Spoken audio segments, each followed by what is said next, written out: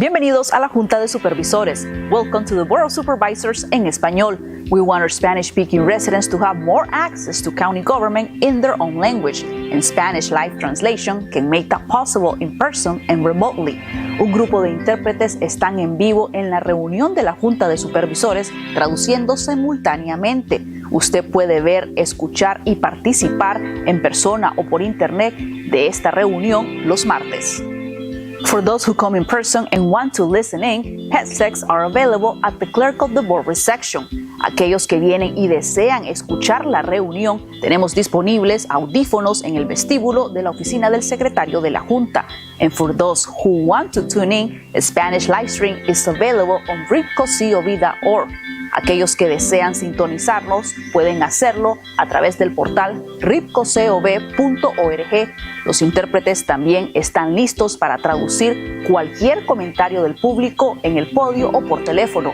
Interpreters are available and ready to translate any comments from the public at the podium or via phone.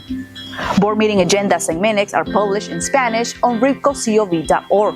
Las agendas y minutos de la reunión de la Junta de Supervisores son publicadas en español en RivCo.org. Queremos saber de usted y que se entere de todo lo que pasa en el gobierno del condado de Riverside en su propio idioma. We want your participation in Riverside County Government.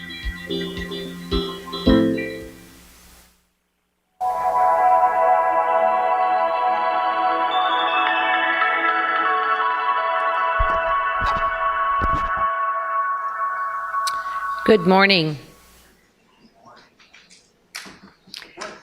We'll try that one again because I hope you're awake. We have to be awake. Good morning. Good morning. Much better. So we've got roll call. We're missing Supervisor Perez, but we're going to move forward. We're going to do our Pledge of Allegiance. And I think Chief Fish should be able to lead us in the Pledge of Allegiance today.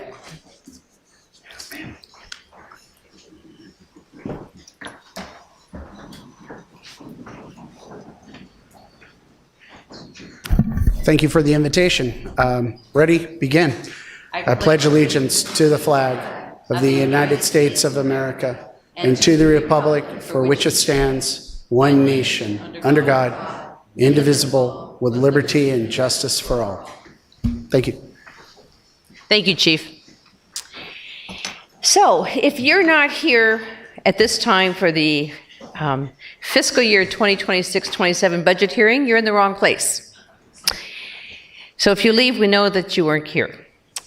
I want to begin by reminding everybody that last year, Riverside County received the Distinguished Budget Presentation Award from the Government Finance Officers Association for the fiscal year beginning July 1st, 2025. I hope that we can repeat that again this year. So this year, this meeting is a culmination of months of planning, community engagement, departmental review. Those of you know we did a new thing last year and carried to this year, and that is the budget hearings in all the districts, giving the opportunity of bringing it to the communities. So the purpose of today is to receive testimony from the recommended budget and to consider any revisions before we approve today or tomorrow the adoption later this month. So June 23rd. I'm trying to get through this fast. So during the presentation, my colleagues and I will be encouraged to ask questions and provide feedback as we're being addressed. And after the department presentations, we'll take public comment. So that's once the conversations. Before I begin, are there any comments from my colleagues?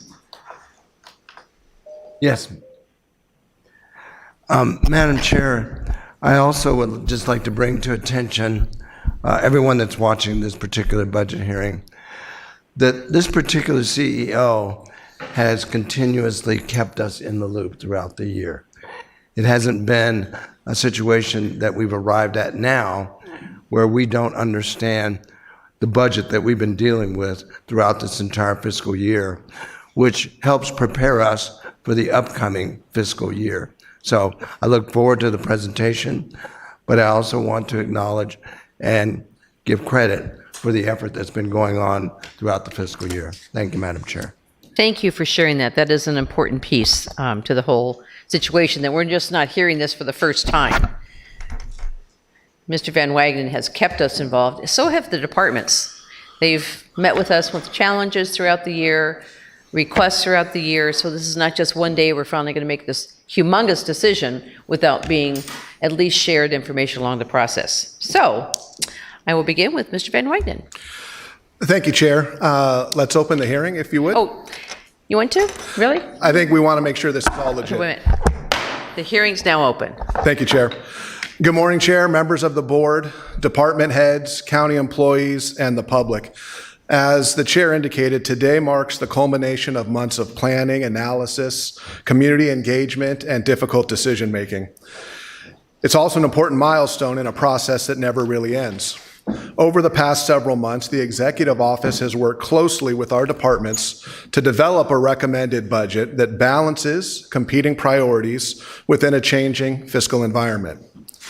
This year, county departments submitted approximately $700 million in requests for additional discretionary general fund revenue above our existing funding levels. At the same time, the county continues to face rising labor costs, healthcare expenses, infrastructure needs, technology investments, and an increasing demand for services. Those realities require difficult choices. The budget before you today is not a budget that funds everything we would like to do. It's not a budget that even fully funds everything departments believe they need to do. Instead, it reflects a series of deliberate decisions intended to preserve core services, maintain substantial reserves, avoid layoffs, and begin addressing a structural imbalance between ongoing revenues and expenditures.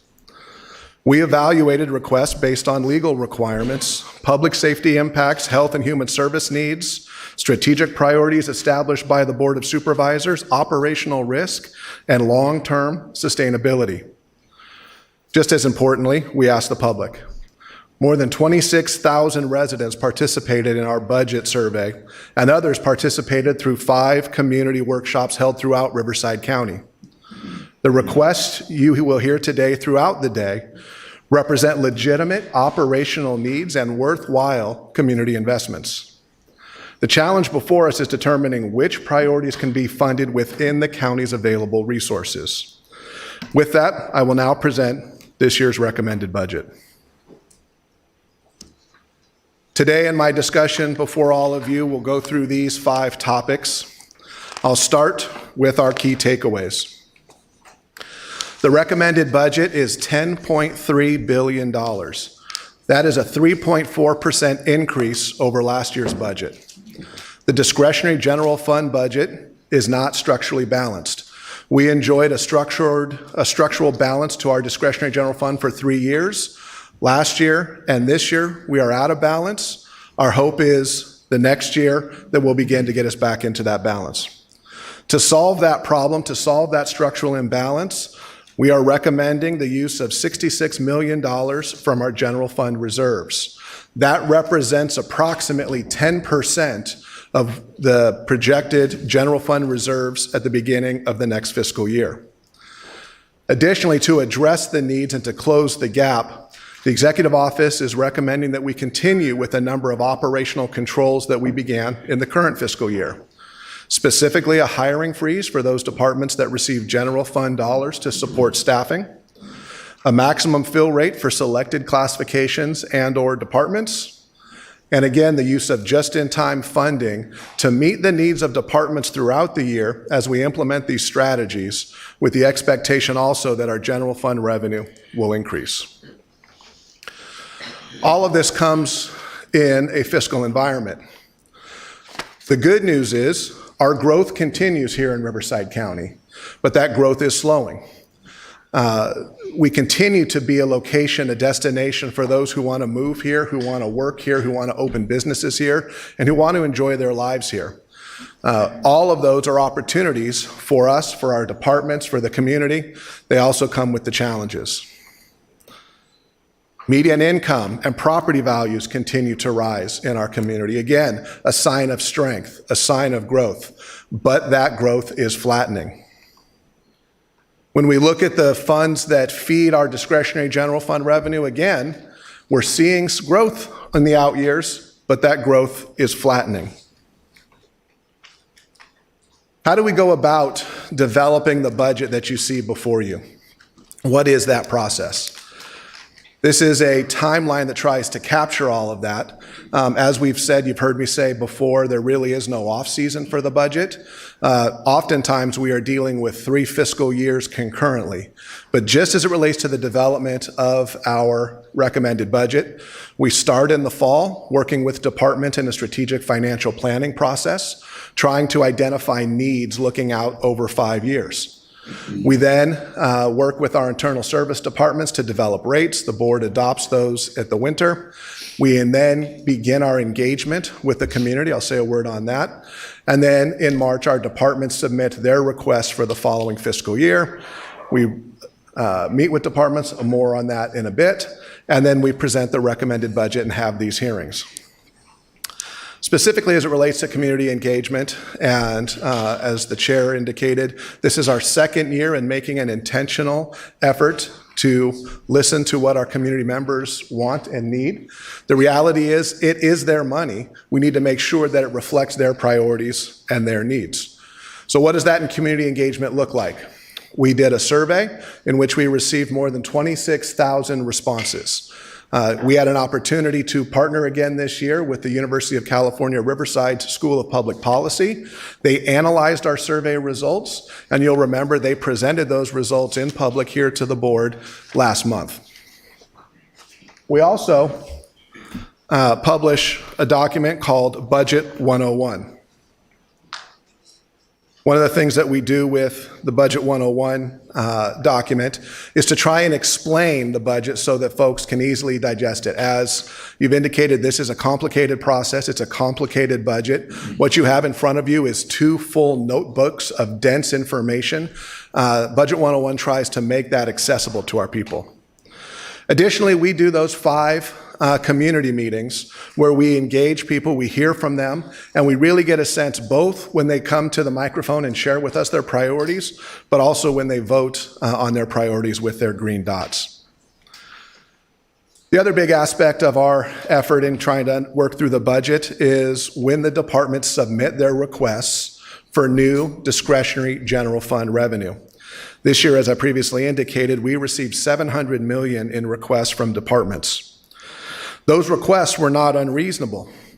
In most cases, if not all cases, they were tied to real operational pressures, severe demands, or new strategic priorities. But our available resources are substantially lower than the total amount requested. As a result, the question was never whether needs existed. The question was how to prioritize among them.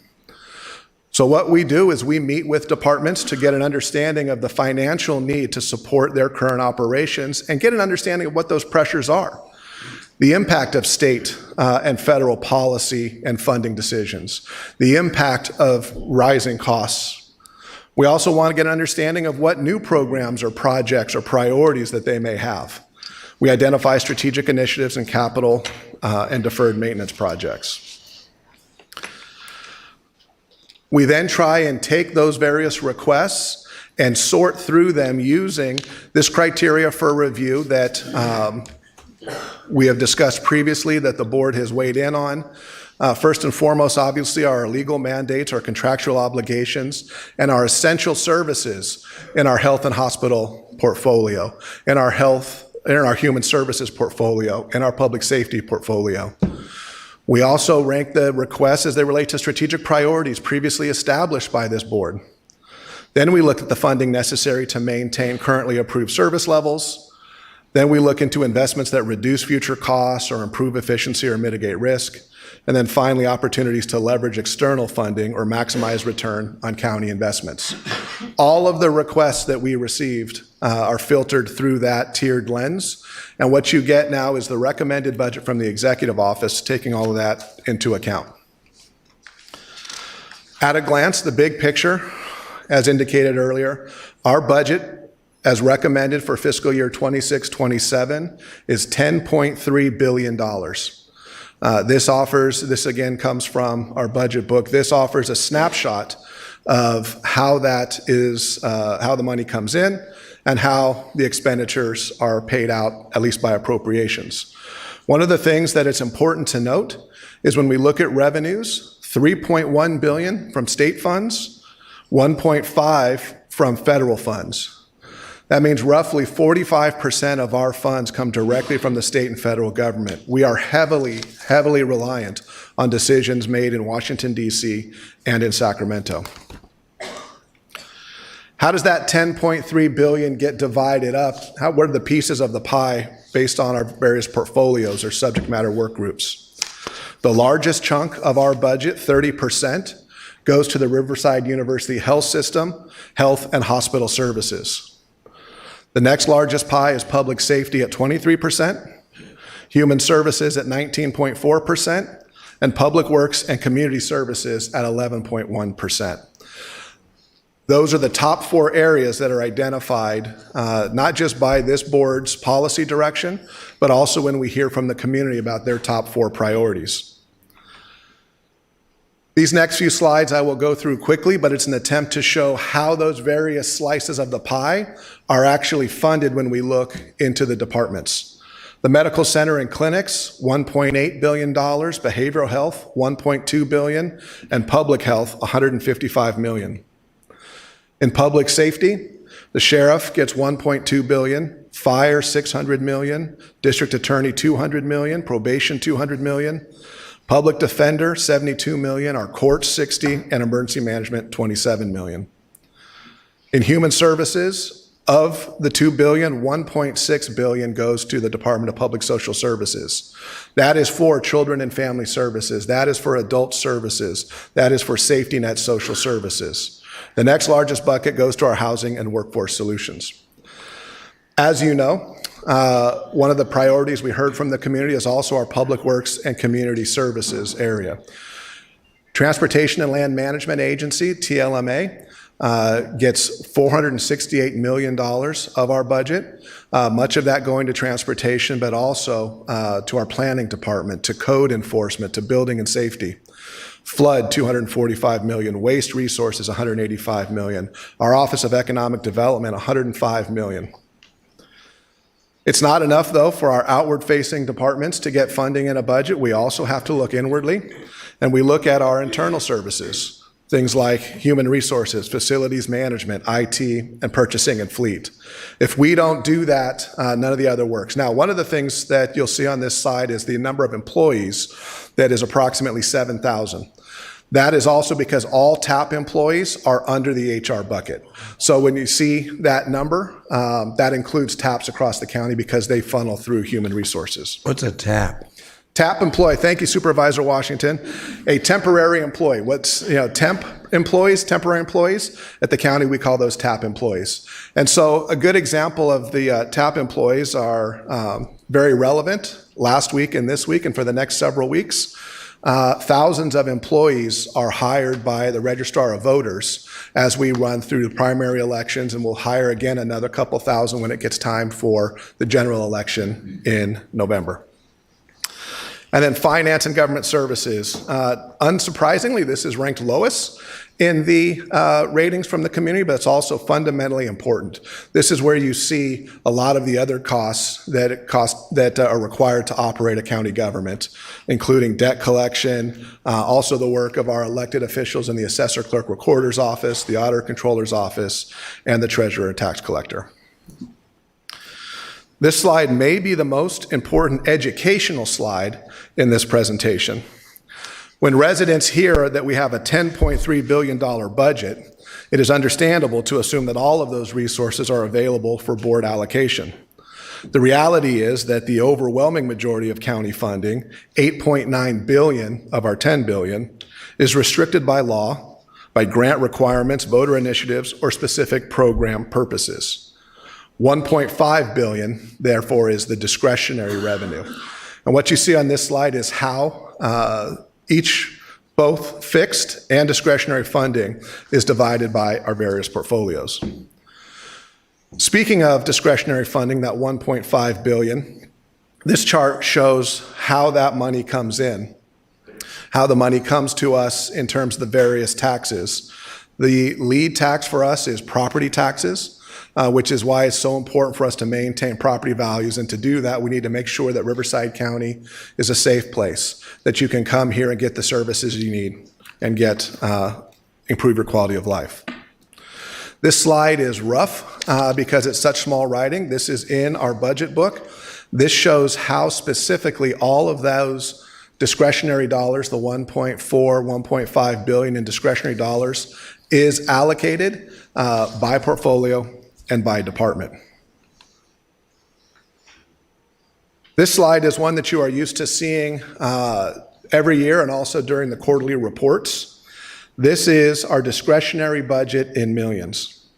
We project at the end of the current fiscal year, that's current fiscal year 25-26, that we will end the year with approximately $650 million in reserves. The discretionary general fund revenue will come in at $1.386 billion. The net county cost that we are projecting and recommending is $1.452 billion. What is included in that? $20 million for the augmentation fund, which is the fund that we'll be discussing a lot today to augment the recommended budget through written revisions based upon what you hear from departments and the public. Additionally, the recommended budget includes $20 million for contingency to handle things that come up that are unexpected in the middle of the fiscal year, and also $12.5 million for our unincorporated communities initiative. And then to make that balance work, as previously indicated, we are taking $66 million from reserves. What is included in that $66 million overage? Is there a question that? Oh, okay. I heard the ding and, oh, okay. All right. No, it's not. It's fair that that was a phantom ding. I hear that in my dreams. I wake up in the middle of the night to the ding of a board member wanting to make comment. So what is included in that $66 million discretionary budget? $19 million to close the fiscal year 25-26 structural imbalance. $15 million to the Department of Public Social Services, $12 million to the RUHS Medical Center and Clinics, $12 million to the Sheriff's Department, $5 million to Fire, and $3 million to 6 other departments for a total combined. It's important to note what is not included in that. There is not enough funding to support current staffing levels in several departments, including the assessor, clerk recorder, the district attorney, DPSS, EMD, probation, behavioral health, correction health, medical center clinics, and public health, and the sheriff. You will hear later today from 3 elected officials asking for funding to help support some of their ongoing efforts, but it's important to note that as you hear those numbers presented by the district attorney, the assessor, clerk, recorder, and the sheriff, that there are other departments in that same or similar situation. DPSS needs funding to maintain the total number of social workers. The correctional health system, as you know, that we are currently working on improving and have made great strides to continue our progress in correctional health, needs additional funding. The med center as well. So what we're doing, and we'll talk about how we try and fill those gaps in the coming up year. What is the other thing that's not included? There's not enough for new funding or new priorities or programs or projects. So when you hear from departments today, you'll hear departments describe for you new efforts that they would like to be funded. You'll hear them describe new staffing positions that are critical to their efforts, and they'll be asking for additional funding out of the augmentation fund. And one last thing that's not included in that $66 million, that's not included in the recommended budget, is there's no new funding to mitigate the impacts of H.R. 1 on our health and human services. This board is well aware of the challenges that H.R. 1 poses. Many of you have been in Sacramento with me advocating. Many of you have had staff in Sacramento advocating for this effort. I can share that we are seeing progress. The governor's budget did not include anything. The Senate's budget added more, and the Assembly's budget added even more. The Assembly roughly is proposing to fund about half of what the county families are asking for. So we continue those efforts now to try and advocate. But again, this budget does not offer any mitigation until we see ultimately what the final impacts are going to be. Why is it so hard to try and go through this budget process? Supervisor Washington shared that it is a difficult process.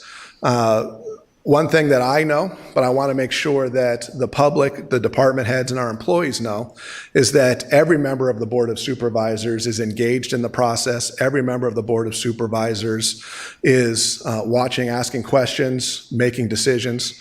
And the competing priorities that I'm showing are the things that keep you up at night, but also keep me up at night. And I want to make sure that the public sees what you all have to deal with on a daily basis. What are those priorities? Maintain core services, avoid layoffs, maintain prudent or substantial reserves, and reduce the structural deficit over time.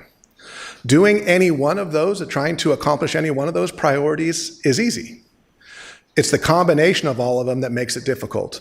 Going too much to one means we can't do enough of the other.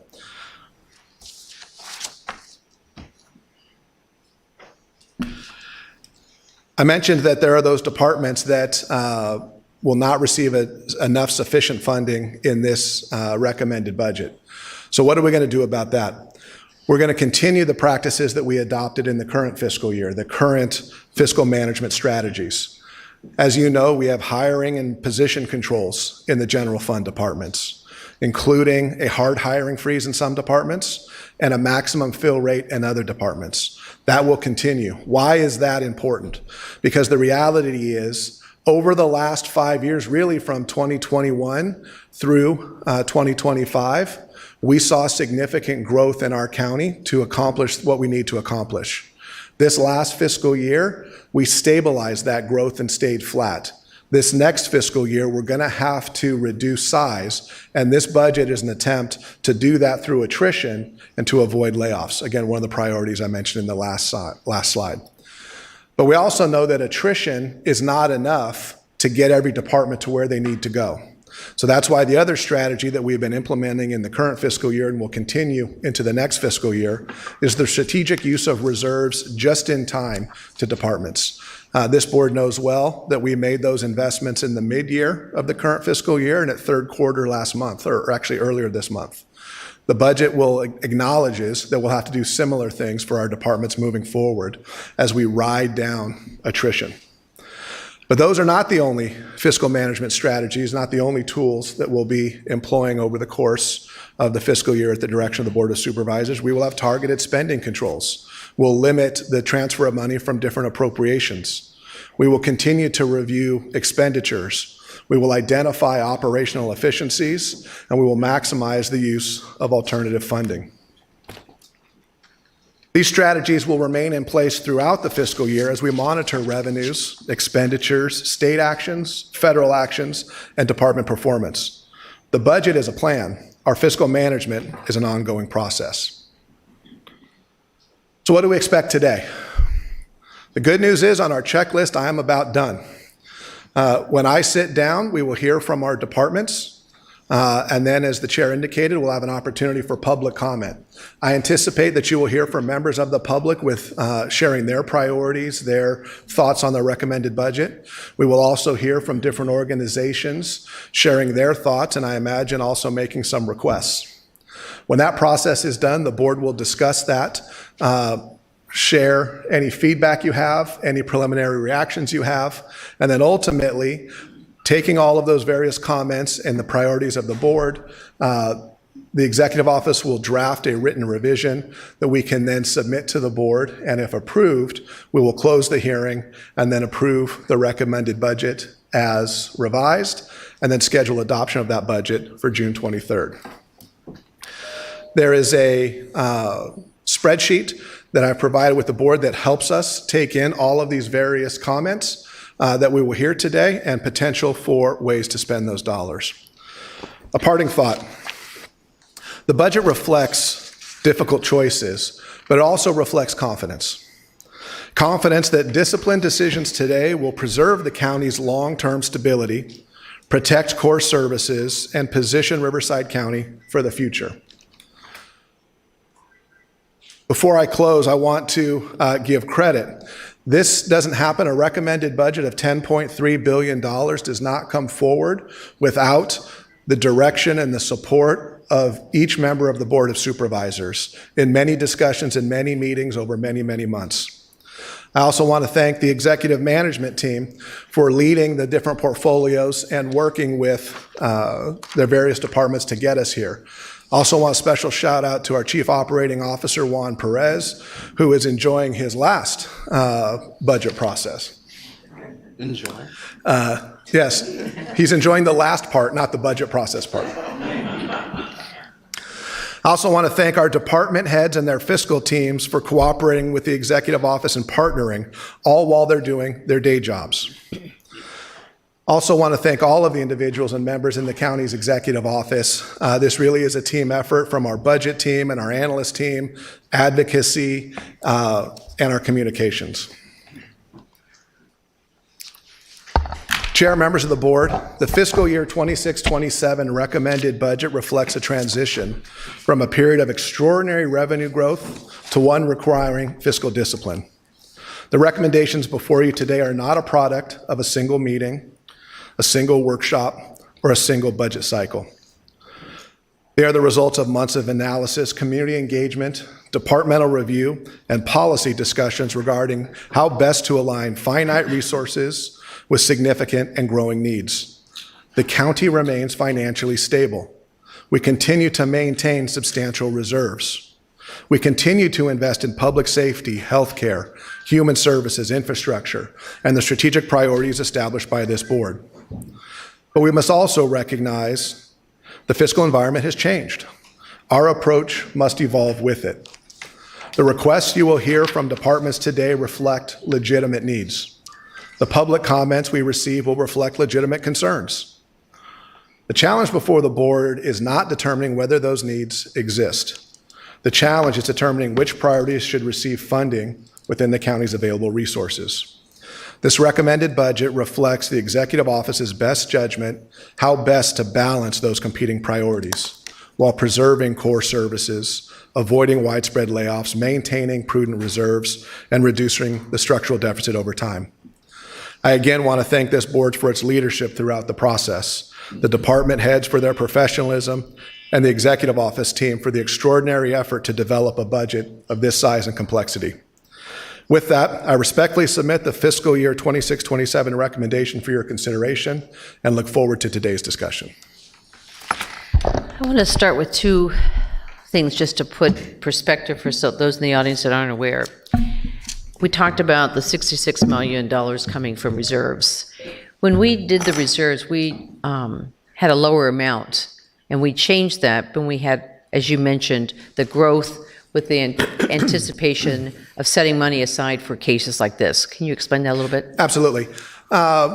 When we went through the depths of the economic downturn in the late 2000s, the board at that time set a floor of reserves, and that was an absolute minimum floor that we could not go below. As we saw the growth in revenue over the last 5 years, we have taken the opportunity with your direction to, in essence, spend less than we brought in. So we've been able to add several $100 million to reserves over the last 5 years. Our board policy still remains a floor, which is a percentage of our general discretionary general fund revenue. But this board has also allowed us to set a target of a best practice, the Government Finance Officers Association, of 2 months of operating expenses in the general fund. We're not there yet.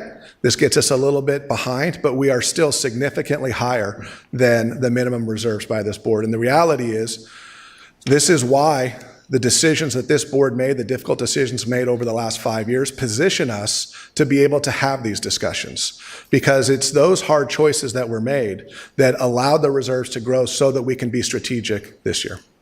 And the second one is, we keep referring to the budget workshops. What was the top 5 categories that the public had said that we should focus on? Should we get that right now? If we talk about the surveys, the top 5 were public infrastructure, public works infrastructure, public safety, human services, and the health system. Those are the top four. Really, everything else falls off behind those four. Okay. In terms of the actual, what we heard in the community workshops themselves, affordable housing was, I think, the number one priority we heard from our community. Okay, Mr. Perez. Thank you, Madam Chair. And thank you, Jeff, for that precise, update. I feel like you need a standing ovation of sorts. It's a lot of information you just provided us. I want to thank you for that. Obviously, you touched base on a lot of different fronts. And one in specific actually has to deal with the pressures that we face. But I guess what I'm referring to is that you didn't touch at all, and I'm hoping you could maybe touch base on this a little more, of the issue of cuts. Now, instead of cuts, you're proposing that we're strategic. Obviously, spending controls, you mentioned, management strategies and having hiring restrictions, review of discretionary expenditures, being more efficient, so on and so forth. Now, do you anticipate potentially in the future cuts? If you can explain that so people can understand that a little bit more. Thank you, Supervisor Perez. I appreciate the question. There's really two ways to think about cuts. Make no mistakes that this recommended budget does include cuts, in essence, de facto cuts. If a department does not get an additional 4 to 8% funding every year, and the department has to absorb those increasing costs, de facto, they have to cut services or supplies or potentially staff. That's the challenge of that. Any budget, when we hear that a department has to stay within their current allocation, we know that costs go up, right? Think about your constituents. Think about what the families are dealing with in your community. Increased costs for services, increased costs for supplies, increased costs for gas. We've got thousands of vehicles on the road, increased costs for insurance. Everything costs more. And we also have the added increase of labor and medical expenses. So as those costs increase and the revenue stays flat, departments are by the very nature forced to reckon with that in cutting in some manner or fashion. This budget tries to avoid having layoffs be one of the ways that those get cut. The second way, and this is where I think your question was going more specifically, is to look at whether or not we cut revenue that's been assigned to departments. This budget does not take any money away from departments. If we, and just a word of why we're hoping to present a budget this way. One is we want to avoid the roller coasters that we've all been in the 2000s, the 2010s, the booms and the busts. So we're trying to smooth out the valleys and smooth out the peaks. And so this is an attempt to try and manage those. We are, as always, hopeful and optimistic that we will see revenues continue to grow. But the odds are they're not going to grow by the high single or double digits we saw over the last 5 years. If these tools don't work, if we continue to see costs increase and our revenues stay flat or, God forbid, even go backwards, there will be discussions in the next budget cycle about lowering how much discretionary general fund revenue departments will be getting in the following year budget, and that becomes a more difficult discussion. But I do want to know, as we said, that there is no off-season for the budget.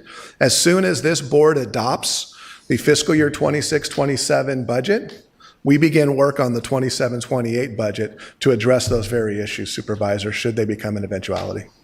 Well, look, I think for all of us, maybe not speaking for my colleagues, but just from conversations we've had, and definitely for me, one of the biggest concerns I have is if we ever have to go there, and that means cuts, meaning laying off people. That's just the worst. And I'd rather not do that. Obviously, no one wants to do that. But we have to be very mindful of the fact that we have many entities that are here today. Our departments and agencies, including nonprofit organizations, friends, folks that care about their specific area. They're going to request more. They're going to request whether maybe more staff. They're going to request maybe more programming, obviously more funding, and you're welcome to do that. But I want you to be mindful of the fact that if we go there, that potentially in the future, your area is going to face cuts. And I think it's important that we understand where we are today. And I'd rather just keep it at a level like you mentioned today, where we're not necessarily increasing because we just can't keep up until we know exactly where the economy is going later and we have more funding, increasing staff or increasing more departments or more services or just trying to even keep up. I know that's also an issue. But once again, I guess my main concern is if we go there and we say yes today, that means that potentially 6 months from now, 4 months from now, who knows when, we might have to say to you, look, sorry, this is the worst feeling we ever have. I wish we didn't have to do this, but we're going to have to take some funding back, or we're going to have to relieve some individuals. So I just want to make sure that people understand that, because I already know that people are going to come here today from having conversations I've had with them in the past, making all those requests. And if you're willing to make those requests, then you also need to be willing to accept the fact that potentially you may be cut in the future. And if you can deal with that, then, maybe we could get somewhere. But if not, no one wants to face that. Then I'd rather you just stay where you're put. Stay put where you are, rather. I prefer that. I also just wanted to make sure I stated out loud the HR1 efforts. Yeah, thank you for bringing that up. There's a lot of great work being done by all my colleagues here.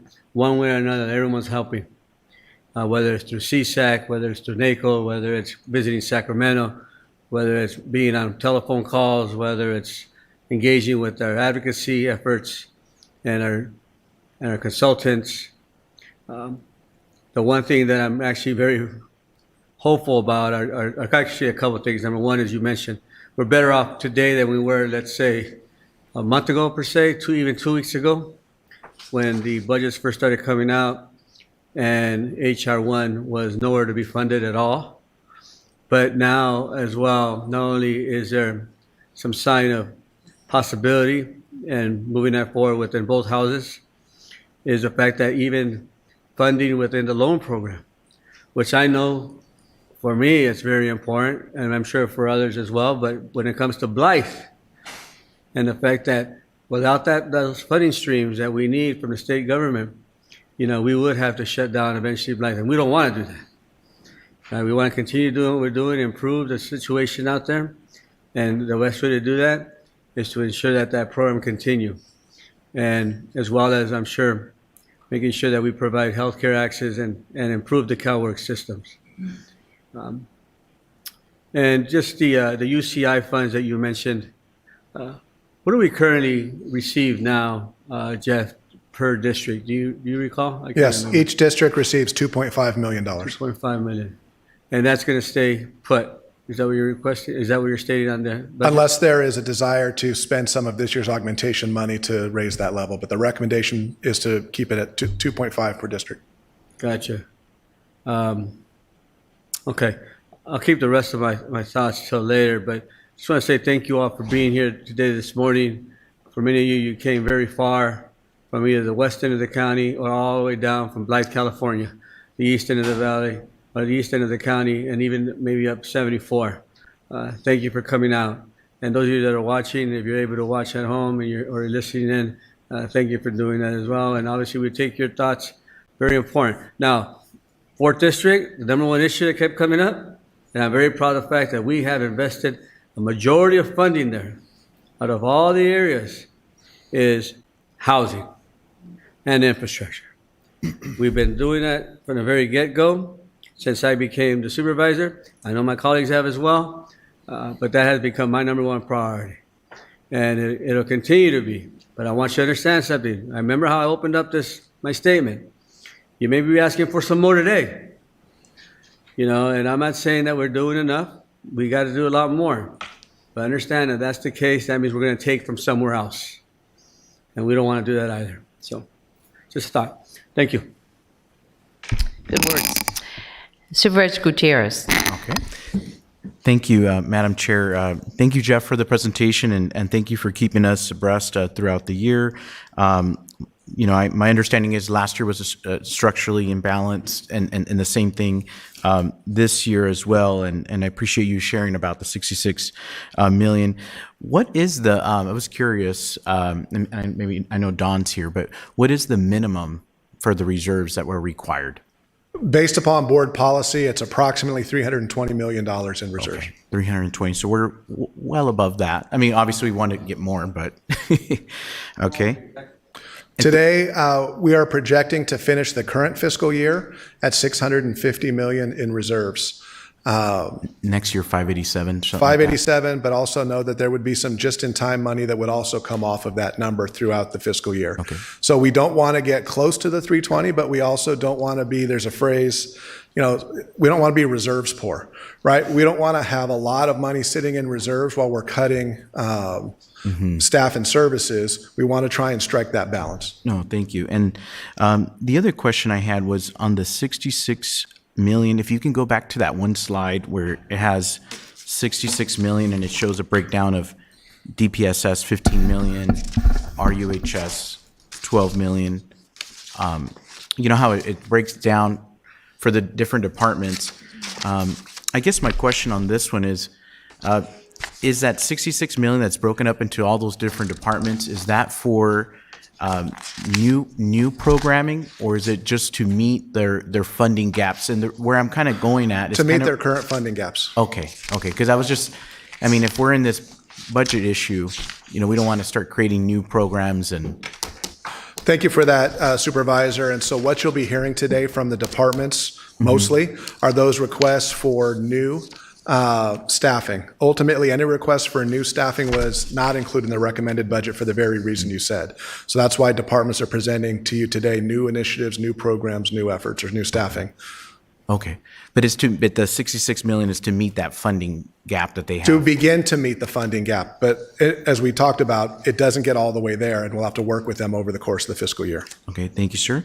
And then the other one, if you could clarify for the public too, I think it'd be good for them to know the augmentation fund and versus the contingency funds that we are kind of playing with here today. We have this little spreadsheet sandbox that we're trying to use the augmentation money, if you want to just educate the public. Absolutely. So the way that we do the budget over the last 5 years is that we set aside $20 million of discretionary general fund revenue for the board to hear the types of things you're going to hear about today from your departments, from the public, and then make determinations whether or not those should be funded. That $20 million is part of the budget. It just hasn't yet been allocated. That's part of what this hearing will do. That is included. Contingency, we aren't touching today. Contingency is for the challenges that come next year, for unexpected costs related to elections, or unexpected issues related to natural or man-made disasters, right? Different things where we have some of those contingency efforts. Okay, thank you, sir. That's it for me. Supervisor Medina. Thank you, Madam Chair, and thank you, Jeff, for your very thorough presentation. I also had a question on the reserves, and my second time now going through the budget. I think I'm understanding it better this year than I did last year. So on the reserves, you said that the reserves for the county increased over the past 5 years, correct? Correct. Yeah.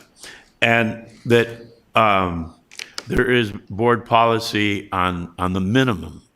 So the board policy on the minimum reserve is what again?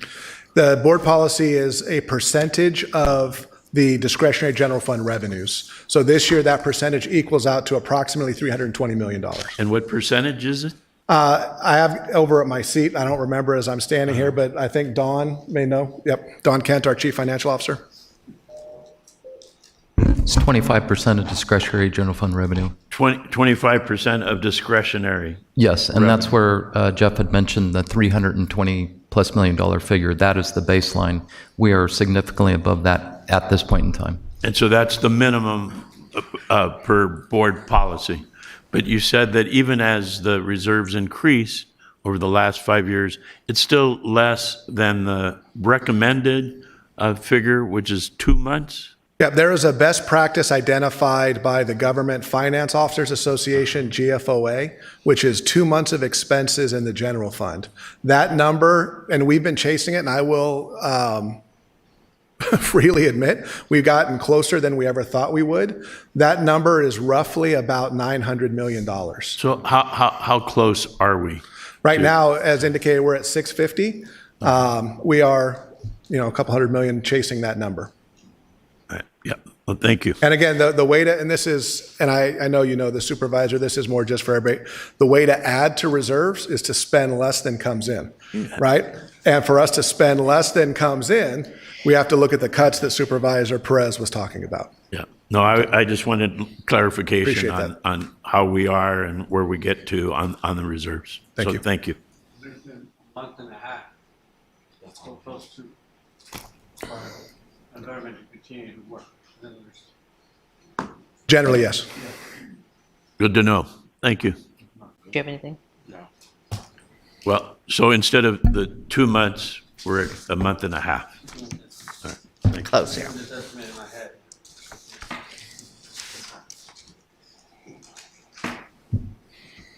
We're not going to hold it at a month and a half. Okay, any more additional questions? Well, Thank you very much, and I apologize to the district attorney that I took 24 of his 30 minutes. Mr. Hestron, you're up. I know it is responsibility. Just give me everything I'm asking for there.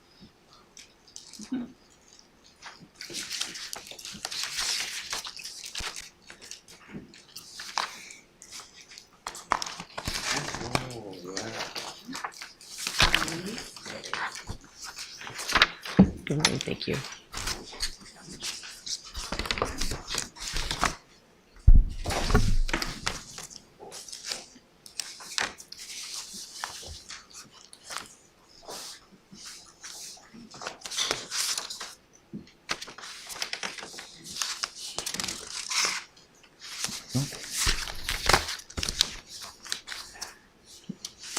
Ready? All We're right. ready for you. Good morning, Madam Chair Spiegel, members of the board, Mr. Van Wagen and Mr. Tran. Today I'll be endeavoring to keep my discussion brief. I want to highlight some past successes from this year, some upcoming fiscal challenges as well. Some of these challenges are not unique to my office and maybe not even unique to Riverside County, but as a whole, we face headwinds that are facing the entire state and in some cases even the nation. However, my goal at the end of this presentation is to show you how your district attorney's office has become the leader in prosecutorial excellence and innovation across the state of California. We remain leaders in innovation, and as always, we're looking forward to seeking greater ways to do our jobs and stay on top of technology that leads to greater efficiencies so we can serve our communities better. I don't have to tell all of you how big our county is. These are the 4 regional offices that we have and 2 satellite offices. We obviously cover 7,300 square miles, and we currently have just under 800 employees at the district attorney's office. My agenda today is I want to talk about legacy updates and staffing challenges is what it should be titled, technological innovations, a notable case update, and then dive into the nuts and bolts of the budget request for 26-27. So what my staff has called legacy updates refers to a wave of retirements we've had at the district attorney's office. I bring this to your attention because it denotes a major transition currently underway in our office. Over the past year, we've experienced significant changes. Long-term career prosecutors have retired, collectively taking with them hundreds of years of invaluable experience. Some of the faces on this slide you'll recognize as people you've worked with closely over the years. In response, what we are doing is actively and aggressively recruiting prosecutors from across the country. Our focus is on bringing in individuals who are deeply committed to public service, dedicated to upholding the rights of crime victims and fairness in our criminal justice system. This moment is a challenge for us, I'll be frank, but it also represents a new opportunity for our office. While the loss of the legal expertise presents challenges, it also provides an opportunity to shape our future going forward, what kind of office we're going to have, what kind of leadership we're going to have. And we're doing so holding up the highest standards for Riverside County. On top of these retirements, we are still facing what is known across in our business as the prosecutor vacancy crisis. On the left here is an article that came out in 2024 called The Prosecutor Vacancy Crisis by Adam Gershowitz. This crisis is facing prosecutors' offices nationwide, large and small, urban and rural. They're struggling with overwhelming caseloads, slower case processing as well. A major driver of this crisis is prosecutor salaries often lag behind competing opportunities in private sector. And so prosecutors are leaving for what they think are greener pastures and even neighboring counties, which creates significant competitive disadvantage in compensation. These challenges are compounded by rising discovery obligations and demands, and particularly in body-worn camera, which has created a huge workload for our prosecutors. This further strains limited staff and limited resources. Many DA's offices across California are facing 50% vacancy rates in their prosecutors' DA's offices. We're much, I'll get to that. We're much less than that. There's good news coming, Supervisor. So one example is the Shasta County District Attorney's Office recently was in the news talking about that they have 16 prosecutors out of 28 and have decided to cut services. We have not done that and don't expect to do that. Where we are in this crisis, these are our numbers. So you can see that our staffing has steadily declined over the last decade. There's ups and downs. Sometimes we come up a little bit and then we dip a little bit. This represents a challenge for our office and for the community that we serve. These numbers directly impact caseload capacity, which directly impacts service that we can deliver to our community. With the support and implementation of this board and the EO's office, we've been able to do some pretty innovative things over the past few years, including standing up a trial prep support unit that took clerical staff and paralegals and to provide greater support for our attorneys on the front lines that are doing trials, and to allow them essentially to handle these higher caseloads in a more efficient way. It's been very successful over the past several years, and we're getting, inside the office, we're getting rave reviews for those efforts and at least the ability to help prosecutors with these high caseloads. It also underscores, though, if you look at the numbers, our critical need to continue to recruit and retain staff. So the EO's office has been excellent with us, working with us over the last years in allowing us to recruit year-round and be very aggressive in our efforts to bring in attorneys, when I say attorneys, law students, new attorneys, to our office, to our county, sometimes from across the country, to fill these vacancies. And we've been somewhat successful. You can see that the numbers are down a little bit, but we're nowhere near the crisis levels that they're seeing in Shasta or in many parts of California. So we're doing well, but my point is we have to continue to be aggressive in our recruiting. Let me talk a little bit about several technological innovations that I would like the board to know about.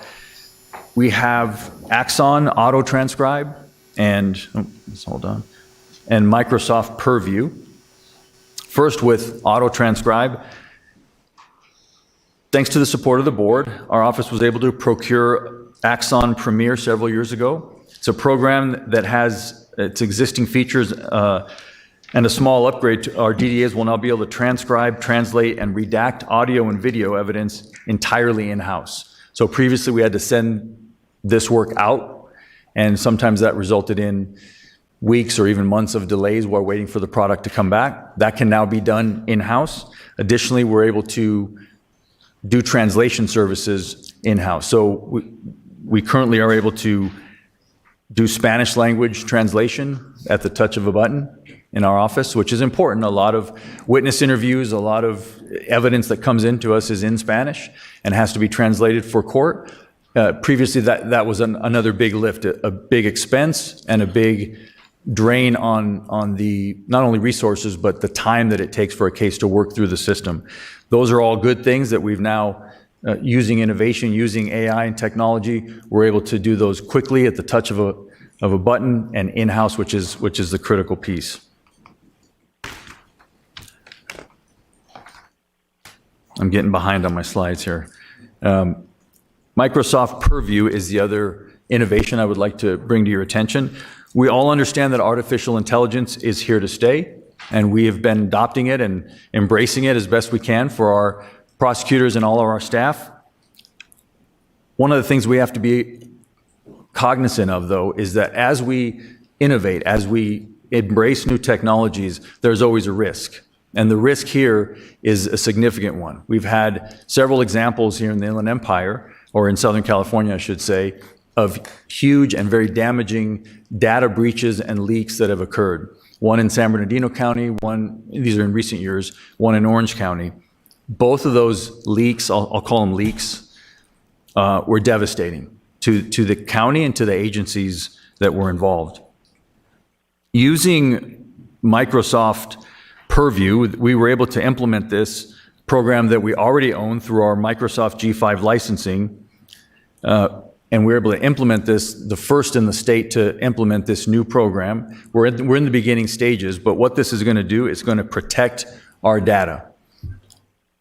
It's a unified platform for data governance, security, and compliance. It enables organizations to protect, classify, and manage sensitive information across Microsoft 365 and beyond. We are at the cutting edge of this, and this is going to help us protect that data as we continue to innovate. I want to talk quickly about a notable case, give you an example of some of the work that our prosecutors, investigators, and victim advocates deal with every day. And in this case, this was the Emmanuel Haro murder, significant case of a seven-month-old Emmanuel Haro, whose murder was committed and concealed by his own parents. In their attempt to conceal the crime, Jake Haro and Rebecca Haro fabricated a kidnap narrative to mislead investigators, which stretched across two counties, San Bernardino County and ours. These efforts also included hiding and disposing of the child's body. Through extensive investigative work, detectives uncovered the deception. During questioning, Jake Haro ultimately admitted that his son, quote unquote, passed away in his arms while attempting to minimize his involvement in his child's death. Both defendants later entered guilty pleas through the court process.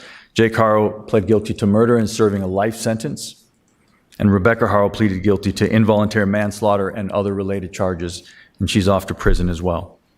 The case I bring to your attention underscores the severity of the crimes that we deal with, and also the complexity of the cases that our prosecutors and investigators and victim advocates deal with.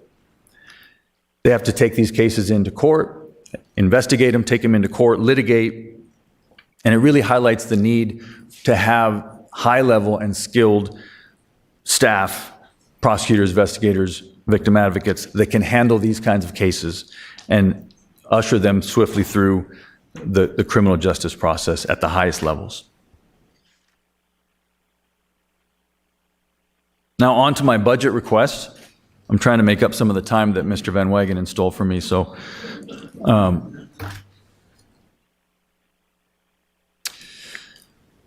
this is a high-level overview of the fiscal outlook for 2026-27. As we look ahead to the upcoming fiscal year, we recognize that it brings its own set of challenges, many of which are shared across the county. We realize that. I would like to extend my sincere appreciation to Jeff Van Wagenen and the Executive Office and to this board for your partnership and for helping make this year's budget process as smooth and collaborative as possible. The breakdown before you highlights the core needs of the office. In the next slides, I'll show you how we get to this point, including the key factors driving the request. My total request is for $16.2 million, which includes $13.8 million to maintain current staffing levels, $1.7 million to replace critically aging and unsupported radios, which would come from a one-time expenditure from Prop 172 funds, and then $0.7 million to establish a much-needed cryptocurrency unit, which would come from the augmentation fund. So let me delve into this a little deeper here. Where do we get the 13.8 to stay flat? Those come from a variety of factors that we're facing. One is represents pay increases, benefits increases that have accumulated over the course of the current contracts. Our cost per employee, as Mr. Van Wagenen alluded to, has gone up significantly and continues to trend up. Our office employs nearly 800 full-time staff members, all of whom are essential to providing the great service that we currently provide to the residents of Riverside County. Maintaining this workforce requires incorporating these negotiated pay increases, which in turn preserves our ability to keep staff and maintain our current numbers. As I mentioned earlier in the legacy update section of my presentation, we have been very aggressive in recruiting law students and law clerks to our office. We have a huge class coming in, and this represents that effort. Some of the monies represents the effort of our recruiting and hiring, and these folks are already on their way here. Some of them are slated to start. The last one is, again, alluding to what Mr. Van Wagenen mentioned, is the cost of goods and services. It's gone up, just like everybody else. We face the same thing. Every time we drive, we incur costs. Every time we do anything, cost in goods and services has risen. I would like to point out that even though my office is requesting $13.8 million in stay flat funding, it's important to highlight the strong fiscal accountability that my office has demonstrated over the years.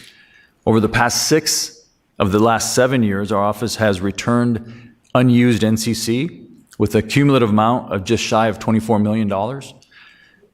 This track record reflects our commitment to efficient resource management and to be prudent stewards of the taxpayer dollar.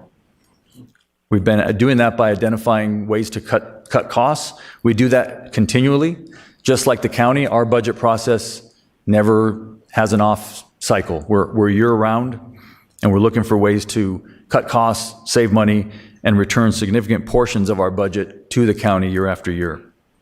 It's also worth noting that in the current fiscal year 25-26, even though my department required just-in-time funding to remain flat, the amount needed has decreased by more than $1 million and continues to decline. All right, so I do have two special asks for the board. The first one is public safety enterprise communications. We need new radios. And this, I would note that this is supported by the EO's office. $1.7 million out of Prop 172 funding on a one-time basis. I don't want to go too much into the weeds here, but our current radios for our investigators are obsolete. When they do operations outside of Riverside County, they can no longer communicate with partner agencies. They can no longer communicate with dispatch. And so we've had to equip them with secondary radios, touch Nextel radios, so they can communicate back with dispatch. So now we've got two different systems working, and it's not a sustainable situation to have that. And it's a public safety and officer safety issue. They need to be able to communicate with the other partner agencies that they're on these operations with. The Bureau of Investigation at the Riverside DA's office last year conducted 44 operations outside of Riverside County.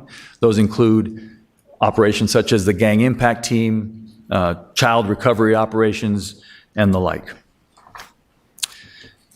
The new radios have been tested by the Riverside Sheriff's Department and were found to be the best replacement for the obsolete radios that we are asking to phase out. But they're currently in use by the Riverside County Sheriff's Department, the Riverside Police Department, and the Corona Police Department. So this is a critical need that we have. When we send our investigators out to do operations, obviously they face significant public safety risk to themselves, but also to the residents of Riverside County and to surrounding counties. We want them to be safe as possible, and our radios should be in line with what the sheriff's using and what surrounding agencies have in that technology.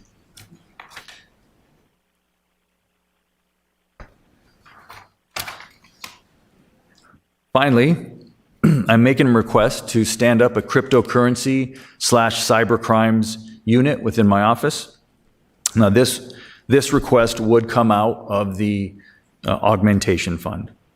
Cryptocurrency-related crimes such as investment scams, recovery scams, extortion, impersonation, and crypto ATM fraud are rapidly increasing, causing major financial loss for victims, often wiping out retirement savings or life savings. These crimes disproportionately target vulnerable residents, including seniors, and they leave victims without a meaningful avenue to recover their lost funds. Crypto investigations require specialized skills, including blockchain tracing, subpoenas to exchanges, digital forensic work, and coordination with law enforcement partners at the earliest stages of these investigations. Our office is currently getting a lot of requests to do this work, and we're doing the best we can, but it's time to stand up an independent and standalone unit. A little bit of facts to give you for your decisions here.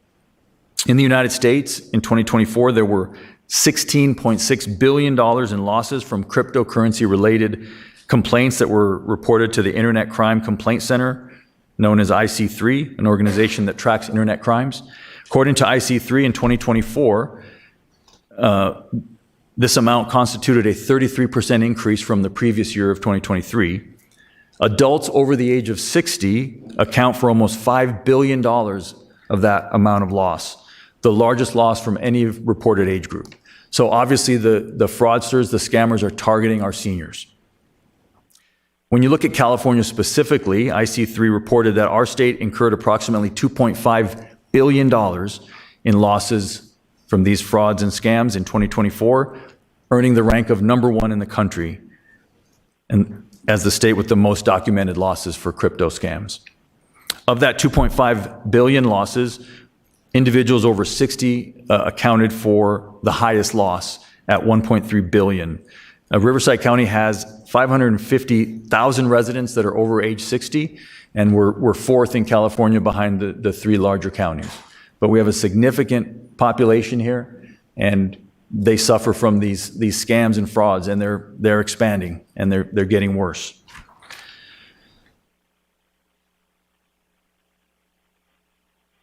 There we go.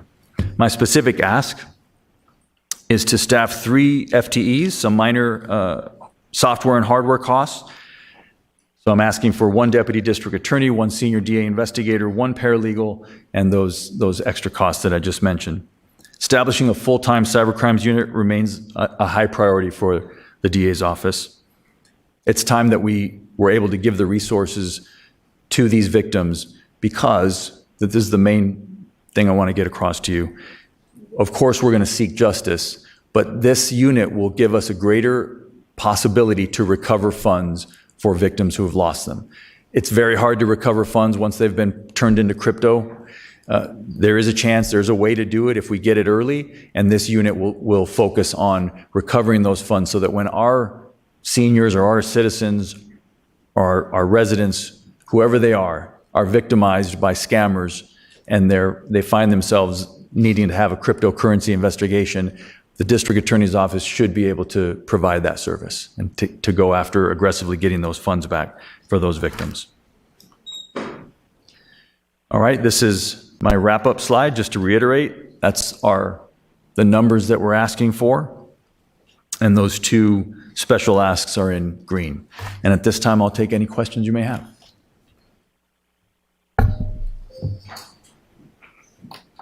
Supervisor Perez. Thank you, Mike, once again for your presentation. Very thorough. I really appreciate it. And I wanted to ask you the question because I think it's important. You mentioned the concern that we have with some of our staff within your office and the issue of having to compete with other counties or even the private sector. Do we have an analysis of sorts as to what does it look like between us and, let's say, like Orange County, San Diego County, San Bernardino County? Who are we losing folks to? And then as well with the private sector, how much of a gap is there, and what would we need to do to make that up in order to make sure that we actually kept staff?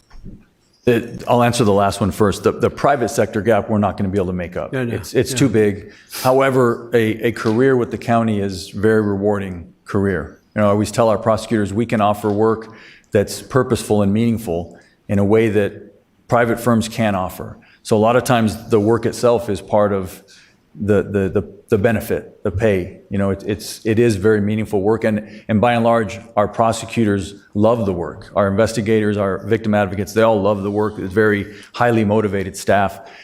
What you hear though when people leave is, I had to think of my family, I had to think of my kids, I had to make more money, and that's understandable.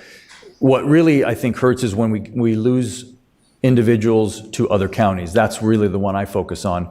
And we've been focusing on that. And again, the EO's office has been really great in this regard. I want to thank Michelle Paradise as well as Mr. Van Wagenen. They understand this, and they've helped us craft a benefits package that helped us retain.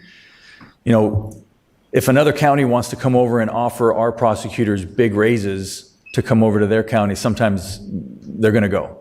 And that's without pointing fingers in any specific county, that's what's been happening. But we are responding, and I think it's sort of tapered a little bit. So we've been losing individuals to Orange County for the most part. We don't really see them going to San Bernardino or San Diego County, a few to LA County. I'm also just wondering, how much of a gap is there?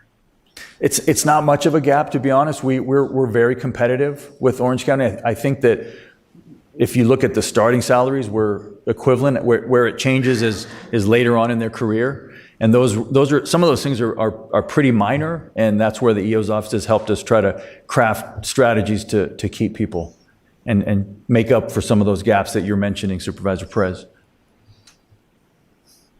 So, just thinking out loud, you mentioned in the end that there's a request for a few more staff, and obviously rightly so, right? You want to make sure you develop that program. It's needed, so on and so forth. But I'll be honest with you, if I had to make a decision between that versus ensuring that we keep our staff and doing what we have to do to balance that off, and ensure ultimately that we're competitive, and even a little bit more than that, so we can retain our folks and even do some recruitment out of that eventually, I would move in that direction rather than the new direction. That's just me speaking out loud. Well, I agree with you. So that's why the main thrust of my presentation has been the stay flat number, for sure. The changes, or the addition, I'm asking specifically out of the augmentation fund.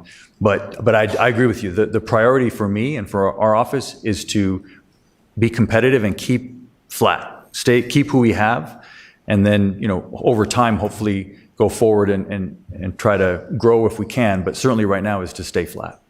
But even, for example, I guess with flat, Mike, I guess what I'm getting at is, rather than, even though we stay flat, for example, we still may lose people, right? I prefer to use a funding potentially that may be used for the 3 additional new staff members. Yeah. And I don't know how much money we're talking about here, but I'd rather use those funds for those folks that potentially we're going to lose, so we can keep them here because of the experience that they have, the knowledge, everything you've invested in them, all that good stuff. That's right. Yeah. So anyways, that's just a thought. And one last point, you mentioned a prop, it was 72? Prop 172. That's for the radios. How much are we receiving from that? Would you say are helping you with your programs? Is it quite a bit? Is it? Are you talking about how much the county's receiving? Yeah, your office specifically, I guess, to help pay for. I don't have the numbers right in front of me, Supervisor, but I'll get them for you. No, yeah, you don't need to have that for me now. I just wanted to ask.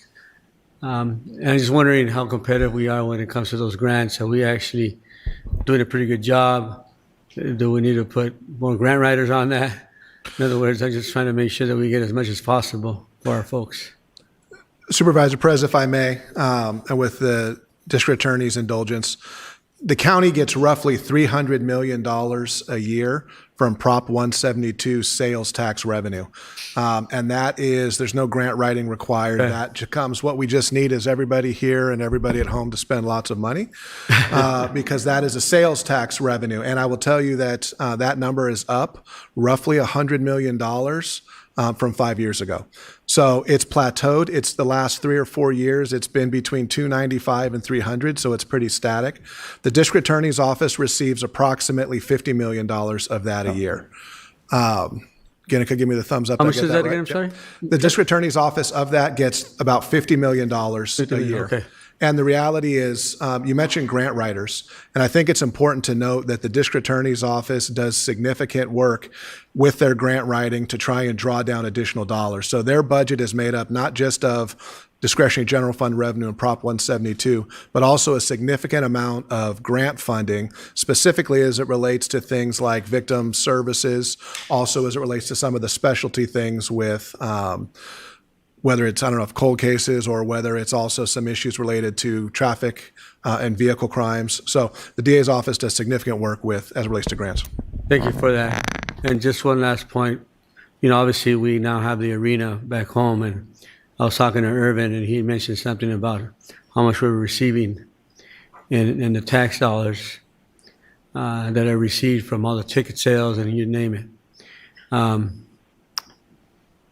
I'm just wondering, have we done any type of analysis or any type of effort as to how much we receiving, and is there a certain focus that we're using those funds for, or is it just going to the general fund? Is there anything that we can do to maybe kind of use that for certain specific projects, like let's say in this case, or let's say for infrastructure, like, you know, streets and gutters and housing? I'm just wondering, how has that had an impact, if at all? I mean, I think it would. I don't know if the district attorney wants to take it. No? I think it's for you. I just said because Irvin brought it to my attention just last week. So any whether it's property tax revenue, sales tax revenue, that comes in and feeds the general fund. So I don't know if we've done a specific analysis yet Well, I'm of gonna that take a look Arena, at but we certainly can. And the reality is, okay. part of the plan, as you know, Supervisor, is not just getting the arena there, but developing the area and the unincorporated area around it. That's correct. And part of the idea has always been to do things like hotels and restaurants and other retail to drive, whether it's TOT or additional sales tax, or for the specific reason that you mentioned. Got it. Okay, thank you. Thank you, Mike. Thank you. Supervisor Medina. Thank you, Madam Chair, and thank you, Mike, for your presentation. I also want to say thank you to your office and to you personally for how quickly your office and yourself respond. So wanted to say that at the outset. I had a question about the Axon Auto Transcribe, Yes. being a former Spanish teacher. Yes. That works only on written documents? No, it is able to work on video. So it's able to work on video of court hearings then? So, for example, body-worn camera, which is a huge, I don't want to say problem, huge amount of the evidence that we collect now is video evidence. This has changed over the last 10 years significantly. But the role of the translator, court translator that sits through a trial, that hasn't changed? No, that's different. So when we have witness interviews or videotapes that are in Spanish, we have to get those translated, transcribed, to get that to the defense, okay, to keep the process going. And in the past, those were points of delays in the system where we were sending those out to offsite agencies for transcription and translation, and then we would once we get them back, and we could wait weeks or months for those to come back, depending on how busy they were. And then we have to get that to the defense, to the courts, and the system keeps moving. But you can see that it causes headwinds in how quickly it moves. But in the trial itself, that process hasn't changed. That the role of the individual who's there translating live in person, that's still being done by human beings. Yes, Supervisor, yes, it's being done by human beings. Thank you. It is very nuanced, and, It is. and that's the reason for my question. Yes. So thank you. I absolutely agree with that. We can't replace everything No. from humans, so No, can't. that's good to hear. Supervisor Gutierrez. Okay. Thank you, Mike. Appreciate the presentation. You did a great job, and appreciate your staff always, responding. So appreciate that too. I did have a question on this one about the bar graphs. Yes. Is this bodies filled or positions authorized? I believe those are bodies. Okay, actual bodies. Yes. So I was just wondering, like. I shouldn't say it like that. Those are prosecutors. Okay, prosecutors. Sounds Yeah, we bad don't if like I to say say their bodies, bodies, yeah. but we all start talking too quickly. Those are prosecutors, real life prosecutors in our office. Great. So I'm assuming that the reason we went down is kind of the reason you said, because they were going to different counties, but we're still kind of down from 244 to 228, 21, 22 to the year 21, 22, we were at 244, and now we're at 228. Yes. It's still the same situation that they're just going to different counties? It's not just different counties. It's the private sector. It's a combination. It's what's happening, as I mentioned, the prosecutor vacancy crisis.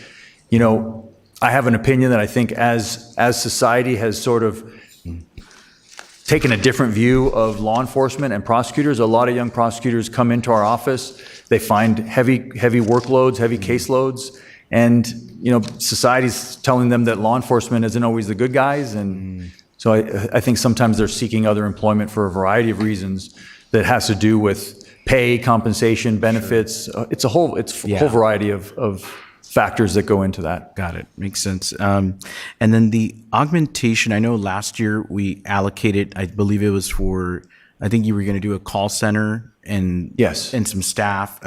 Has that already been done? And Yes. And has it been working well? It's worked fantastically. Okay, that's great. So thank news. you. That's good. That's good news. And I should have included that. yeah, I always like to see like how it Yes. turned out. So that's great. And no, and I like the fact that in this little sandbox paper that Jeff calls, but it already says that there's money available in the Prop 172 that we could do for the little radios. Yes. So we can do that. And then, so I'm good. Thank you. To go along with what Supervisor Gutierrez said, is the 7 retirements, is that the reason we dropped to 228?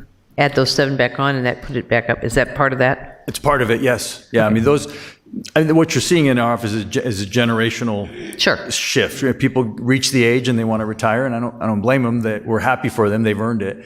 But it's a challenge trying to replace them. For example, John Akey. You all know John Akey, tremendous prosecutor. But he was only here 28 years. Tell him I said that. Well, one of the things that is great about the Riverside District Attorney's Office is that the entire executive team were all career prosecutors. All of us started here many, many years ago, and we all worked our way up through the ranks. And that's really unique. A lot of offices don't have that. They have people that come in and out, and ours are homegrown. And it makes a difference. They all grew up here and care a lot about this county. Good. Supervisor Washington. Thank you, Madam Chair. Mr. District Attorney, thank you for your presentation. And I don't want to cause Mr. Van Wagenen heartburn over there, because now we're getting past all of the time he used up. I appreciate the presentation. I find that most of what you're asking for is reasonable. And I like the chairwoman's most recent question about the retirements. Although our staffing levels in our own offices are not nearly what it would be for a department such as yours, but in the 11 years that I've been here, the average age in my office has dropped dramatically. Yeah.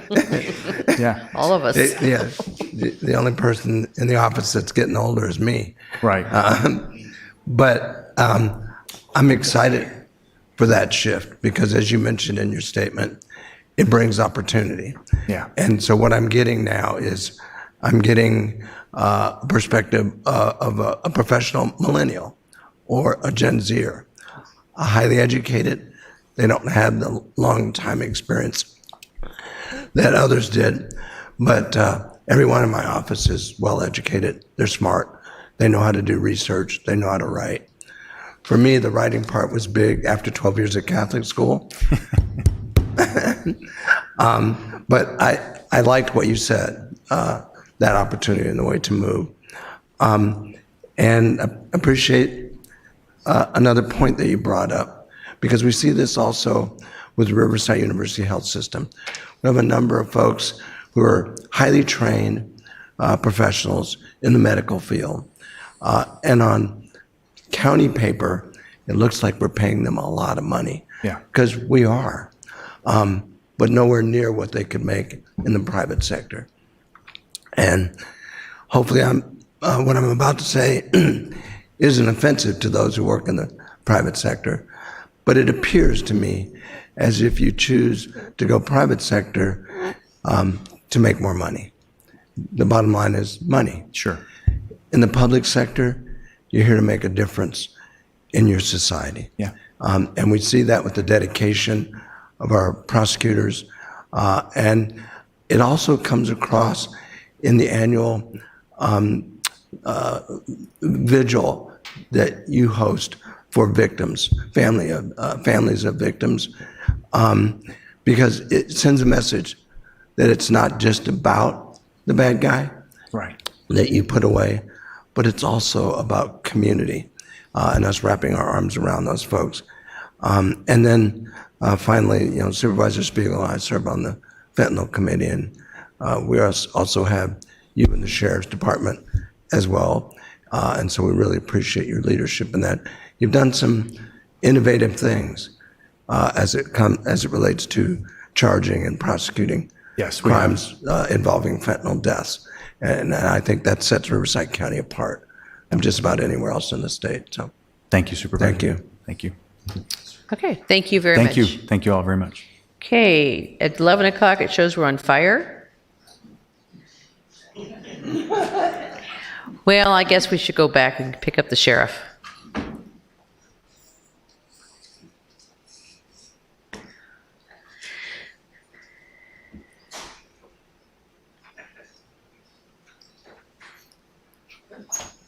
I knew you'd get a good laugh, Jeff.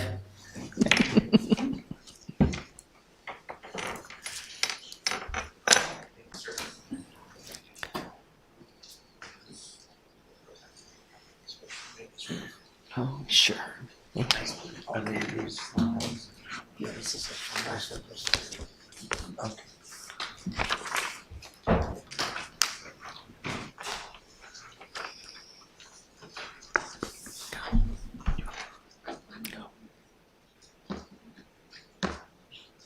Good morning.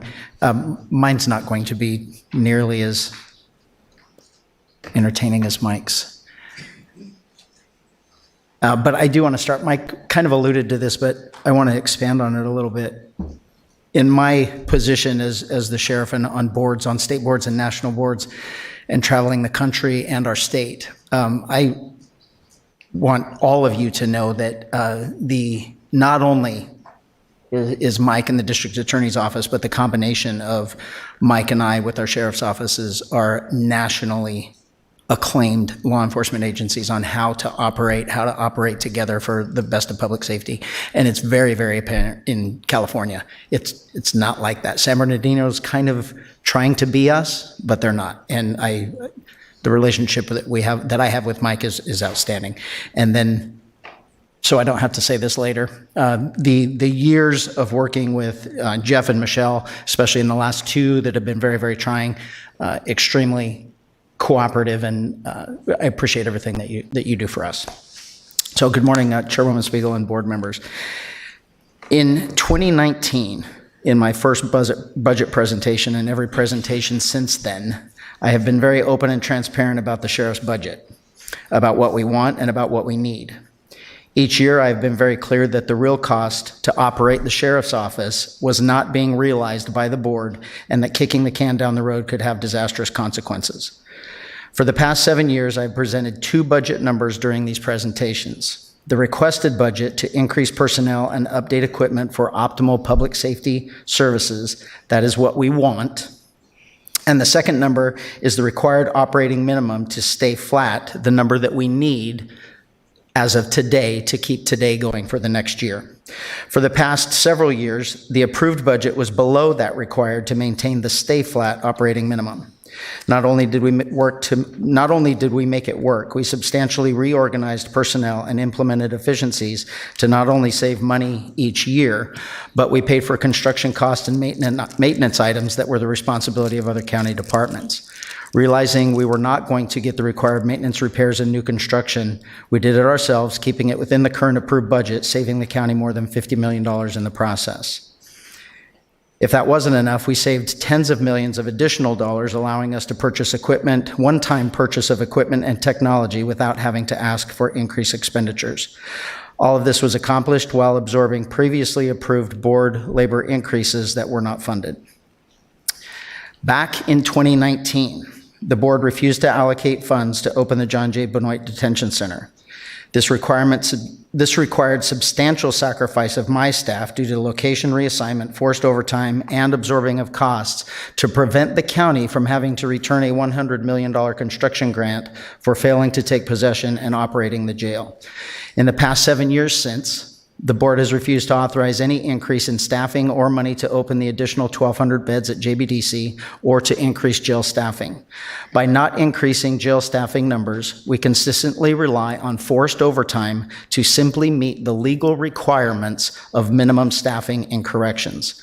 We have repeatedly warned that the consequences of operating at the legal minimum instead of organizational minimums for safety and security could be disastrous. I was very clear in 2019 that the sheriff's office was in dire straits because of dangerously low staffing and morale, despite the board at the time having given enough money for those staffing levels. Since then, we have filled approximately 625 vacant funded positions and gone from the brink of failure to one of the premier law enforcement agencies in the country, with county residents being the beneficiary. I want to add to that. Several of you, 2 of you here, might remember, but we were in informal discussions with Corona and RPD to have to contract staffing to provide law enforcement services for county residents. That's what the position that we were in 2019. In this, my 8th budget presentation, the can has not only hit the end of the road, it appears it may be reaching a cliff. The proposed cuts are not only disastrous for our county residents, as I will discuss later, the proposed cuts to the sheriff's office, to the sheriff's office will have severe consequences for our 17 contract city partners. Before I continue, I do want to acknowledge that I do understand the social services cuts from state and federal funding are going to be a hard hit on the county. I also want to additionally say that public safety is the #1 role and responsibility of government, not social programs. Number 2 is infrastructure. Government was designed to have leftover money used for social services, not nearly 50% of the budget. While we will certainly continue to work with the executive office and continue to be good partners, the proposed cuts will be detrimental to our ability to keep Riverside County residents safe, and that cannot be acceptable.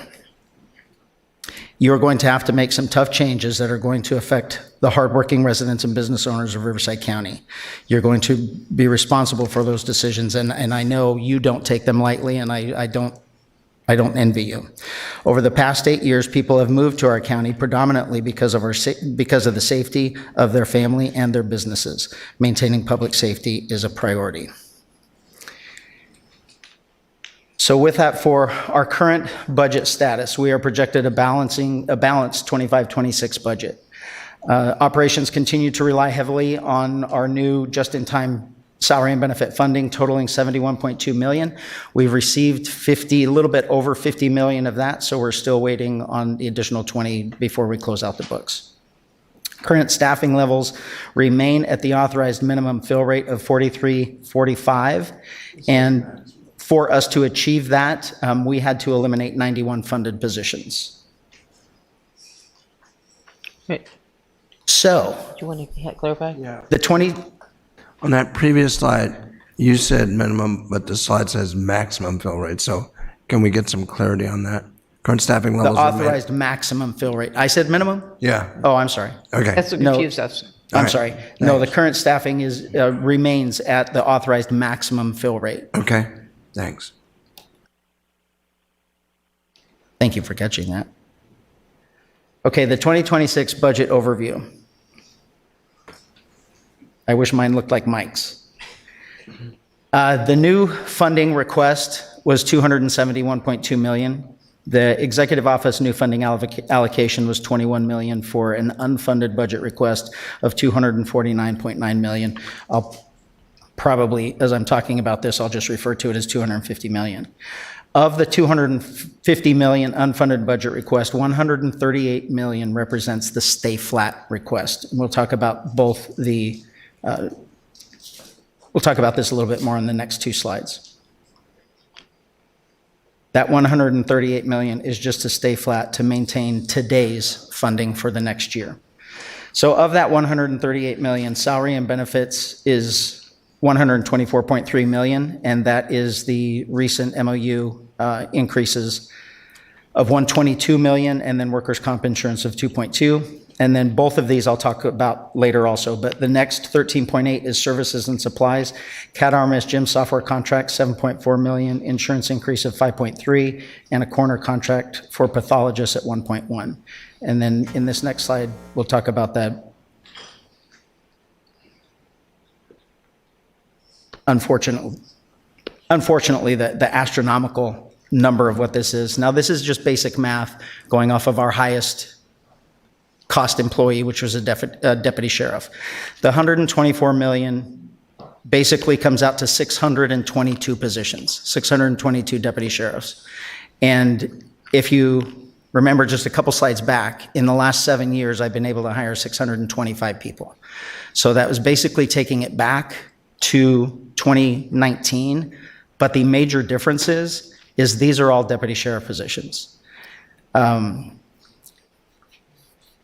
We have advised the executive office that a cut of that magnitude is going to be absolutely disastrous. The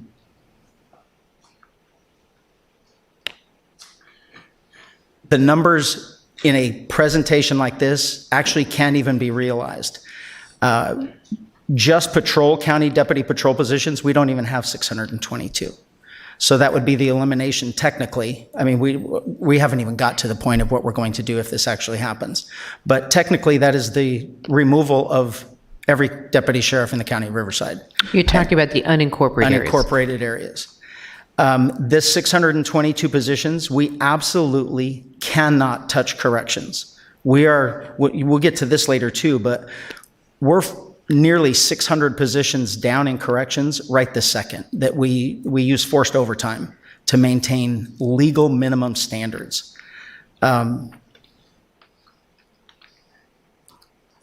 This unfortunately is a massive number that we cannot recover from. We have met with the executive office, and we do have a multi-year approach to achieve something like this, but trying to achieve it in 1 year would be disastrous. I know that in the recent weeks, there was a lot of concern from our contract city partners about the increase in the contract rate. One of the primary increases in the contract rate was us having to reduce 91 positions from last budget. So roughly an elimination of 50 deputy sheriffs, and then it comes with about 26 different staff that's associated with it, equates to a 2% increase in contract rate. So if you're talking 622 positions, we're talking a 60% increase in the contract rate.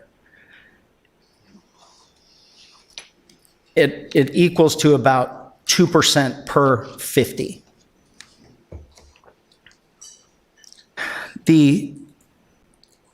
That number is so astronomical, I'm not even going to touch that with personnel in this request. The funding request that I'm asking for is a CAD RMS GIM software contract. We are in the second year of a contract, of a building contract of them implementing a new CAD GIMS and RMS system. As I hope you're all aware, we've been working on this for years. Our CAD GIMS and RMS are from the 80s. And we are in a situation where if you remember 2 years ago when LA County had their disastrous collapse, we're worse off than they are. We've been fortunate over the years to be able to get the cooperation of companies that know the disastrous consequences of this, and they've able to provide Band-Aids for us in a cobalt system that doesn't cooperate with anything else. So this contract that we're already in of replacing our CAD GIMS and RMS, this $7.4 million, this was approved in last year's budget, and we're going to need that again for this year's budget. We can't stop the implementation of a CAD GIMS and RMS. The coroner contract pathologist is $1.1 million, and that is a market-driven contract that has been ongoing for years. Normally, we have never asked for this. We have always achieved it through salary savings, and with the in-time funding and the just-in-time funding and the elimination of all of our funded positions that are unfilled, it just doesn't exist anymore. So we can't control our pathologists. We're already down, and we now are being forced to contract. And so this 1.1 million is just the necessary increase for coroner work that's going to be truly, it's mandated throughout the rest of the year.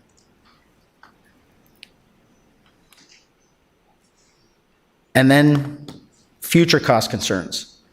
Obviously, unfunded MOU increases, having to absorb those is where we are today. We've absorbed them for the since I've been the sheriff, was the first contract that all of our employees got, all of the different labor unions, and we haven't received the money for those increases since then. So now, from this point on, obviously for all of us, it's going to be a major concern for each additional year. Corrections is a completely different animal that has not been, this is one of those things that for the last 7 years, we have been asking for. It's been a non-discussable item that corrections were not going to be funded. But right now, corrections optimal staffing, not including JBDC, is 576 positions. Those are the positions that we are using with forced overtime. And that just gets us to mandatory minimums right now. So the 576 would be adding those positions so we no longer are forced minimums. And then we also have additional staffing and corrections for random security checks, random safety checks, all of those things that are above and beyond what are mandated by law. In addition to those 576 positions in corrections, the JBDC Phase 2 and Phase 3 requires $58 million and 312 additional positions. So as I started saying, well, the Ben Clark Modernization Project, as we all know, has been going on for over 30 years. And we were getting to the point where we're moving forward on that in buildings that just are not feasible to operate anymore. And but that's something that we're in the middle of already, and we're going to have to worry about that in the next couple of years. Our March Air Base hangar, the Hemet hangar, recently, 2 months ago or maybe 3 months ago, I had an employee fall through the floor. So we're in a position where do you throw bad money at bad or good money at bad? Or are we going to move forward? We've been working with the county to obtain the property and get a hangar built at March Air Force Base, but that is something we're going to have to continue working on in the future.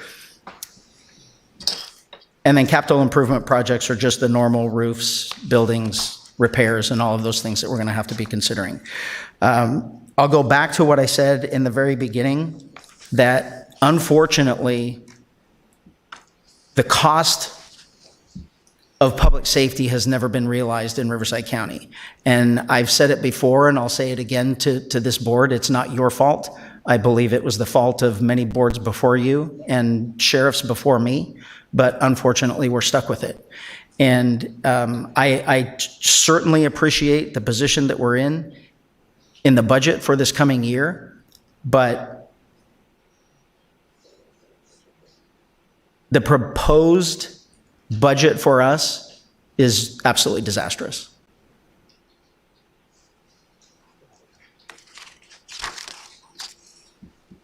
Unfortunately, I have no good news. Supervisor Gutierrez. Okay. Thank you, Sheriff. I appreciate the presentation. And what is the CAD GIMS? What does that stand? CAD is computer-aided dispatch. So our dispatch center, Okay. our 911 calls, our PSAPs, our dispatch consoles that basically handle all the 911 calls and then dispatch the work. The RMS is records management. So that is records management. That's what we absolutely cannot fail. And that's the software for it? Yes. Okay. And it's basically every record that we have within the sheriff's office. Some of it is we're required to keep forever. Some of it we were able to purge, but RMS is records management. And then JIMS is jail information management system. Okay. So that's everything that has to do with the history and the running of our jails. Okay. And They are all computer software. programs? Yeah. Okay. And then it doesn't, because I remember last year we funded, so it doesn't just continue the software program, or you have to keep paying? We didn't pay in full. Oh. It was a multi-year phased in plan of implementation, and this is, So that's why you need the 7.4? yes. And then the March Air Base hangar, I know you've talked about that before. Where is that right now? We're still in the process of acquiring permission, basically, to obtain the property, and then moving forward on building. Okay, but it's not fully funded? No. Okay, got it. Okay, thank you, sir. Supervisor Medina. Thank you, Madam Chair. Thank you, Sheriff Bianco, for your presentation. And I'm just going to offer kind of a first impression reaction. So we're going to hear today from, I think, 12 different departments. We have 24 departments across the county. And in tough budget times, I do think that the pain that causes needs to be distributed across the county. And I don't think the sheriff's department, as important as your work is, and as important as public safety is going to be able to not feel some of that pain. So that's just my initial reaction to the request. Thank you.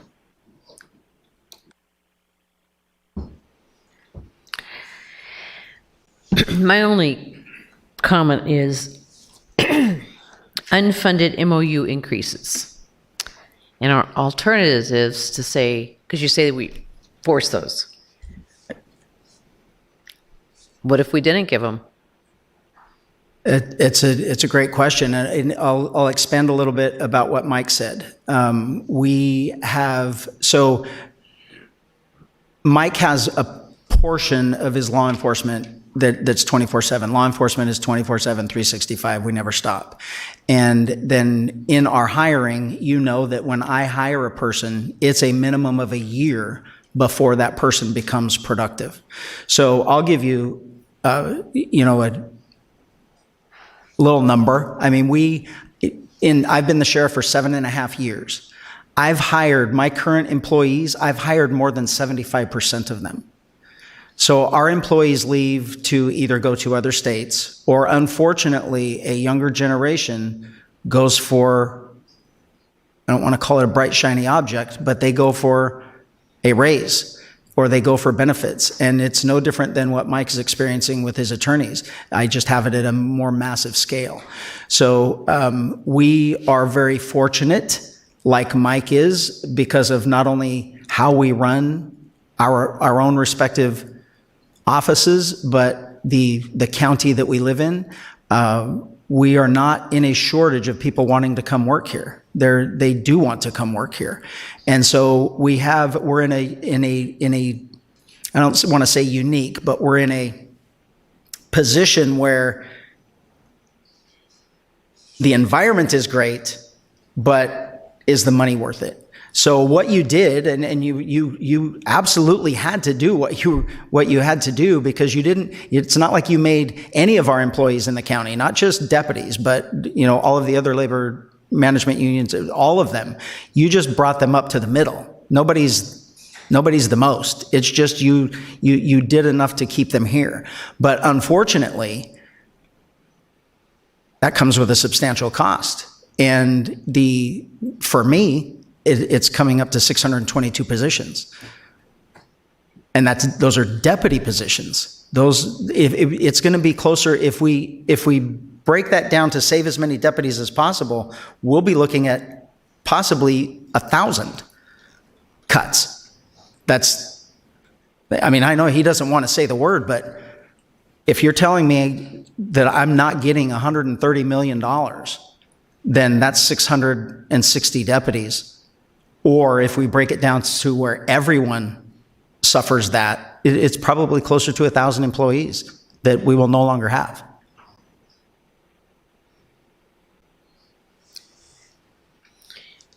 Any other comments from my colleagues? Sheriff, when it comes to the hangar issue, we have a hangar out at Hemet Ryan, and that's a county airport, and we have a county aviation department. I'm just wondering, why not just work with them? We have been over the years, and we're to the point where we're spending more on upkeep than to buy a new one. And it's no longer feasible to be there. I mean, I have an employee that fell through the floor. I mean, other than tear it down and rebuild it. They fell through the floor because the hangar's in such bad shape. Right. But we own the property. Right. Well, the benefit that we're getting, what we got at March, the benefits that we would get from March are substantial. Number one, the environment with air quality in Hemet and cloud cover and everything else. There are many days that it's perfectly fine in the rest of the county, but we can't take our helicopters off because of the cloud cover. So it's not just that. It's everything all added together. And then the opportunity that we had to actually be involved with March, and then the potential of that even coming with hopefully money from the federal government to have a law enforcement face on a base. And we don't know if we're going to get the grant, but we've applied for a federal grant that is directly related to law enforcement being on a base. So can I shift to another comment you made? I'm guessing maybe 5 years ago, Mr. Van Wagen, when did we launch our RivCo 1 effort? It wasn't called RivCo 1 initially, but Yes, we started that effort approximately 5 years ago. 5 years ago. At that point, it was a small number that we gave them, but you were very supportive of that effort at the time, because I think the discussion point was that the more folks we can keep from getting all the way down the path towards law enforcement engagement, the more folks we could keep from getting to that point, the better for you. It was a win-win-win. In the meantime, we have a number of folks, many of them here in the audience today, county employees, department heads, who have really come together in that effort under RivCo 1 to ensure that we are wrapping services around county residents to keep them out of trouble, to keep them from getting down to that point. But today, you're saying that that should be extra. Whatever's left over in the budget, that's what we should spend. If that's, did I hear that correctly? I told you that is the original intent of government. If you want, you talk about RivCo 1 and me saying that I was for it, of course I was for it, and we still are in favor of it, and we still are actively good or great partners with every one of the county agencies that are involved in that. I mean, if that's what we're talking about, we have substantial money shortage this year. And I mean, even to the point where I don't disagree with that. My point is that we're trying to juggle a number of very important issues, not the least of which public safety is coming up short. And it's a big number, and it's hard for us to manage.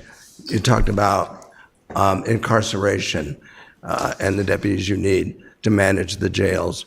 We've had this conversation in the past about John Benoit and what it would take, and there were trade-offs. And I know that there are years where you said, I get it, I understand that we can't. No, there has never been a year that I have said that. The funding for John Benoit every single year is a non-starter. So of course I don't talk about it because I am a great partner in this county, which is kind of why I highlighted the several $100 million of what we have been able to save this county without having to ask for it. So the John Benoit, when we got to that point where it was obvious that we didn't have enough to finish what we wanted to finish at John J. Benoit. And you didn't say anything. I guess I took I've said it every single year.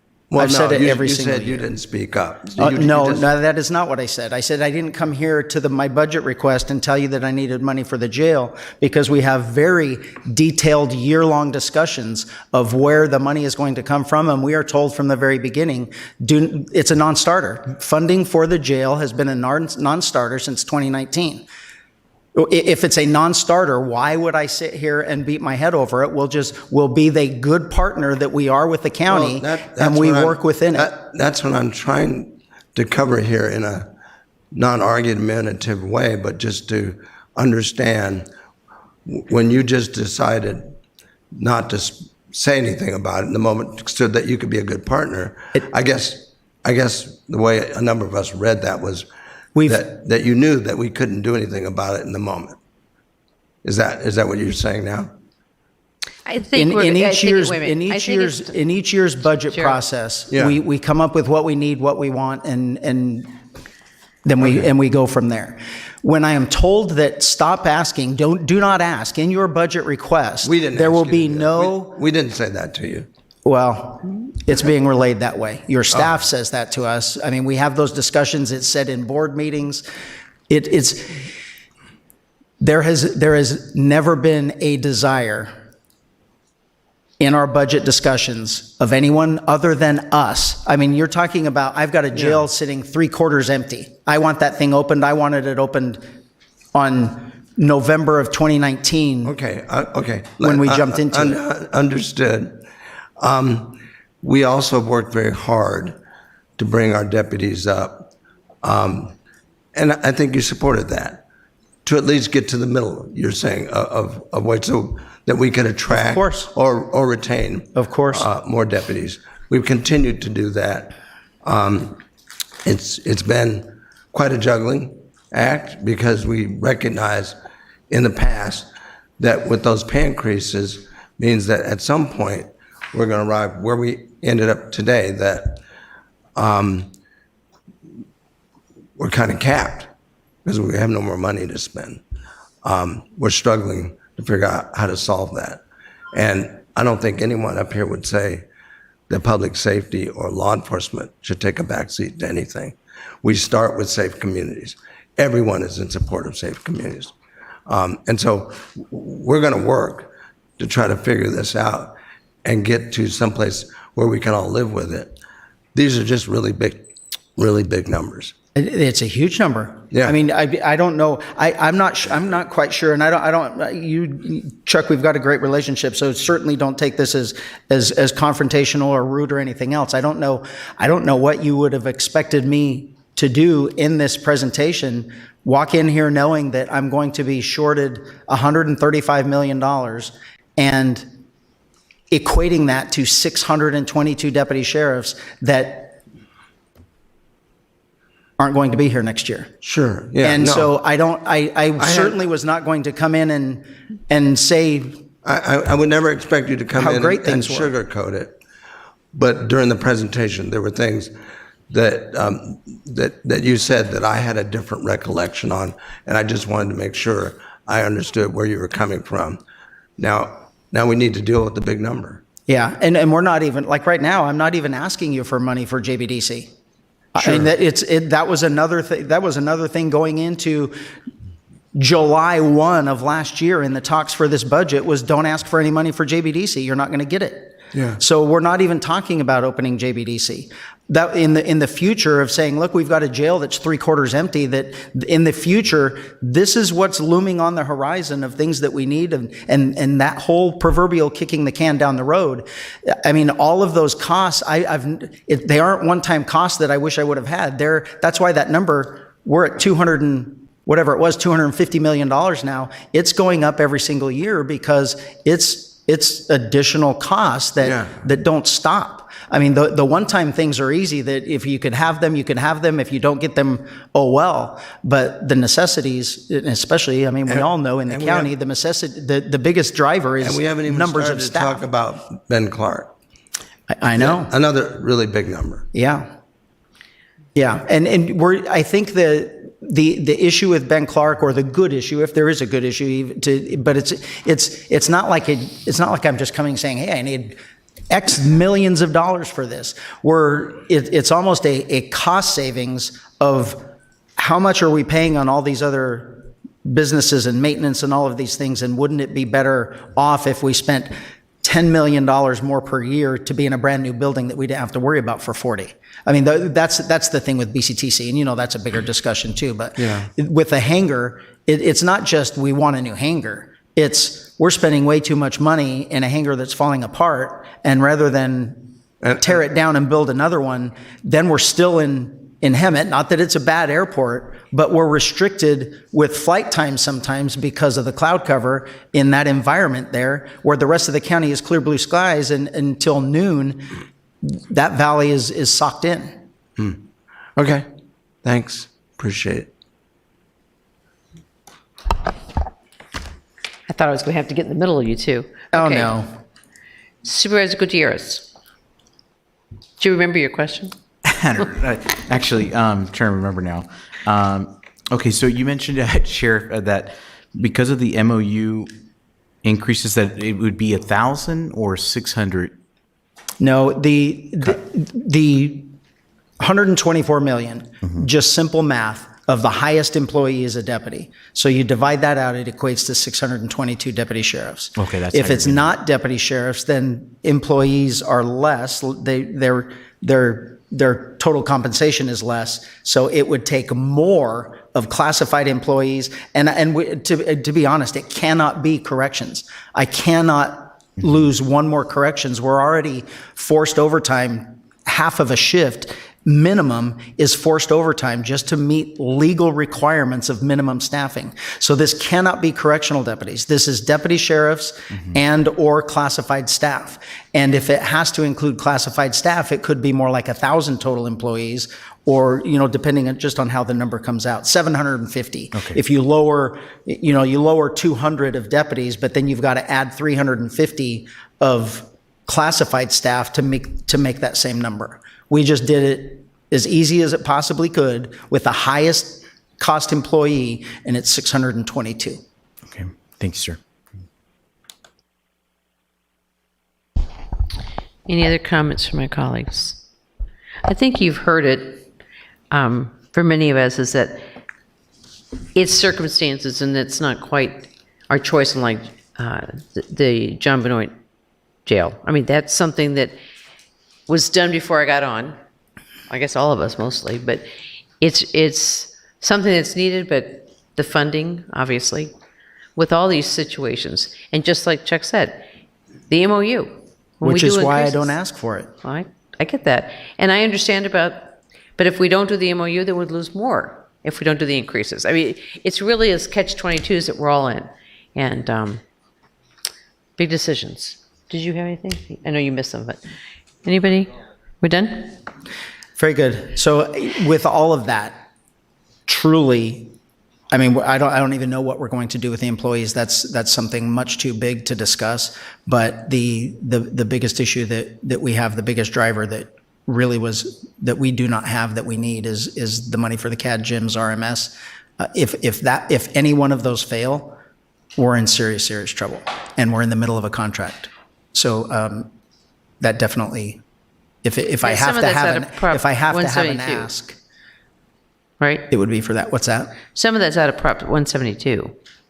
Well, yeah. I mean, yes. The easiest answer is yes. The long answer of how it works is it doesn't matter where the money comes from, whether it's True. 172. If it doesn't come from 172, then 172 is going to pay for something else. My 172 money is fully absorbed. That 100% all goes in there. So it's just a matter Okay. of. All right. Boy, Jeff, it's getting harder and harder for you, huh? Thank you, Sheriff. You're welcome. Okay.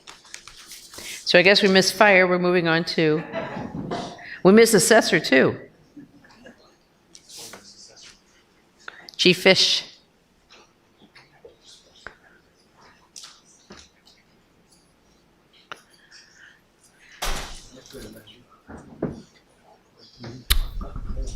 Thank you for the opportunity to speak with you. First, I'd like to start by extending our appreciation to the Executive Office and the support that they continue to show the department and the men and women that serve the communities through the support in the budget. Also, I'd like to thank each of you, Madam Chairman and board members, for allowing us to meet with you over the course of the last week and give you an opportunity to look over our budget and ask detailed and thoughtful questions of us.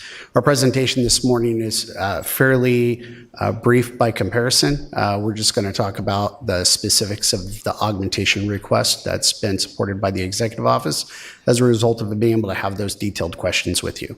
And for that, I'll pass it over to Chief Deputy Pemberton. So we only get one page from you? Just trying to keep it quick and simple for you, ma'am. We were trying to be as efficient and thoughtful as we could. So our one request today is the augmentation request, and that's for our command center staffing. And I appreciate, as Chief Fish said, all of your time in meeting with us over the last 2 weeks to discuss this. One thing that should be noted as we go into this request is specific to the command center. Supervisor Spiegel, you remember, and Supervisor Medina, you weren't here quite yet, but right before Supervisor Jeffries left, we were challenged to make sure we filled and figured out a way to sustain our dispatchers within our command center. We had at that point probably a 20 to 30% vacancy rate. Since then to today, we have not increased that staffing. We have filled those vacancies. And currently today, I'm proud to report that we only have 4 vacancies in the command center. But what that does is it creates another challenge on the other side. And I think there's nothing more important to us as the fire department in making sure somebody is there to answer the 911 call when somebody's not breathing and has a medical emergency or their home is on fire. So this request is for additional staffing for the command center, and a part of it is that increased call volume over the last several years. Roughly over the last 3 years since our last request for staffing for the command center, we've gone up 6%, and we expect to be at about 210,000 calls for the year.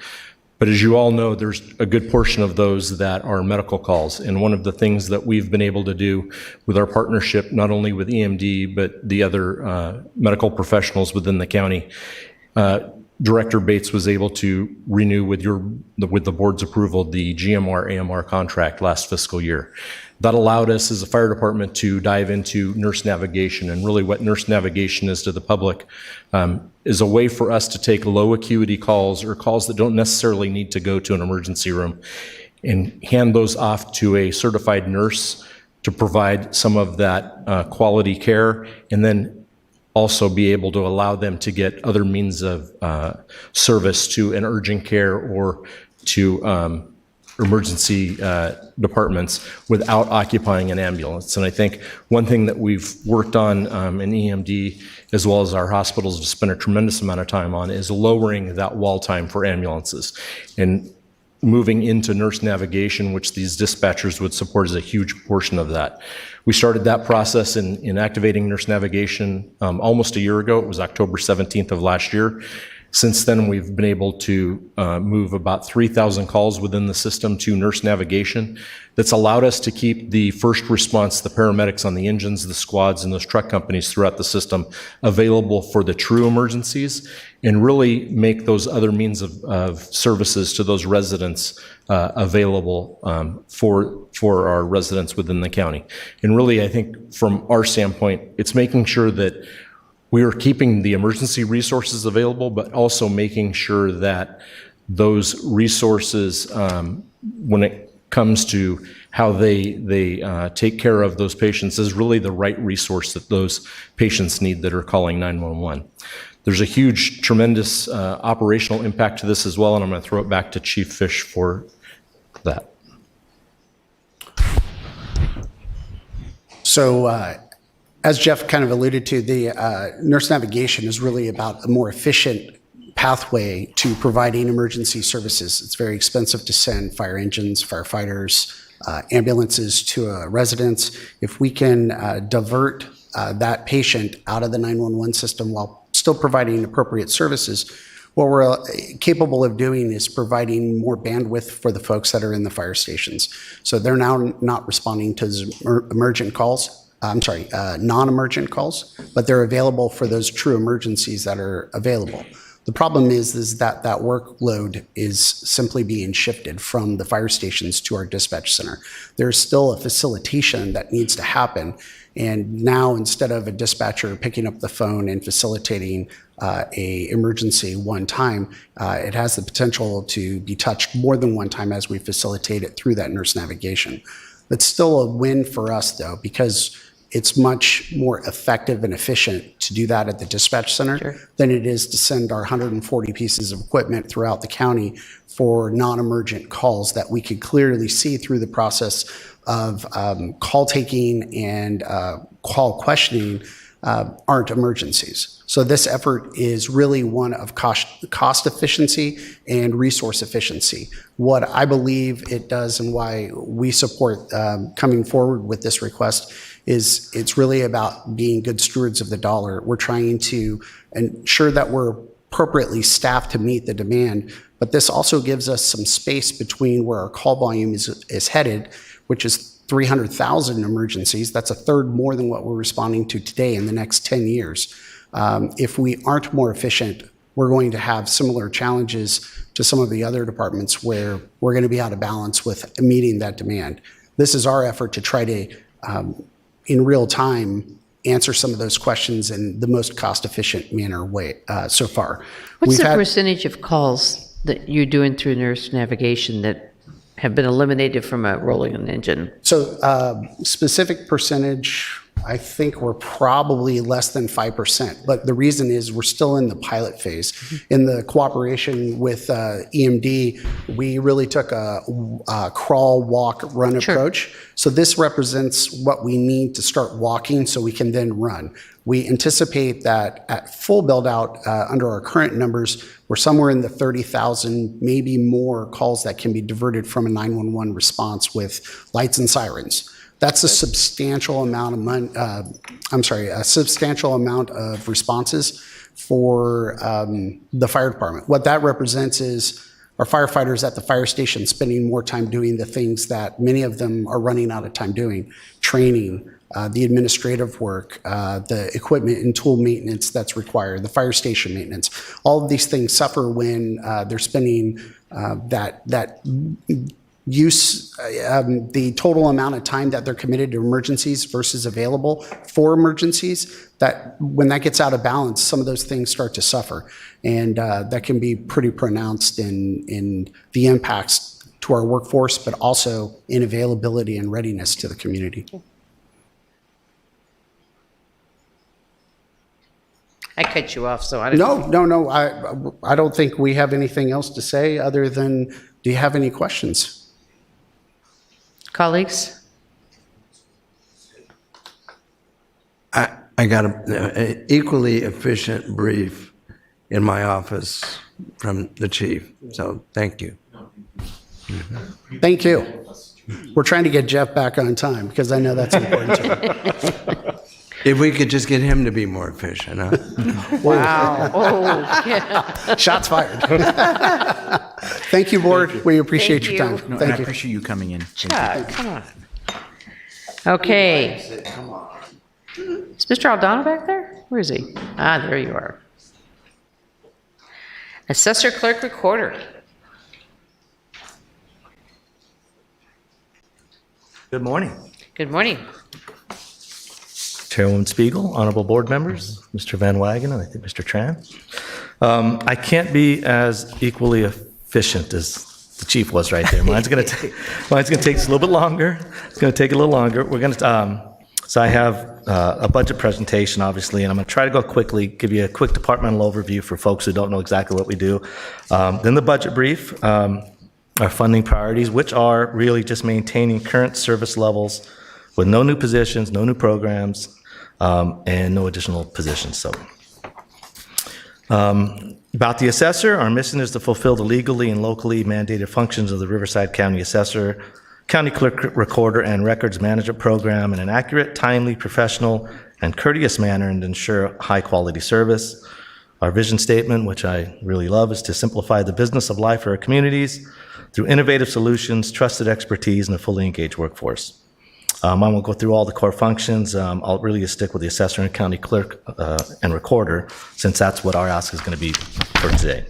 So for the assessor, we value all taxable properties, ensure fair and accurate assessments that support essential county services, defend appeals, and we apply applicable exemptions and exclusions for those that qualify for them, like churches and hospitals and disabled veterans and such. Oh, sorry. Let's get to that. I didn't know I was in charge of slides too. There you go. Okay. County clerk, we do filings of fictitious business name filings, issue marriage licenses and perform ceremonies, offer official registrations and notary services, and the recorder provide vital records, record and protect property and legal documents, and safeguard property rights and support real estate transactions.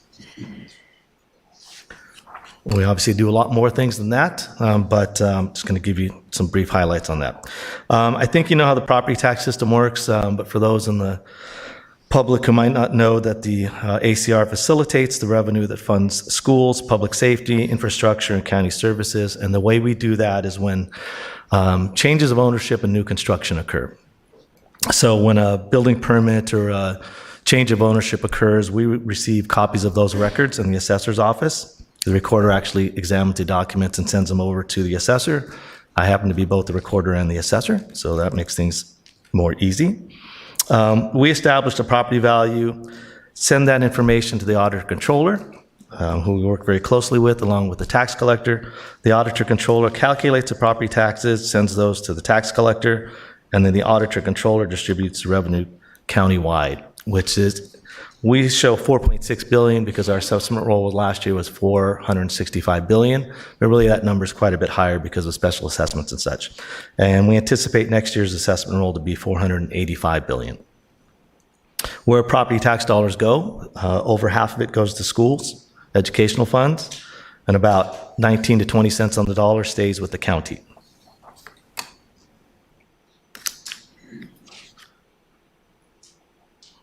I want to highlight this particular slide to make sure that everyone knows that much of your discretionary revenue comes from property taxation. 76% actually of the county's discretionary revenue, your discretionary revenue, comes because of what we do with the assessment roll. And that is driven by property taxes and motor vehicle and lieu fees. I think some people forget about that. The VLF is really a consequence of a change in the assessment roll. So in total, that's over $1 billion of discretionary revenue coming to the county out of the property tax system.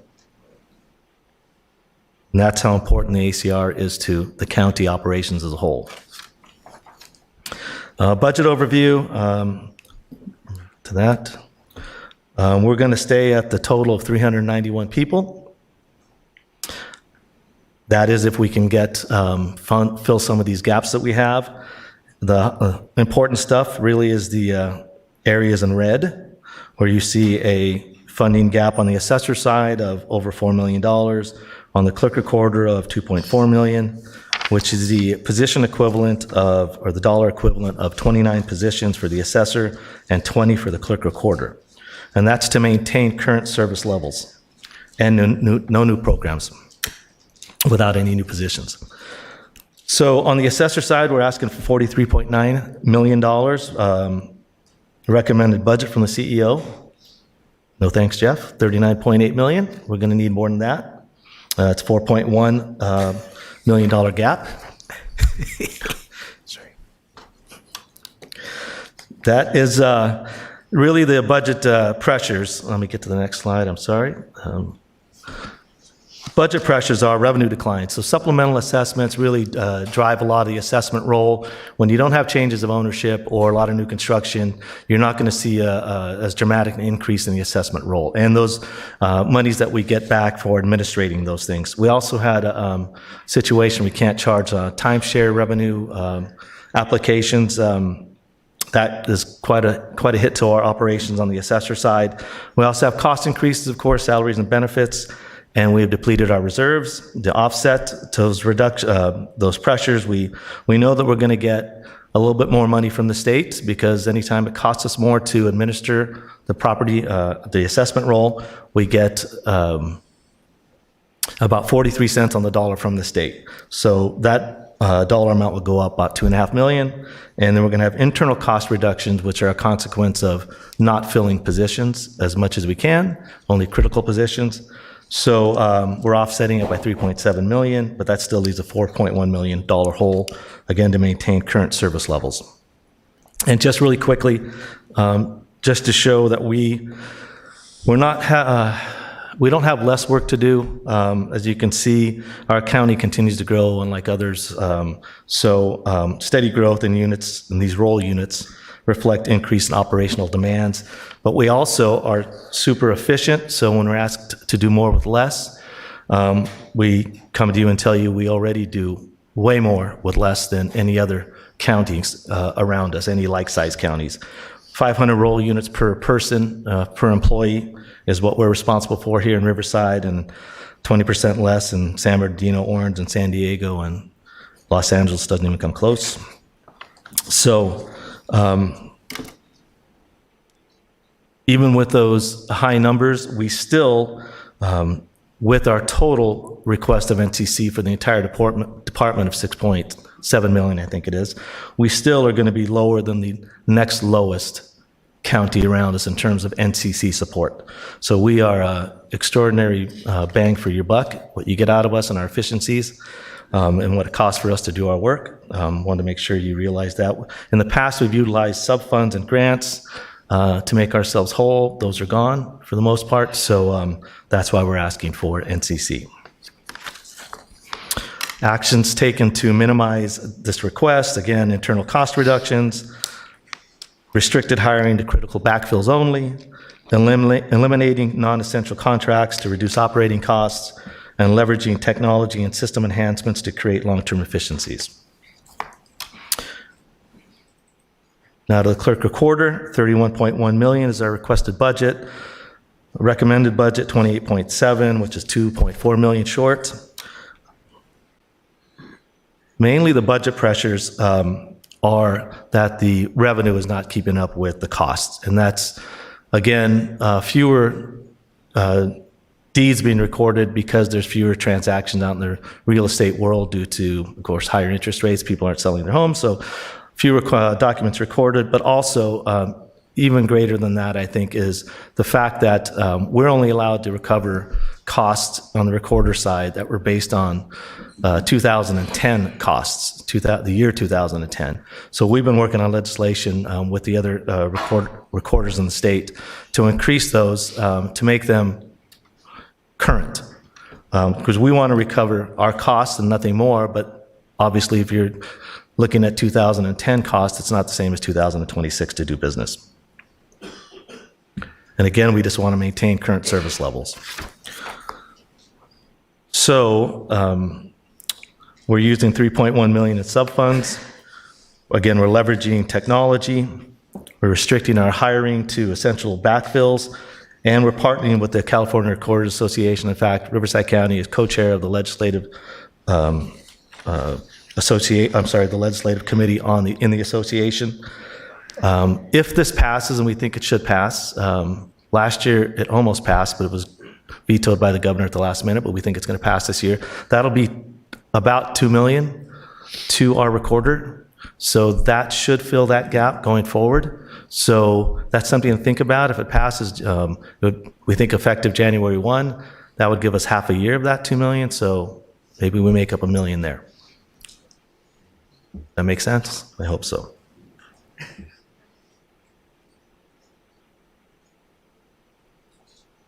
On the clerk recorder, why you want to fund us, of course, is the services that we offer. We are just a customer service kind of beast. The services we offer, we record and secure property transactions. We deliver essential services like vital records, marriage services, and real property recordings. On the records management side, manage county records and archives, preserving the county's historical records. But you can see the number of residents served, 487,000, increase of 10% over the prior year. 455,000 transactions annually. We have 6 offices. We're located on the Riverside Reno Valley border, also downtown Riverside, Hemet, Palm Desert, Temecula, and Blythe. You can see how residents reach us, 210,000 phone calls, mail, in-person visits, emails. We just serve a lot of people and with a lot of critical services, so we want to maintain those levels. So if NCC is not provided to fill these gaps, it's a potential reduction of 29 staff on the assessor side, which would result in a delay or disruption of the annual assessment roll. Would have reduced capacity for new growth discovery and supplemental assessments, meaning when change of ownerships and new construction occurs. And I think the biggest thing, and I mentioned it to a few of you, inability to defend $26 billion in value in assessment appeals. So assessment appeals and customer service on the assessor side are things that we're not mandated to do. We do them because it's good government. But if we weren't able to get that money, those are the first 2 things that we're going to have to tighten our belt around. So that $26 billion equates to $2.5 billion in taxes, of which the county gets about 20%, which is about $50 million. So for the $4 million you're giving the assessor, you're probably going to get about $50 million back. On the clerk recorder side, you have a potential reduction of up to 20 staff members, slower processing of vital records, recordings, and ceremonies, likely, not potential, but likely closure or consolidation of service locations, and recording backlogs impacting real estate transactions and legal notices. So our path ahead, continue to improve process efficiencies and accuracies across every facet of our organization. Work with the state legislator to bring recorder revenues in balance with expenditures. Optimize staffing deployment as processes and service levels change, and leverage emergent technology and data to better serve our customers and become even more efficient. And I'll just leave you with this. As always, the ACR comes to you with asking for what we need, not what we necessarily want, just what we need. And we take our responsibility as stewards of public funds very seriously. We know it's taxpayer money that we're spending, so we're going to spend it as wisely as possible and make sure that we're being good teammates for the rest of the county.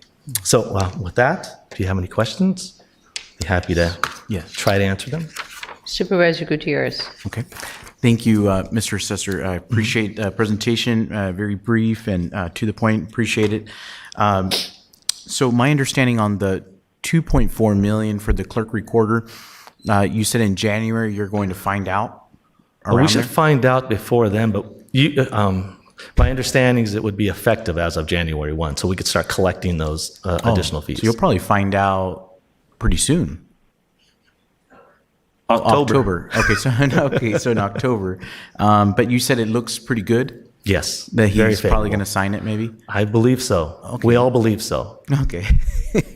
So, and then the other $4 million, which is the worst part, right? Yes. Because of the timeshare costs. And I appreciate you meeting with my office, and I think you met with everybody too. I appreciate that. It was really nice. My understanding is, I believe it's being recommended for just in time as well. So that's a good news thing. Okay. I mean, that's what I'm seeing here in the sandbox. Okay. But I just wanted to point that out, that I think from what I'm seeing, what's being recommended, it looks like your needs would probably be met, I think. But Well, that's the first time hearing of that, so I appreciate that. I mean, unless the governor vetoes that bill, Right. There too. So I mean, that's what I'm seeing here. Okay. Okay. Anyways, but yeah. Executive office and board, you've always been very supportive. You understand how important our services are. So, I'm trusting that you will make sure that we do have the support we need, and we're going to continue to try to cut corners as much as we can so you don't have to give any more than we're asking right now. Maybe even less, we hope. Okay. Thank you, sir. My deal, as you've probably heard over the years, is the assessment appeals boards. And if we can't defend those, and we're not maintaining money and we're losing money, we need to really focus on that. I agree.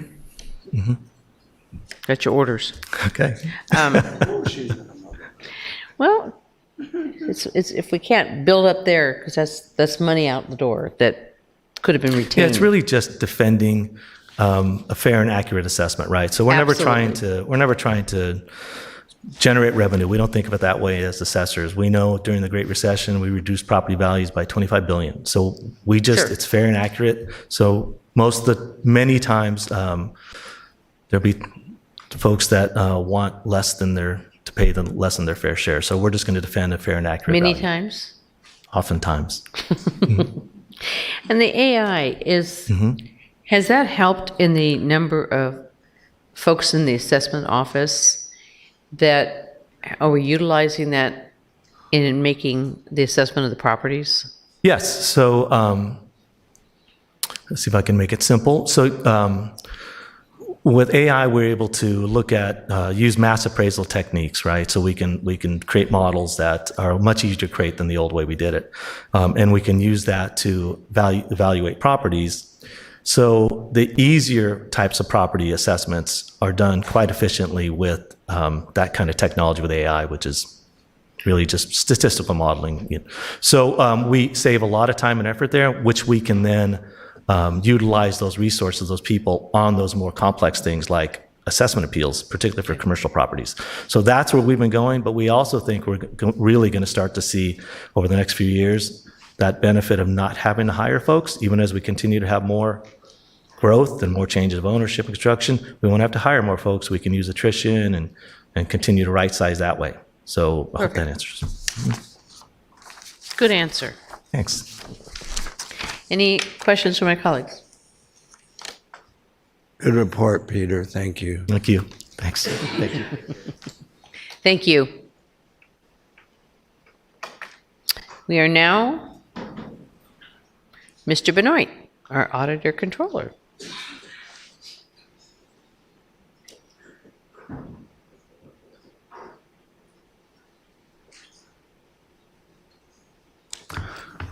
Well, good afternoon. I originally had in my notes here, good morning, but I know we've taken a little extra time. So first off, I want to thank the board members for all your hard work and the great partnership we've had as well. And also want to thank the executive team for putting together a great budget for our county here. But really quickly, I wanted to go through some of the stuff that we do in our office just to remind everybody and remind the board quite a bit of the work we do. Excuse me, I'm trying to stuff down a protein bar because I wasn't sure if we were going to break for lunch or not. But so first off, behind every report and audit, payroll, financial transaction is a commitment to the people of Riverside County. And I take that commitment very, very seriously. We have 6 divisions in our office, but I'll concentrate and focus on 4 of them today. Starting with our general accounting division. Every invoice of our county, every transaction, every financial step for the final check comes to us. This includes our county credit cards, our P cards, our employee reimbursements, our ACHs, and good old-fashioned paper vouchers or checks that leave the building on a regular basis. Our general accounting team manages many cash accounts for our county, including the general fund, and consistently balances those accounts to make sure that they're appropriate and the dollars are where they're supposed to be. As well, they then work tirelessly throughout a big chunk of the year to then generate countless reports, but especially our ACT for our consolidated annual financial report that then goes on to the state controller's office, as well as many others, as well as our financial partners whenever we're doing any type of bonding. These are critical reports for our county, and I'm very proud of the work our team does for that. Next, I'd like to talk about our internal audit team. I'd like to say that I'm very proud of this team. We've built back an incredible, stronger team than we've ever had, I believe, in this county. Not only are we fully staffed now, our staff has aggressively pursued certificates and accreditations. Just today, we found out another member of our audit team, Frankie, received the CIA, or Certified Internal Audit Credential. That means we now have up to 8 members of our audit team that have their CIA, 2 that are CPAs, and 1, Anzar, that is also CISA certified, which is critical for information systems auditing. Both of those are types of credentials that our grand jury asked that we have more and more on our team, and in fact pointed out years ago that we didn't have any of the CISAs, so I'm very proud that we've done that. As well, our audit team manages we've created an audit committee. This committee will have 2 members of the public, 2 of our board members, myself, the executive team, to look at those audits and receive those audits back and actually work really diligently to further discuss those audits in a more open and meaningful measure than I believe we currently do when we're always sort of rushing through it here at the board meeting, which I understand why. Our audit team also manages all the SB 90 claims with the state. Regularly, our state has unfunded mandates. No offense to our former legislators, and I'll pass it on to my dad too. But there's a lot of unfunded mandates that come down. We then have to file for and regularly fight for dollars to come back to our county.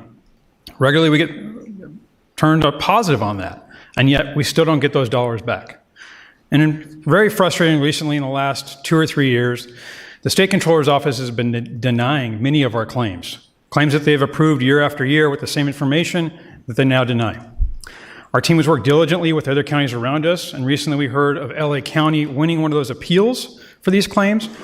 They're getting their money back. We are filing probably this week to get another $3 million back from the state that they originally denied us just this last year. We have many other claims where we're working on the same thing. Our other team that Peter was just sort of referencing, our property tax team. As you know, we work almost congruently and very collectively with the assessor's office. We are always very appreciative of Peter sending over to our office the assessment roll for the individual assessments of the over 900,000 property assessments. That includes our fixed and unfixed property bills. But he gives us just that, the assessment. Our team then applies the 2,241 plus fixed charges our charges for our collective school districts, cities, parks, fire districts, and our own county to those bills, as well as another 348 districts that are including debt districts, AB 8, and former redevelopment districts. All of that has to be applied to the bills appropriately, correctly, and without error for over 4,151 different tax areas.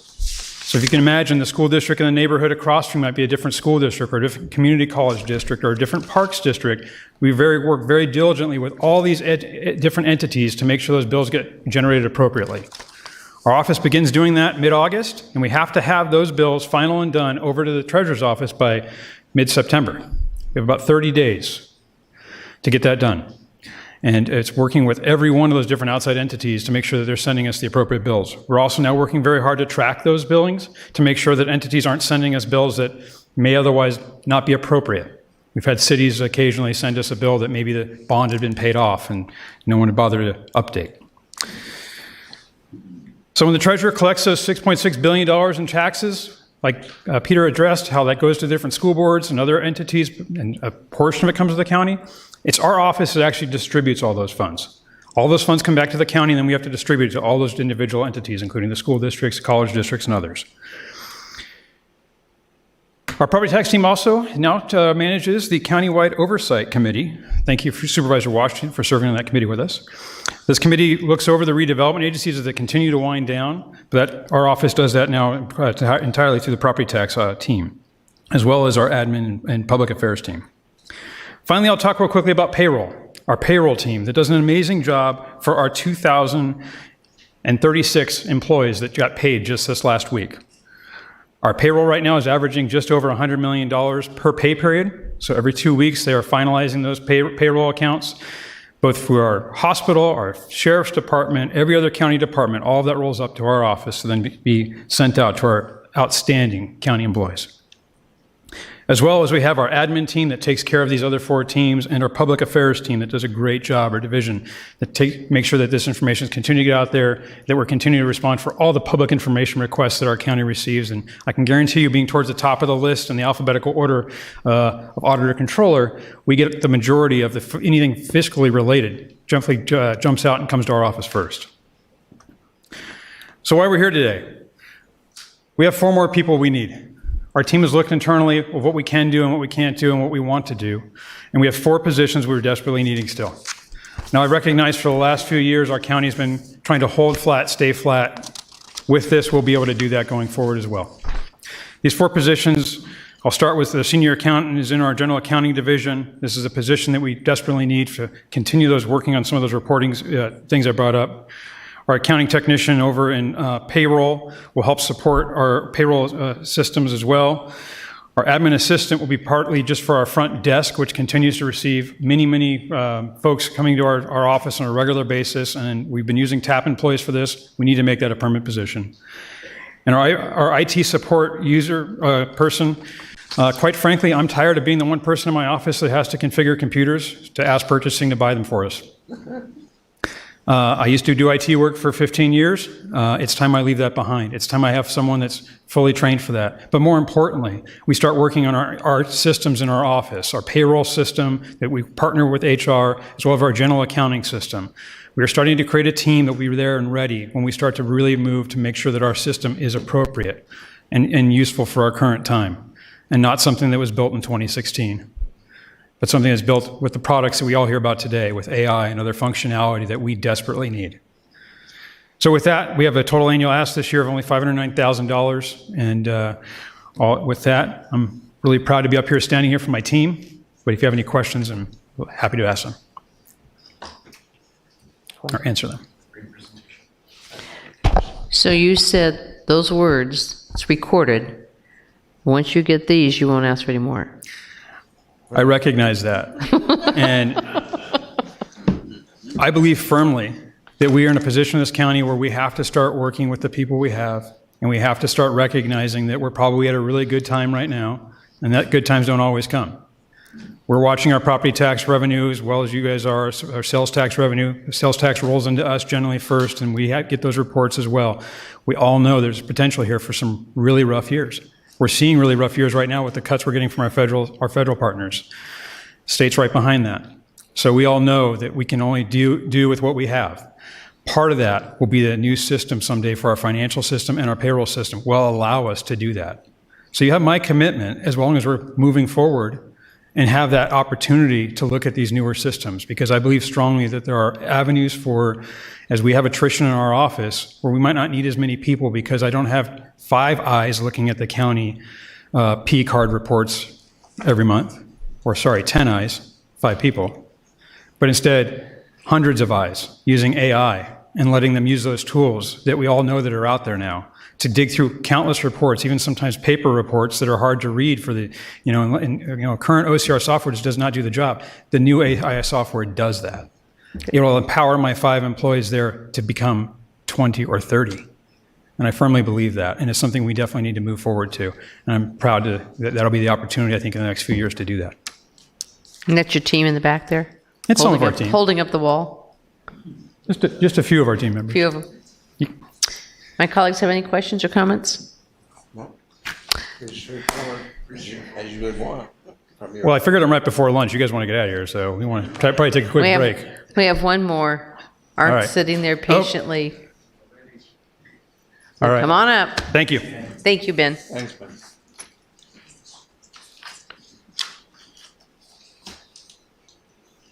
I'm so sorry, I'm right between the lunch hour and but one good thing about this is I'm probably the one with the lowest ask, so we'll see.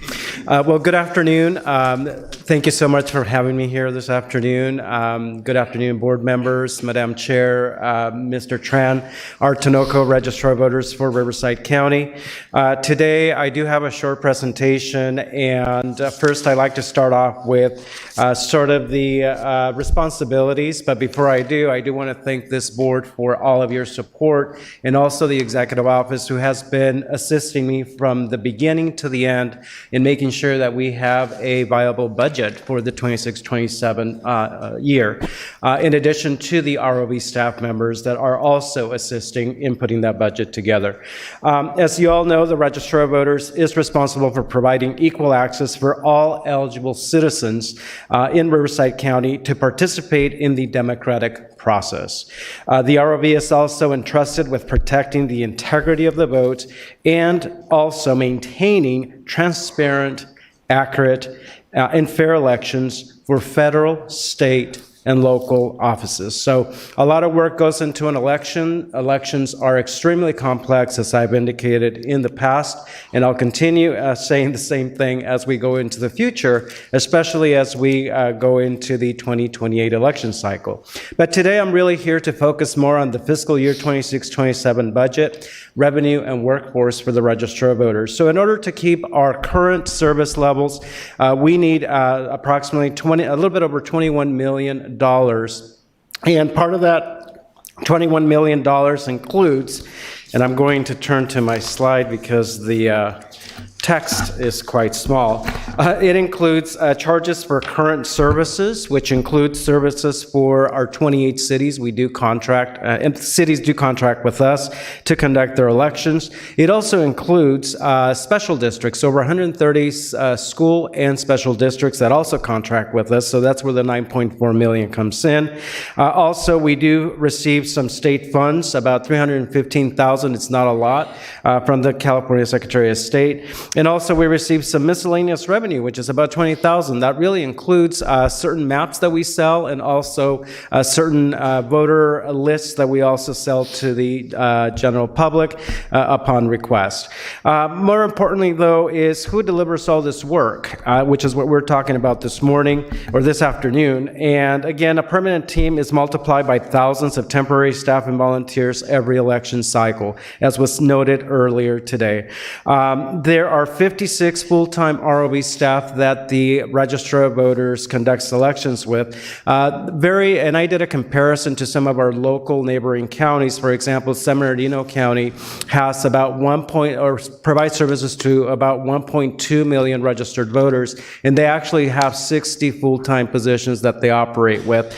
Orange County, which has about 1.8 million registered voters, has about 65 full-time positions that they operate with. Riverside County has 1.4 million registered voters, which is a little right below Orange County by 400,000, and we're operating at 56 full-time positions. So just wanted to give you that overview.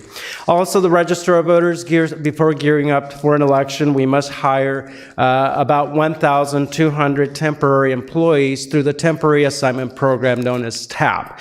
And in this case, these folks assist with a lot of various duties. For example, at our office, they will assist with data entry, phones.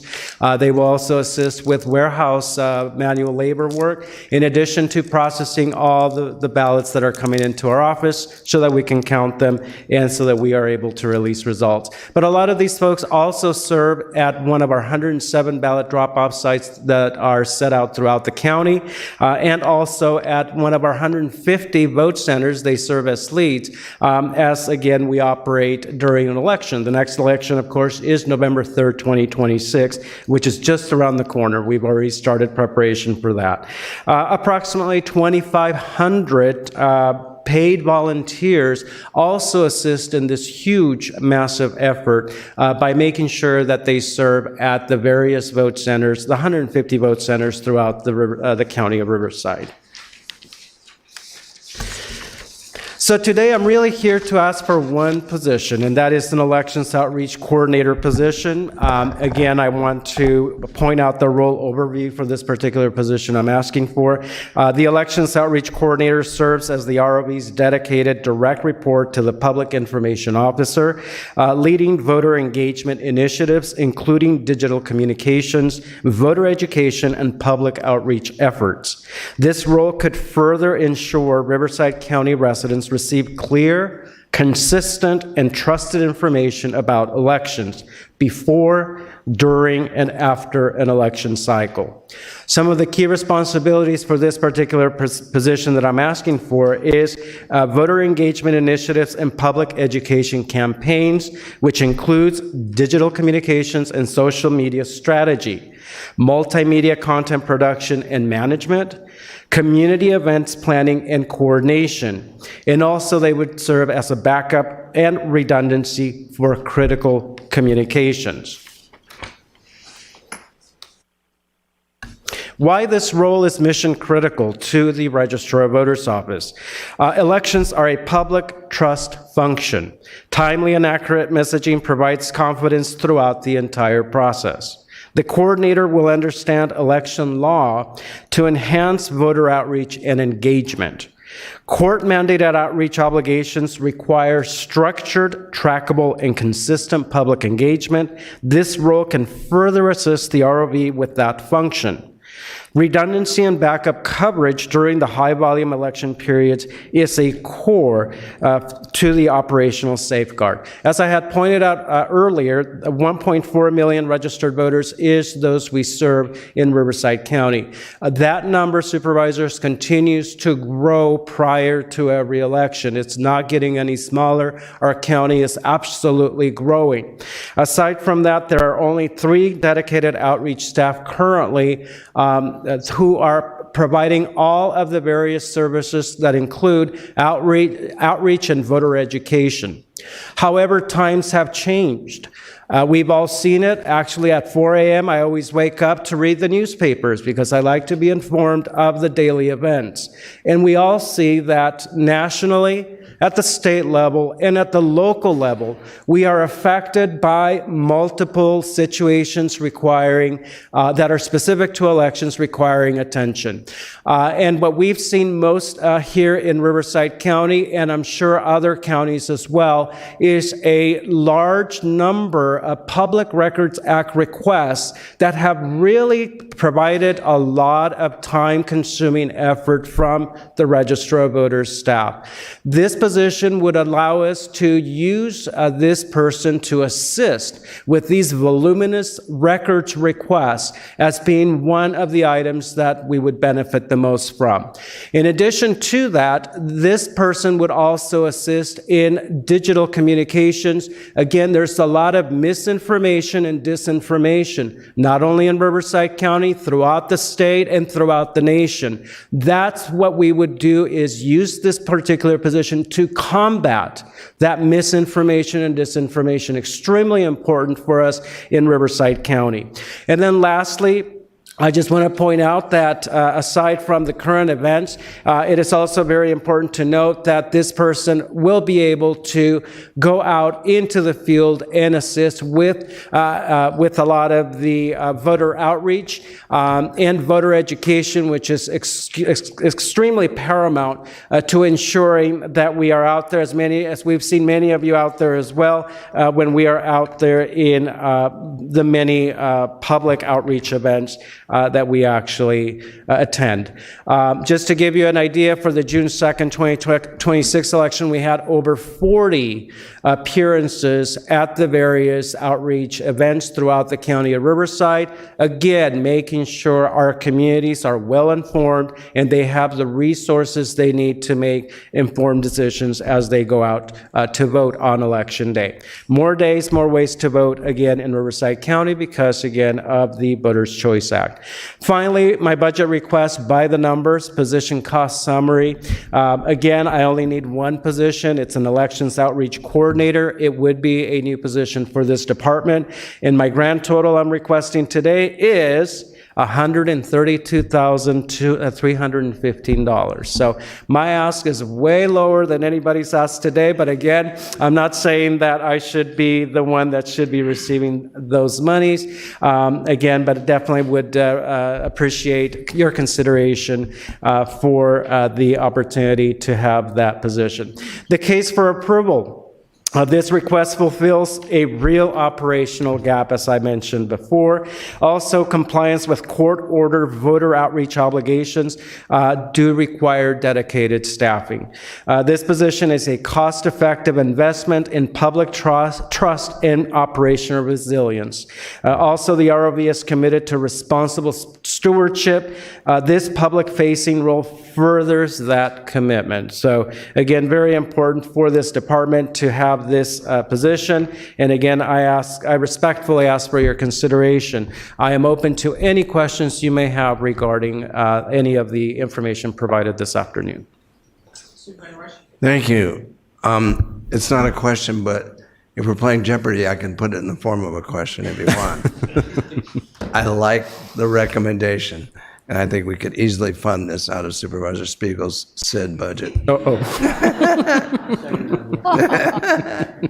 You can have the Good chair. job, Art. Thank you so much, Supervisor Washington. Supervisor Medina. Yes, thank you. Madam Chair, I also want to thank Art and his office for all the good work in this past election. And this question is not to funding, but since you're here, if briefly you might be able to answer what has been in place in the past year to, I understand the importance of accuracy, but we're hearing a lot about speed. So what has been put in place, say, in the last year or since the last election to increase the speed that the county will be able to accurately count the votes? Sure. I can tell you one thing that we've done in the past is we've been working 7 days a week, Supervisor. So we worked yesterday, and today we will be delivering those results, which include everything from yesterday and everything we processed today. But I would like to also mention that my team has been working all last month, the month of May, to ensure that, again, we continue processing the ballots that are coming in early. Again, that's why we do encourage the public, please vote early so that we can get those ballots processed early in the process and not wait till Election Day. And right now, the majority of the ballots that we have are USPS ballots in addition to Election Day ballots, and we are definitely working around the clock to get those. Your team is working 7 days a week? 7 days a week. This is the first Sunday that we've been working, absolutely. And the updates come out how often? They're coming out every day between Monday through Saturday. The only day I did not release results was Sunday because we did not run ballots. We did not count ballots. Let me correct myself. Today we've been scanning and tabulating ballots all morning, and this will continue through the afternoon. I will be reporting no later than 6 p.m. Thank you. Of course. Thank you, Supervisor. Supervisor Gutierrez. Thank you so much, Art, for the presentation. I really appreciate everything that you're doing there, and especially the outreach. Like I've mentioned before, I think in the past we didn't see, prior to 2 years, we didn't see really the registrar of voters going out to communities. But now I have events where I'm at, and I see you guys there, and that's really great that you're talking to folks. I was going to ask a question because I've been using the Power BI a lot, and I did notice that you do have now. Is this a new position in addition, because you have something that's called Elections Outreach Coordinator? We have them. Well, go ahead. Yes, so there is one Elections Outreach Coordinator that currently was hired. However, this Elections Coordinator is focused on the actual field outreach. This Elections Coordinator I'm seeking, I need somebody that specializes in multimedia content that specializes in, I have a library of videos. Again, I wish I had that ready to go so that I can start posting more videos on our website to educate our community on all that the Register of Voters does. But that's on standstill because I need somebody with those skill sets, and that's really who I'm trying to hire, is somebody that is multimedia, keeps track of our social media, but it's also supporting our public information officer with some of the PRA requests and also some of the media requests that may be coming in. So it's just I think it's just the same name, but it's a different, what's it called? Function? Function, thank you. Absolutely, that is correct. Thank you. And then, no, and I appreciate everything. And then I do see in my sandbox here that it looks like you're being recommended for that from the EOs, so. Oh, yeah, nice, very good. Thank you so much, appreciate it. Any other questions? That's it. No? All right, thank you so much, appreciate all your support. Have a good afternoon. Thank you, Art. We appreciate all your work. Of course, thank you. Especially right now. Okay, we are done with the first set. We're only 35 minutes late for the break. When do we want to come back, team?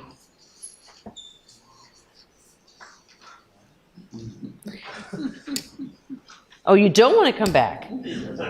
Sorry, the rest of you. I know. No, we need to do it today. You want to do one? You want to do 1:15? What do you want to do, guys? For lunch for everybody? 1:15 then. Okay. Is that okay? No. Jeff, is that okay? 1:15? The two down here want 1 o'clock. 1 o'clock? What's printed 1 o'clock? All right, 1 o'clock. We'll be back here at 1 o'clock. Eat fast.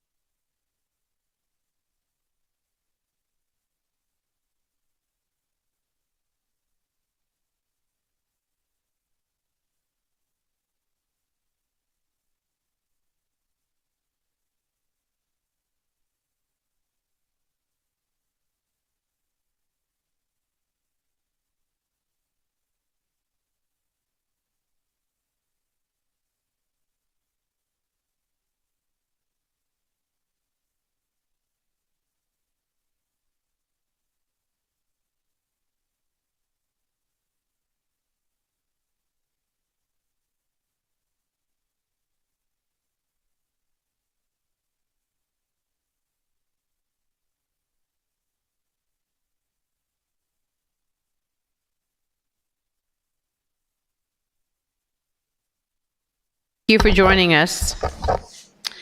We will continue. Too many printed out. Animal services. We're going to go ahead and start with you.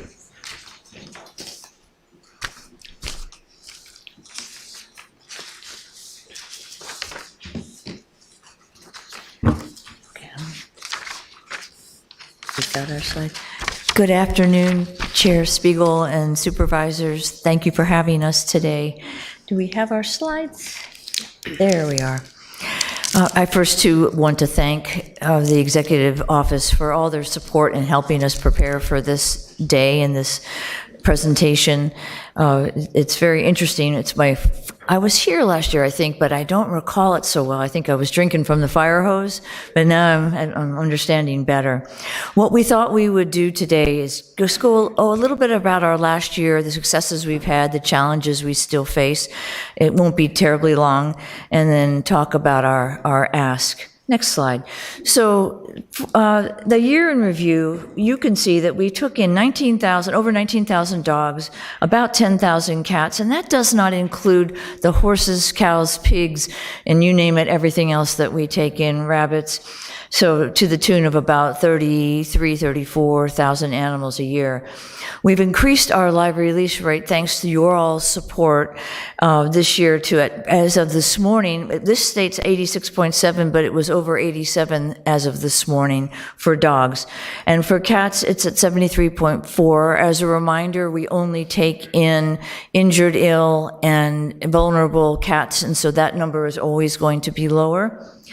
We've transferred out 5,500 animals to rescue partners around the country as far away as Maine. And our adoptions, this is as of our annual report, but has increased significantly just over the weekend, but about 12,000, I would say, adoptions for this past year. Next slide. Our calls for service total around 39,000. Yeah, it's significant. We have completed over 17,000 spays and neuters this past year, and our volunteer hours are over 30,000 as well. Next slide. So some operational updates. We have extended our hours, as you are aware. We have waived our return to owner fees, all with the idea of ensuring that as many animals as possible stay in their homes, go back to their homes, or get adopted. We've added daily report cards so everyone is very clear about how we are doing. We've increased our fee-waived adoption events, enhanced marketing efforts, staff training, increased our foster program, and working on building community engagement. Next slide. Our additional programs, some of them just as recently as the last 2 weeks, our Dog Day Out program, which includes field trips for dogs, our Ticket to Ride, which is a short-term foster to hold animals for our transport program so that they don't take up space while waiting to get on a plane. We've increased our cross-country flights significantly, the DIBS program, which shortens length of stay, our most vulnerable pets website so that people can see animals that are in danger. Next slide. Most of you all are, I think, as excited as I am about the Ironwood Dog Foster Program. At this point, I believe we have over 80 dogs that have gone through that program, and about, I think we're right around 40 adoptions. In conjunction with the next slide, the newest program, the Two Pups Wellness Fund Project Get Out, where our rescue partners, our responsible, well-known, vetted rescue partners, are given $500 per dog for any dog that's been in our care for 21 days or longer.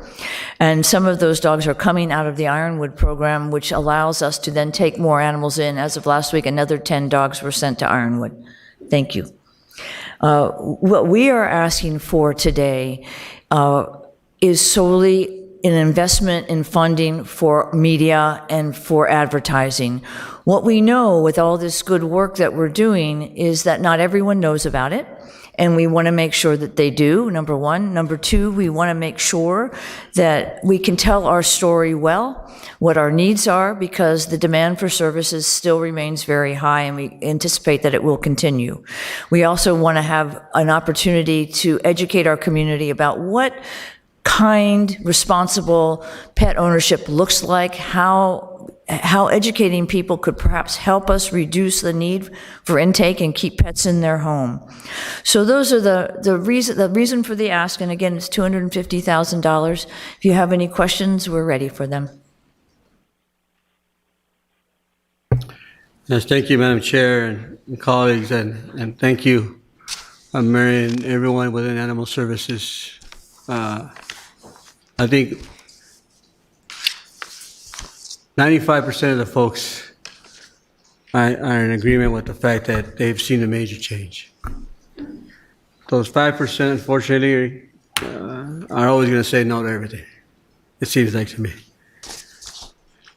No matter what we do, even though we've increased staffing, even though we've increased the budget, even though we have all these services and programs now in place that didn't exist before, I think the culture, which is a big deal in my opinion, the culture, the department has shifted for the better.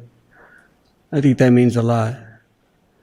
And one of the areas in which you've heard already many times from folks back home, specifically the ad hoc committee for animal services, has to deal with the issue of telling our story and ensuring ultimately that we tell our story, not let anyone else tell the story for us.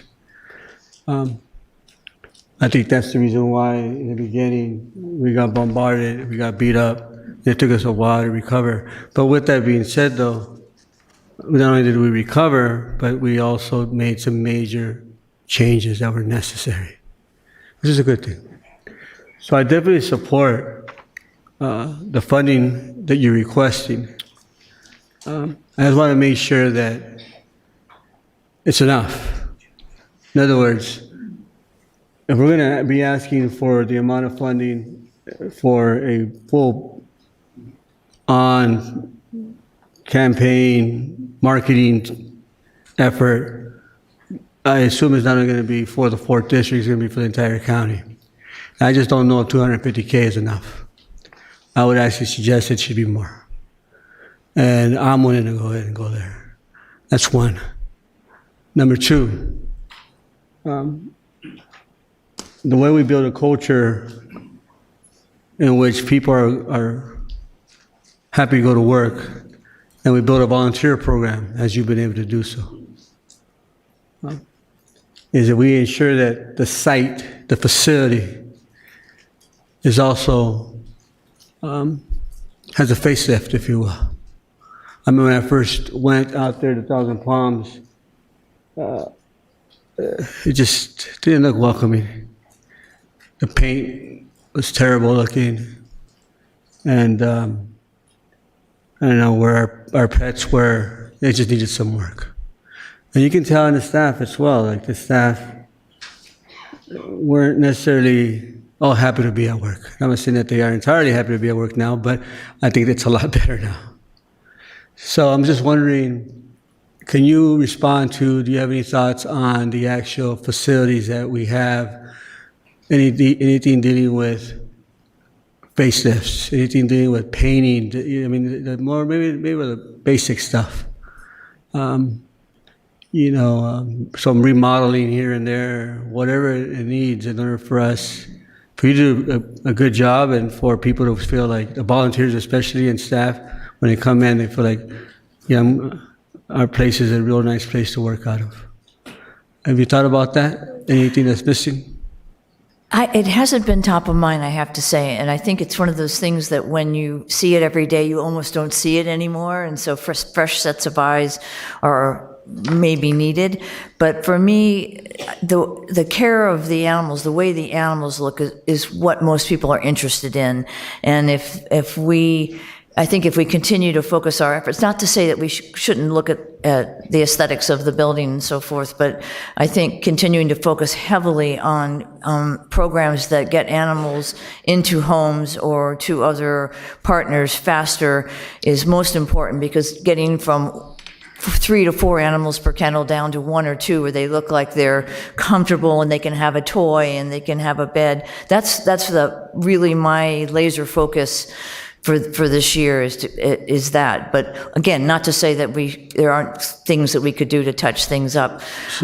So are we there then? Are we there where we're no longer having 4 dogs, for example? No, we're not there yet. We're better, but we're still not there yet. So that's why I really want to continue this focus towards moving animals out, and that's why the funding that we're talking about I think is important. And I love the idea that you're thinking that more might be necessary, because people are seeing the hard work.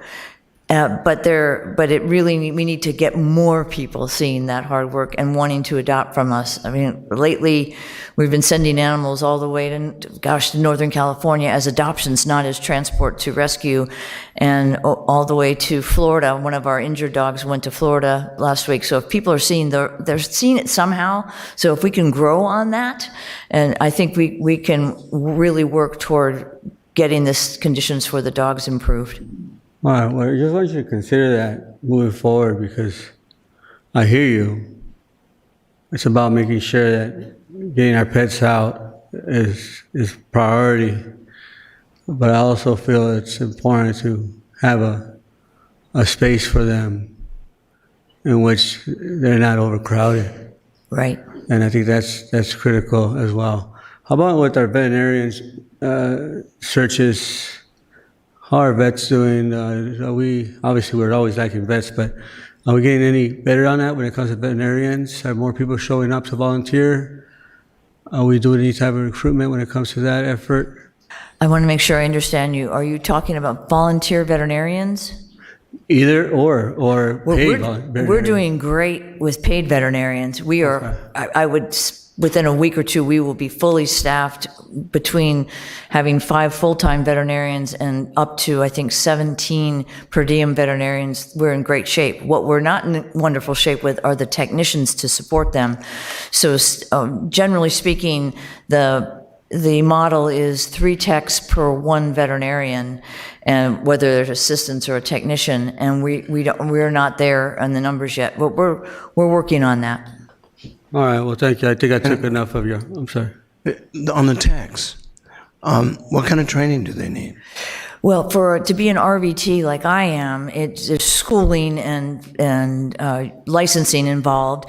To be a veterinary assistant, there's also some schooling, but not as much. But we have to have both. We can't function without RVTs in the state of California. Do we have programs leading to that license in our community colleges? Yes, there are, and we participate in those programs, having their students come in to do lab work and so forth with us. So yes, we're definitely trying to grow them in our own facilities, for sure. Okay, let's talk about it. Thanks. Okay, thank you. So even if we had more spay and neutering clinics, we can have as many as we want. However, we don't have enough veterinarians to actually do the job for us, or volunteers to go out there and help us? Well, again, I think that was going to take probably a deeper conversation, but I think we have been able to recruit and keep, which is more important, veterinarians who are enjoying working with us, who want to be with us, and I think we can, with this crew of 17 that we have of per diems, we can expand spay neuter, but we can't do it without the techs. So that's, I mean, it's bottom line. Okay. All right, cool, thank you. Thank you. Supervisor Gutierrez. Thank you, Mary. Thank you, Kim, for the presentation. And looking at the vacancy, it does show that there's 3 surgeons, vet surgeons, that are still vacant. Is that pretty accurate? Or? There's I think there's one who's starting, it's probably still showing up that's empty, that's starting this week. Okay. And the other 2, I think we're filling with those per diems. We've got 2 orthopedic surgeons now on staff. Wow. Yeah, it's great. And so I can't speak to it for sure, but the other part I had was, I know in the prior years we've approved, and I'm supportive of this, by the way, but in the prior years we've approved augmentation funds for animal services. I was just wondering if I could maybe get a report offline, of how those have actually, like how it's working. Sure. How it's working, because I know we've done funding for clinic, vets, spay and neuter. I know our chief vet, I know there was a vacancy there, but so I'm just curious how that's all going. So I would like to request that just offline. I'd be thrilled to do that. And I want to thank everyone for your support. What you did last year, it really changed everything. And people are really enjoying working there. What Supervisor Perez said about culture is very true, that we are able to recruit much better than we were, in my opinion. Mm-hmm. And I think people are happy to be working for the county and for animal services. But we're still seeing the 6 RVTs vacant, right? Yeah. Unfortunately. That's where we're struggling. Okay, got it. And it's the same problem that everyone else reported, is that a financial issue. But we'll get there. Okay, thank you. Okay. I'm sorry that I wasn't able to adopt an animal. My wife said no. But my chief of staff got 3. I love that. From animal services. So. Well, I told my boss this morning that I was going to walk in here with a puppy, but I thought that was unfair advantage. Yes. So I did not do that. Tomorrow I will. I have my share. You do. I do. And I do use my SID grant to support the shelters. Yes, you do. Yeah, I knew you did. Yeah. So could you. Anyway, She means I can use hers also. Oh, that's nice. Let's all sign up. okay. Anybody else have any comments? Mr. Padina, you've been quiet down there. No comments. Okay. Thank you very much. Thank you all so much. So we are now at Agricultural Commissioner.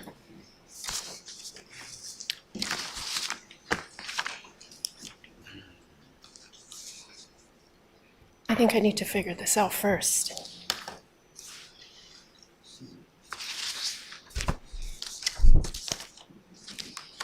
Help. Oh, there we go. Madam Chair, members of the board, Mr. Van Wagenen, Mr. Tran, Delia Jimenez-Choke, Agricultural Commissioner Sealer, I want to sincerely thank you for this opportunity to present to you our department's needs.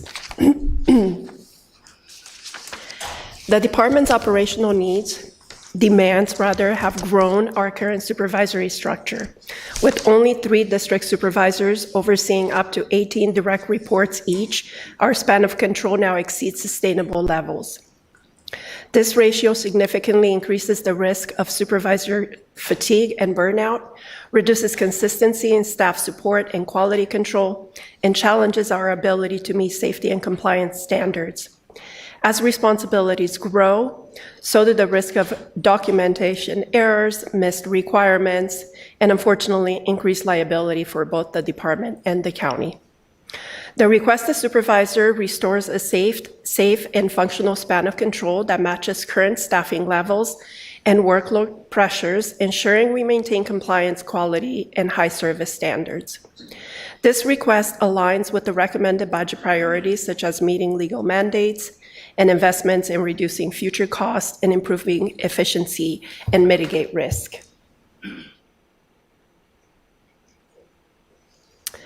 Between fiscal year 24 and 25 and fiscal year 24-25 and fiscal year 24-26, Our office experienced substantial operational growth. Excuse me, I'm a little nervous. This is my first request in front of the board, by the way. Operational growth with multiple inspections and regulatory programs showing increases of 30 to 50%. This rising demands directly affect staffing capacity, timely service delivery, and our ability to maintain consistent, accurate public-facing services. Riverside County is being one of the fastest growing counties in the nation. Population growth and expanding commercial activity translate into more inspections, investigations, enforcement actions, and field operations, all of which require consistent hands-on supervision. The continued expansion of goods moving through our region, particularly driven by e-commerce and distribution, adds further pressure to our workload. This request does not exceed operational needs. It simply keeps us aligned with workload growth and ensures we can meet state mandates and protect the Riverside County's $1.7 billion agricultural economy. Riverside County maintains one of the highest agricultural production values in Southern California, with a crop value, as mentioned, at $1.76 billion. This places us ahead of San Bernardino, Los Angeles, and Orange counties, and approaching the production level of Ventura and Santa Barbara. The growing agricultural economy increases this regulatory inspection and consumer protection responsibilities carried by our department. With 57 staff supporting $1.76 billion in production, each supervisor is bearing responsibility of an increasingly large portion of Riverside County's economy, raising operational pressure and liability exposure. The addition of a supervisor ensures alignment with population-driven workload increases, rising population production values, and the county's commitment to timely, accurate public service. Riverside County's rapid population growth continues to drive higher demand for consumer protection, service inspections, and enforcement. This production directly supports our mandated programs by helping us maintain the accuracy of inspections, uphold safety standards, and deliver consistent, high-quality service to the public. Establishing this role is a necessary step to ensure we continue protecting consumers and maintain the quality and reliability of services that residents and businesses depend on. In summary, the addition of the supervisor position is operational necessary to maintain sustainable management structure as workload continue to rise. The position will strengthen compliance, reduce liability, improve service delivery, and ensure we can meet both statutory requirements and the expectations of Riverside County's residents and businesses. For these reasons, our department respectfully requests approval of permanent supervising funding allocation of $149,863. Thank you so much for your consideration. Any questions? You did better than some of your colleagues who have been doing this for years. Thank you. I You very can tell them I appreciate said that. comment. I appreciate it. Are there any questions or comments? Thank you.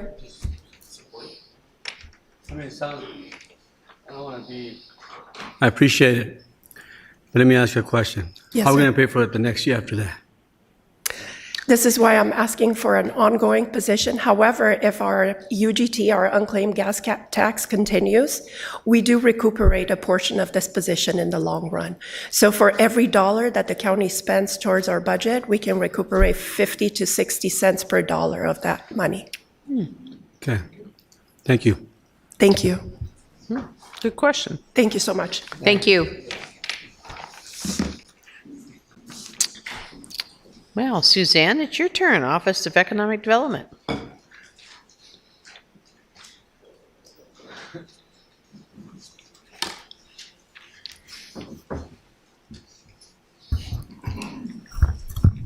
Good afternoon.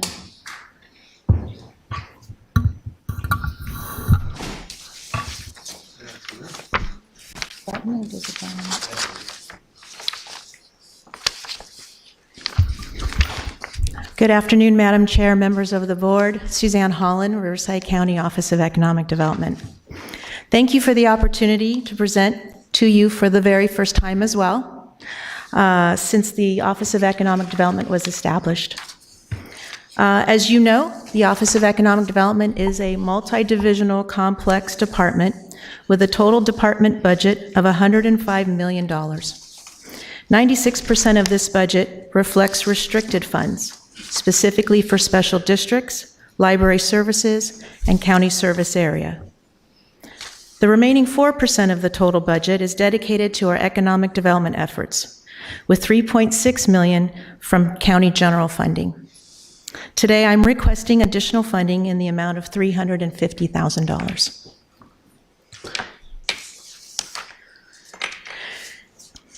This past April, the board approved the Economic Development Strategic Plan, a 5-year roadmap to guide the county's work to elevate the economic profile of the county by increasing access to high-quality jobs, supporting our small business ecosystem, and aligning investments with industry growth. One of the key takeaways from this effort confirmed that the county is on the right track. This isn't a shift in direction, it's a validation and the strengthening of the work already underway across Riverside County. The plan identified 8 key industry sectors that will help drive future growth, including advanced manufacturing, ag tech, biotech and life sciences, clean energy, creative media, cybersecurity, hospitality and tourism, as well as transportation and logistics. Strategic engagement in these industry sectors demonstrates the direct return on investment generated through targeted business development and activities, such as trade shows, scheduled tours, meetings, and conferences. We are seeing strong momentum and success in several of these sectors. Rivian Automotive announced just last month that they will be expanding their operations in the unincorporated area of Mead Valley to support their EV sales, service, and charging infrastructure. Abbott continues to invest in Southwest Riverside County through manufacturing medical devices and diagnostics for a global healthcare market. Cedarina, an international company from Uruguay, are advancing innovation in the ag tech sector and are now manufacturing their seeding technology here in Riverside County. Combustion Associates, currently expanding their advanced manufacturing for power generation systems, and although being highly and aggressively recruited by Texas and North Carolina, they've chosen to stay here in Riverside County. And Millipore Sigma, advancing biotechnology manufacturing of biopharmaceutical productions. These successes highlight that the economic development efforts in Riverside County are on the mark. Recently, the Governor's Office of Business and Economic Development selected Riverside County as one of only 5 California regions to travel to Taiwan to participate in the SemiCon Taiwan 2026, one of the world's leading semiconductor industry conferences. This honor reflects the growing recognition of our county as an emerging hub for advanced manufacturing and technology in California. We often say the future of California comes through Riverside County. This is proof of that.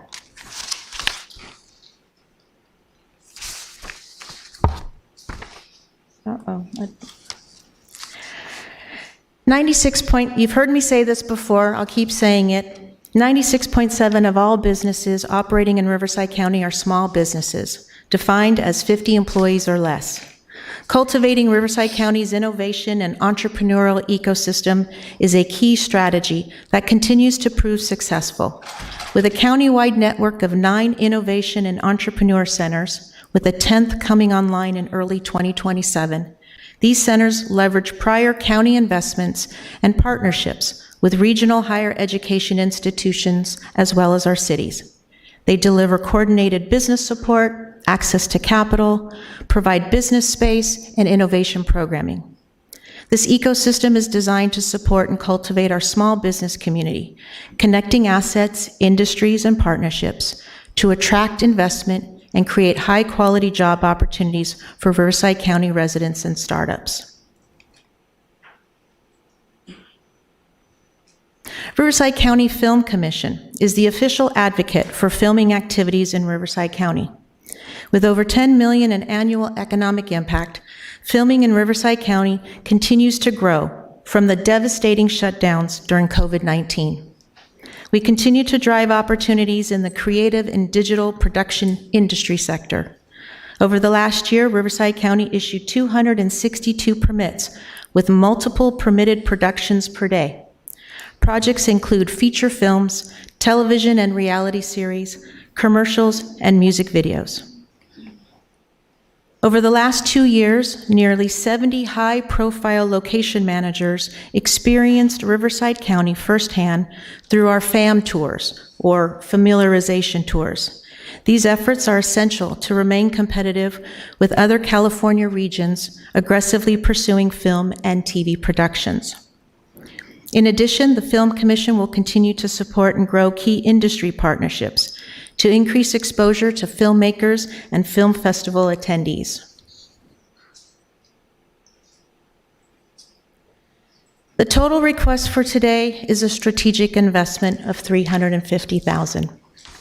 $250,000 for our innovation and entrepreneur centers at $25,000 per center in order to continue the momentum in cultivating our own by providing resources and entrepreneurs and startups. And $100,000 for the Riverside County Film Commission to market Riverside County as a premier filming location and increase the overall economic impact in filming for Riverside County. This $350,000 investment will continue to drive economic growth by attracting businesses, growing businesses, strengthening our workforce, and creating high-quality jobs. The long-term value of this investment will generate sustainable returns for Riverside County residents and businesses. So I leave you with this visionary quote by Peter Drucker. The best way to predict the future is to create it. Thank you again for your continued support. Comments or questions from my colleagues? Supervisor Washington. Thank you. Thank you, Suzanne. Excellent report. Mine's more of a question or a request, I guess I should say. And I support the items that you put in front of us. We have a very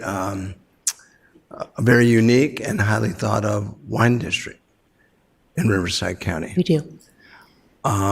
3 or 4 years ago, they were recognized as one of the top 10 wine destinations in the world.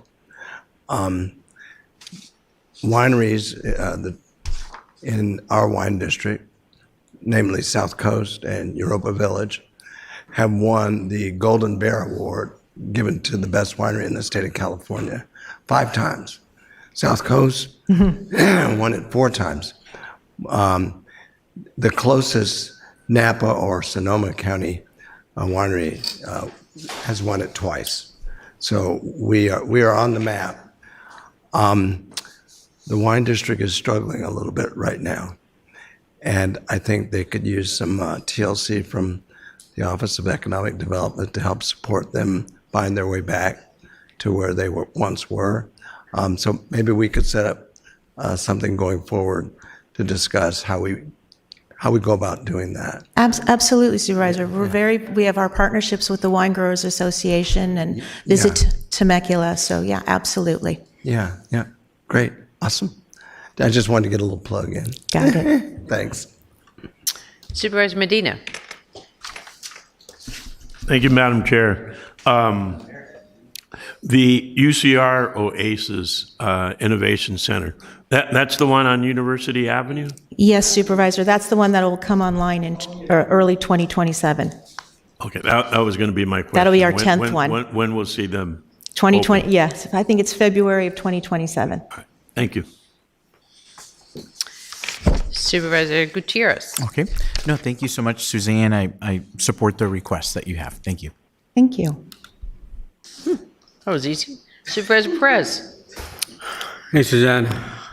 Nice seeing you again. Nice to see some you. of your team members from your visit down in the desert, which was a nice visit. Correct me if I'm wrong, but I understand at one point in time when your department fall under, I guess, economic development, and it was a much larger entity with a whole bunch of other departments under that, that there was an international relations effort. And I'm just wondering, is that the case? Was that the case? What it deal with? Which countries or areas did we actually work with, if any, during the course of those years? Just trying to understand that better. So, yes, I think you're talking about pre-2020. It was called the Economic Development Agency, and it represented facilities management, housing, economic development, and a variety of other departments. Under the economic development umbrella at that time, there was a 1 or 2 person division or a unit that was specific to international partnerships or international tours. I believe they did a lot of requests from other countries, and they would host them here with a lot of visits and tours of things of that nature. Once the new department became available, obviously a lot of those revenues were slimmed down. So we focused our international efforts on actual businesses. So when we do international engagement, like going to Taiwan, like going to Mexico City, going to USA Select, which is our Select USA, focusing on international investment. So really honing in on not just the visits, but actually courting and giving tours to actual businesses that come here versus like a delegation. Right. That's great. So I'm actually taken back by the fact that way back in the day, it wasn't dealt with the businesses or like manufacturers or things of that nature, and or like the innovation hubs. It was more getting to know each other, I guess, build a relationship, and then from there we'll see where it goes. And that's what I like to see is how you can actually put together in one location, no matter where we are, all these businesses and connect the dots, obviously in hopes that they come here to our county. And so I bring that because I think that that's something that we need to focus on. And I appreciate the fact you're going to Taiwan, and congratulations on that victory. And you're going to be going to Mexico City. I went to it last year, and I feel like it's growing and it's moving in the right direction. And so I'm just wondering what we need to do to continue those efforts, if we actually have some sort of strategic plan on that. We might have talked about this already in the past, but I'd like to see how I can be more helpful on those fronts. And I appreciate the fact you're actually going to go to Mexico City. I don't know who is from staff or yourself, but I can be your tour guide. Thank you, Supervisor. Because I know it very well, and I won't charge you. Thank you. Thank you. You didn't know there'd be more requests of you than you about. No, I'm used to that. And the Film Commission, thank you for that too. Yes, of course. Yes, okay. Well, my 2 cents before you go. Okay. You know, I'm an avid supporter of yours, of economic development, because I know that that is the bread and butter. You know, we keep talking about sales tax. Well, your department helps generate those sales tax, and we have to acknowledge that. And if we want to generate more, then we have to be able to offer more and lift up our businesses, put more into the system, and big supporter, and I understand that with everything else that's under your department too. Kind of a weird mix that you got handed from previous, which is smaller, but anyway, I just appreciate your thinking outside the box and trying to open up the doors for many other smaller businesses, incubate them, get them going, lift them up, and becoming part of the big system. So thank you for your efforts and Thank your you, team. Thank you, Supervisor.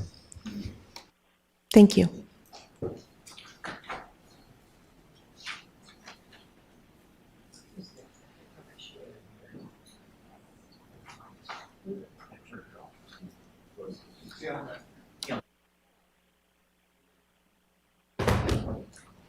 Which, Jeff, before we even start, I don't want to embarrass you, but am I just not with it when I'm adding up the numbers and you have 106, 18, and it should be 900,000?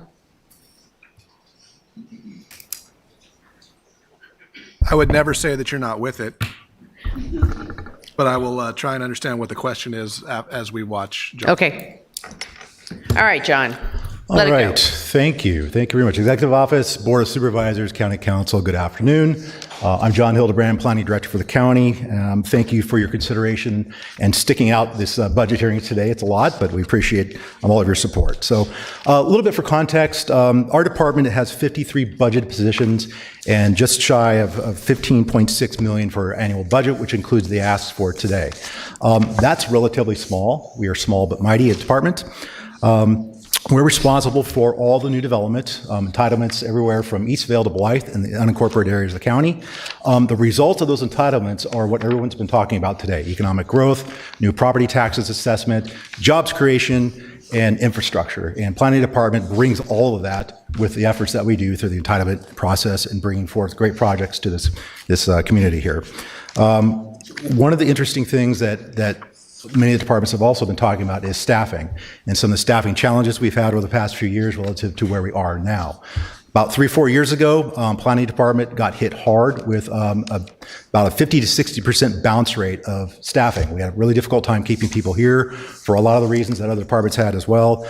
Happy to announce that as of today and this year, we're about down to a 10% bounce rate, and we have just a couple unfilled positions. So due to what I call our R3, which is our recruitment, retention, and recognition system, we were able to change the culture, change our business processes, keep people on our team, keep people in our department, and had a great opportunity for bringing talent on, in which we have a great team today.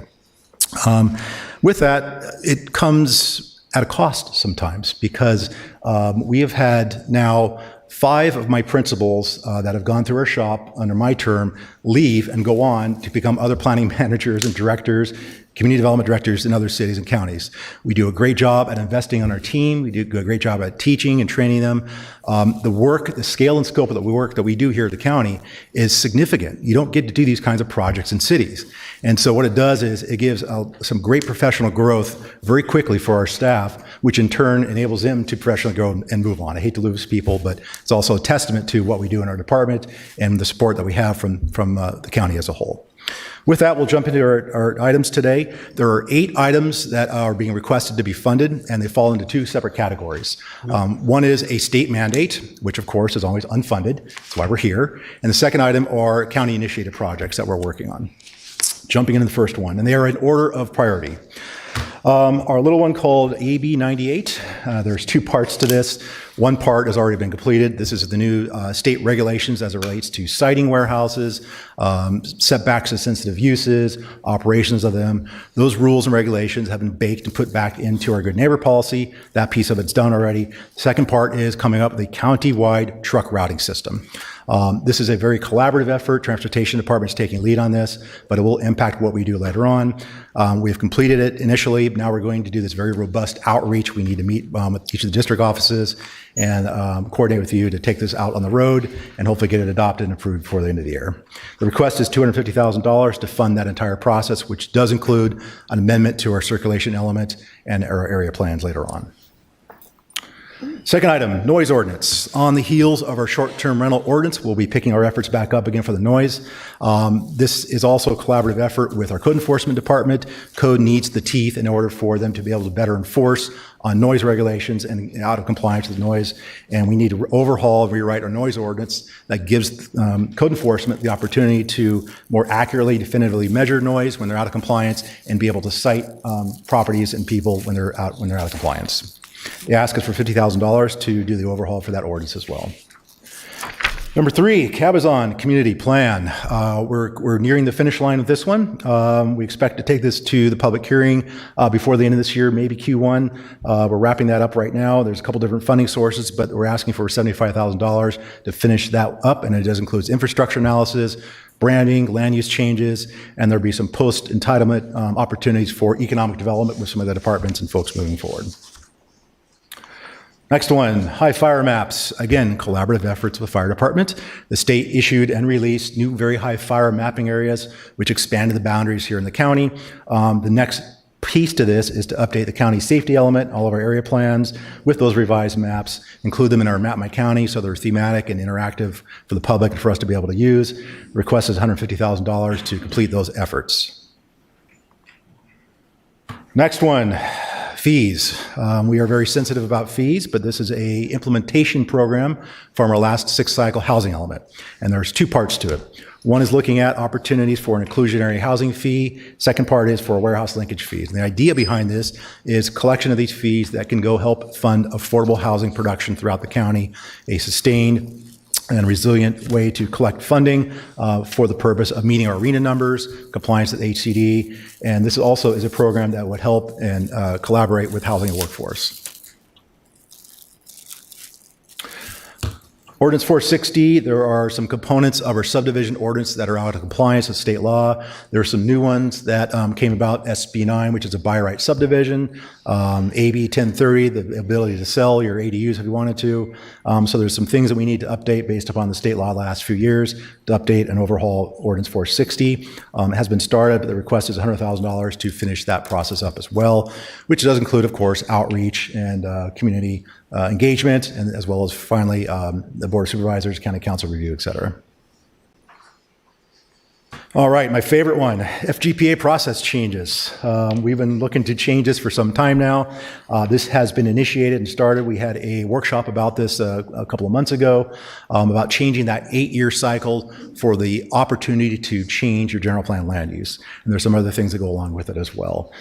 We will continue working on this with the support of this Board of Supervisors. The next step is to do some more outreach throughout the county, engage the community a little bit more, and hopefully we have something we can take forward for consideration soon. Pro-housing designation, again, collaboration with HCD. This is an important designation for this county to obtain. It does a couple of things. It gives us kudos with HCD for starters, but also helps make us more competitive for grant funding for affordable housing. It gives the opportunity for our housing workforce to open themselves up for different types of grants, different types of funding for affordable housing, along with the production side that we do for subdivisions. And so they asked for this at $75,000. This was initiated by this board previously. The next step is for our team in housing to fill out that application, collaborate with the CBO, and get this back up to HCD so we can get that designation. Supervisors, that is all I have. In summary, there are 8 items being requested today. Again, they are categorized as either a state mandate or something that this Board of Supervisors has asked us to do, with a total of $900,000 to fund those efforts. And I'd be happy to answer any questions.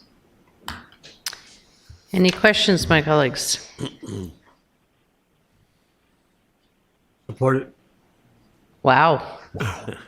No questions? You did such an awesome job, John. Thank you. You sold that whole bill of goods. I had a whole team that helped me with this, so kudos goes to everybody. No questions.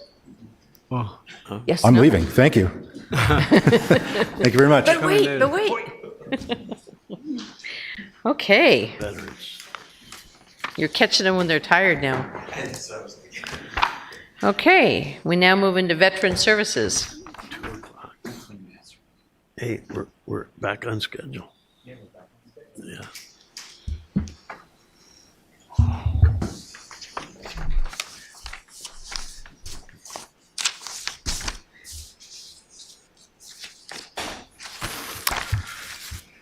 Good afternoon, Madam Chair, members of the members of the board, Mr. Van Wagen and Mr. Tran. First, I want to thank you for the opportunity to present today. Again, I want to thank the Executive Office for their support and for their assistance with guiding me through my first budget hearing. So I'm here to request the addition of one veteran service representative who's dedicated to claim postings and award processing. So this position's primary purpose is to ensure the accurate workload reporting, improve audit readiness, protect county reimbursement opportunities, and allow our accredited claims representative staff to spend more time directly serving veterans and their families at a cost of approximately $116,000 in salary and benefits. Before discussing the request, I would like to briefly highlight the impact of the veteran services is already delivering. In FY 23-24, our department helped secure more than $36 million in new federal benefits for Riverside County veterans and their families. We're currently projected to receive slightly more than $620,000 in state subvention reimbursement funding. For every dollar invested through the state subvention program, Riverside County veterans and their families receive approximately $58 in benefits in return. Despite staffing challenges, our team continues to produce exceptional results and remains one of the highest performing veteran service operations in California. Subvention funding is based on documented and approved workload units. Claim posting is the final step in the claims process or the closing out of a claim, where the VA decisions are reviewed, documented, recorded to ensure accurate reporting, compliance, and reimbursement. In order to receive full credit, we must demonstrate that we have initiated, completed, submitted, and properly documented each claim activity.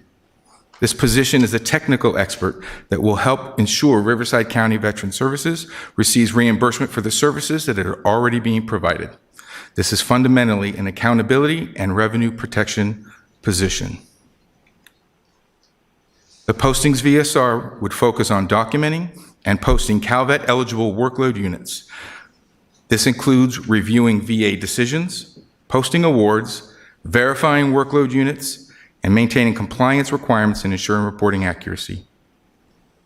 By creating a dedicated position for these responsibilities, we improve audit readiness, strengthen compliance, and allow our accredited claims representatives to focus on serving veterans rather than administrative workload reporting.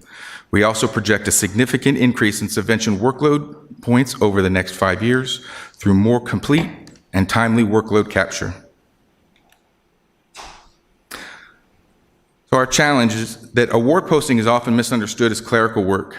In reality, it requires a review of VA decision, verification of allowable workload units, documentation requirements, and identification of additional claim development opportunities.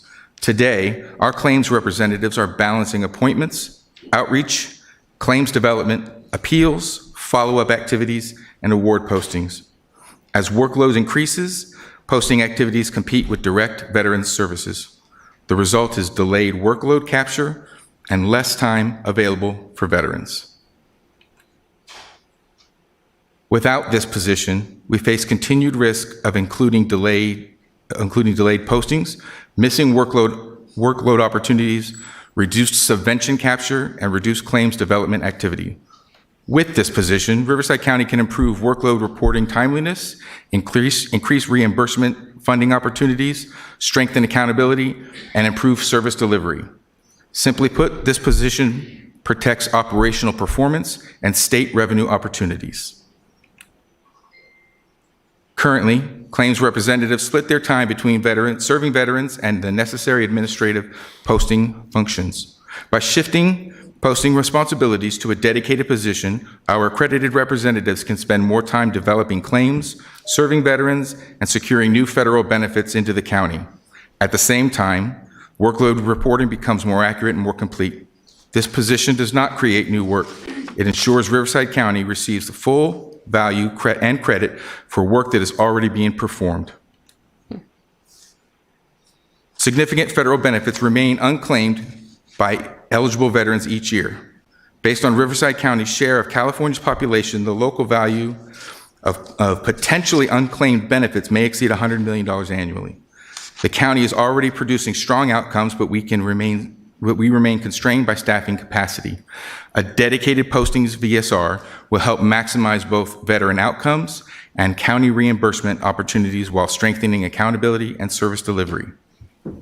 I thank you for your consideration. I'm happy to answer any questions you have.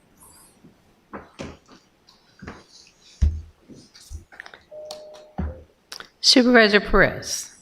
Let me just say thank you for bringing this forward. And this is an ongoing issue that has been coming to my attention now for quite some time. I would say maybe even a couple of years now. And you have a great staff. Yes, sir. They do what they can. Obviously limited resources, and the staff is small, but effective and efficient. You know, the one individual that people just love is Ralph Duarte. Right, this guy just comes with it. He's very helpful. He goes out of his way. But he's one of those individuals as well that's brought this to my attention, as well as veterans themselves. We were just at the American Legion. You were there with me and a bunch of other individuals from different departments. And we heard from folks, veterans from throughout the Coachella Valley. And a lot of those issues had to deal with claims. And a few people also brought up the point about me needing a specific individual or person that would just deal with these concerns and get it done. So I think it's timely. I think it's well overdue. I appreciate it, and as well, obviously, all the other great efforts that we have going on. And so thank you so much for bringing this forward. Thank you, Supervisor. And I want to thank you. That's what it's about, is servicing our veterans. And if this frees up time and has the ability to improve what you're already doing a good job, but improve even more, I'm excited. I think that that's our job as a county and your job of making sure it happens. So thank you. Thank you so much. Mr. Gutierrez. I support as well. Thank you, sir. I'm sorry, Adam. What was the total ask again? So the position would cost approximately $116,000 annually. 116. Yes, sir.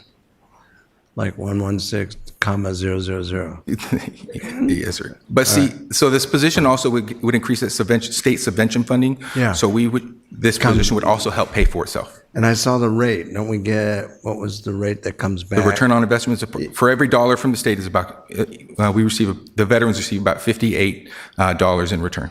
Okay. Awesome. Thanks. Supervisor Medina. Yes. Thank you, Madam Chair. Supervisor Bettis alluded to the good work you do with the small staff that you have. Remind us how many staff you have. So we have a staff right now of 28. We have 10 representatives, and that includes some of our supervisors. We service the veterans in our county is about 111,000, and you probably triple that when you start counting their dependents. Thank you. 28, very recent. I'm sorry, sir? 28 staff members? We lost a couple or so. Wasn't it before that they were We were lower before. quite a bit lower? So we were lower probably Before a you little over a came. year ago. Yeah. We received the Prop 47 grant, which allowed us to hire some of our community liaisons. Okay. Thank you very much. Thank you so much. Okay, we are now on Office of Aging.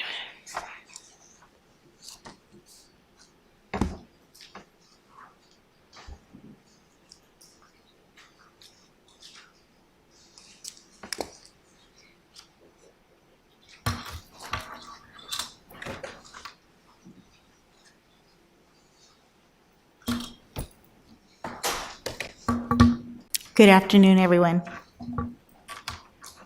Good afternoon. Good afternoon, Madam Chair, Board of Supervisors, Mr. Van Wagenen, and Mr. Tran. Rochelle Ramon, Director for Office on Aging. First, I would like to thank you all for your continued support of Office on Aging and for the opportunity for me to present today. I will take this time to walk through the key elements of the Office on Aging's budget request.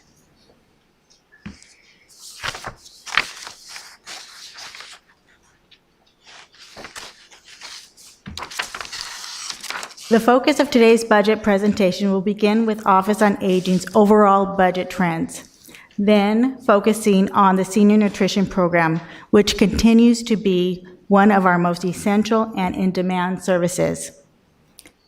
As I will share our senior nutrition program for both congregate and home-delivered meals underwent significant shifts during the pandemic, with both funding and service levels reaching historic highs due to one-time funding, before returning toward pre-pandemic levels. And yet, the needs of our older adult population, including nutrition, safety checks, and social connection, continue to be in demand. And finally, I will present our funding request of $315,000, which is critical to preserving home-delivered meals for frail, homebound older adults who rely on daily nutrition and wellness checks to remain safe in their homes. With that overview, I'd like to begin by reviewing the Office on Aging's budget trends. Before the pandemic, the Office on Aging operated with a consistent budget ranging between $15 and $17 million. During the pandemic, our funding and the need for services rose substantially. Our budget peaked at $29 million in fiscal years 23-24 and 24-25 due to substantial one-time federal and state funding. Between fiscal years 2021 and through 26-27, Office on Aging will have received over $24.4 million just in one-time funding. As those one-time funds are sunsetting, our fiscal year 26-27 projected budget is $21 million, bringing us closer to pre-pandemic levels. The Senior Nutrition Program is one of our core Older Americans Act services, supporting adults age 60 and older through both congregate meals and home-delivered meals. These services are designed to reduce hunger and food insecurity among older adults, promote socialization and reduce isolation, and to support health and well-being by helping older adults access nutritious food and related health services.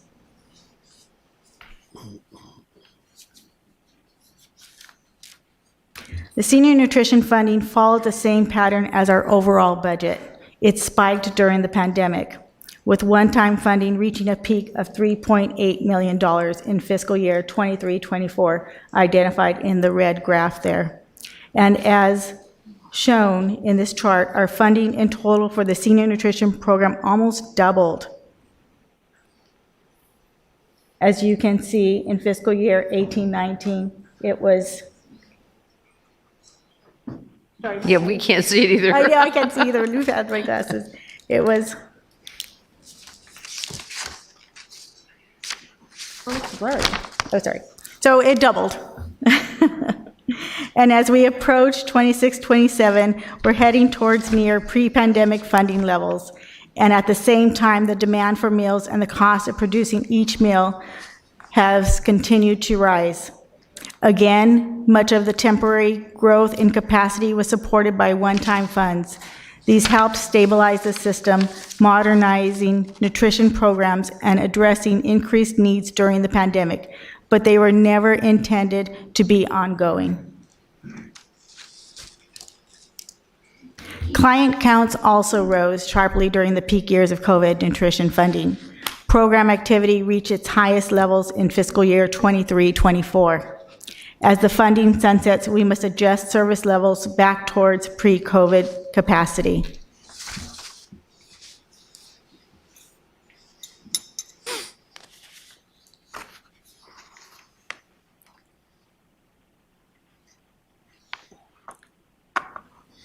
Another factor to consider is that the operational costs associated with providing and delivering meals has increased significantly.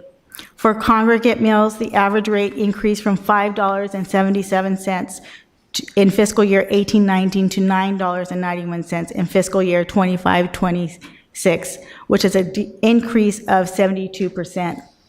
And for our home-delivered meals, the average cost rose from $5.70 to $10.91 over the same period, which was an increase of 83%. These increases reflect higher food cost, fuel and transportation cost, workforce costs, and other rising operational expenses. This is why returning to pre-pandemic funding while costs continue to climb creates a significant gap. As funding returns to pre-pandemic levels while costs rise, we are facing unavoidable service reductions. Our meal providers have done an exceptional job stretching resources and implementing efficiencies. But without additional support, the number of meals provided and the number of older adults we can serve will continue to decline. This creates significant risk to our home-delivered meal participants who depend on daily meals and wellness checks to remain safely in their homes. Identified in the chart to the left is our deficit and service level impacts if we continue the program to serve meals 5 days a week for both congregate and home-delivered clients. This would equate to 425 less clients being served at our congregate sites, and also a decrease of 99 clients being served for our home-delivered meals.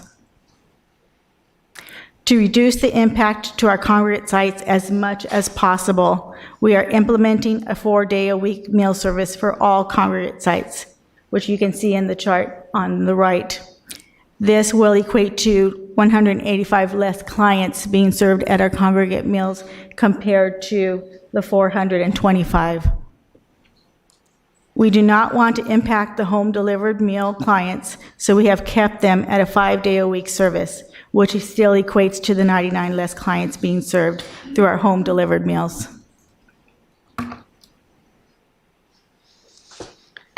So this brings us to our fiscal year 26-27 funding request.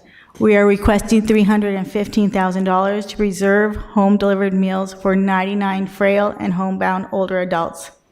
Without this funding support, 99 individuals will lose their daily meals and their vital safety checks, services they depend on to remain nourished, connected, and safe in their homes. This investment protects those who are most vulnerable in our communities. For Mr. Sandoval, the congregate site in Blythe is more than a place to eat. It is a community that keeps them grounded, connected, and thriving. Each day they walk through those doors, they are greeted not just with a nutritious meal, but with familiar faces, shared laughter, and a sense of belonging that cannot be measured in dollars alone. In a rural community like Blythe, where isolation can weigh heavily on older adults, this congregate site becomes a lifeline. It is where Mr. Sandoval finds comfort, friendship, and the reassurance that they are seen, valued, and supported. The meals served there nourish far more than the body. They nourish independence, dignity, and the emotional well-being that allows older adults to remain strong and confident in their daily lives. For many older adults in Riverside County, isolation is not an occasional feeling. It may be their daily reality. When we visit someone like Ms. Smith, we're not just delivering a meal, we're delivering hope. Ms. Smith also lives in the city of Blythe. She is here enjoying a meal at the congregate site and has also had to transfer over to our home-delivered meals periodically when needed. She depends on that knock on the door to feel seen, valued, and remembered. They bring her food, but they also bring her comfort, encouragement, and the reassurance that she hasn't slipped through the cracks. No one in our county should ever feel forgotten, and for the 99 homebound older adults at risk of losing services without this funding, these daily visits are their lifeline. They provide emotional nourishment just as vital as the food itself. Bless you. So our ask is for $315,000 to support the home-delivered meal program. And that concludes my presentation today, and I'm happy to answer any questions you may have. Supervisor Medina. Yeah, Rochelle, thank you for your presentation. So just to see that I understand, the $315,000 would allow the 5 days a meal, 5 days a week to be delivered. Correct. To home. Correct, for our home delivered meals. Right. Yes. So that would keep that program intact and Correct. working the way it's working now. What is the cost? What would be the cost of doing the same for the congregate meals?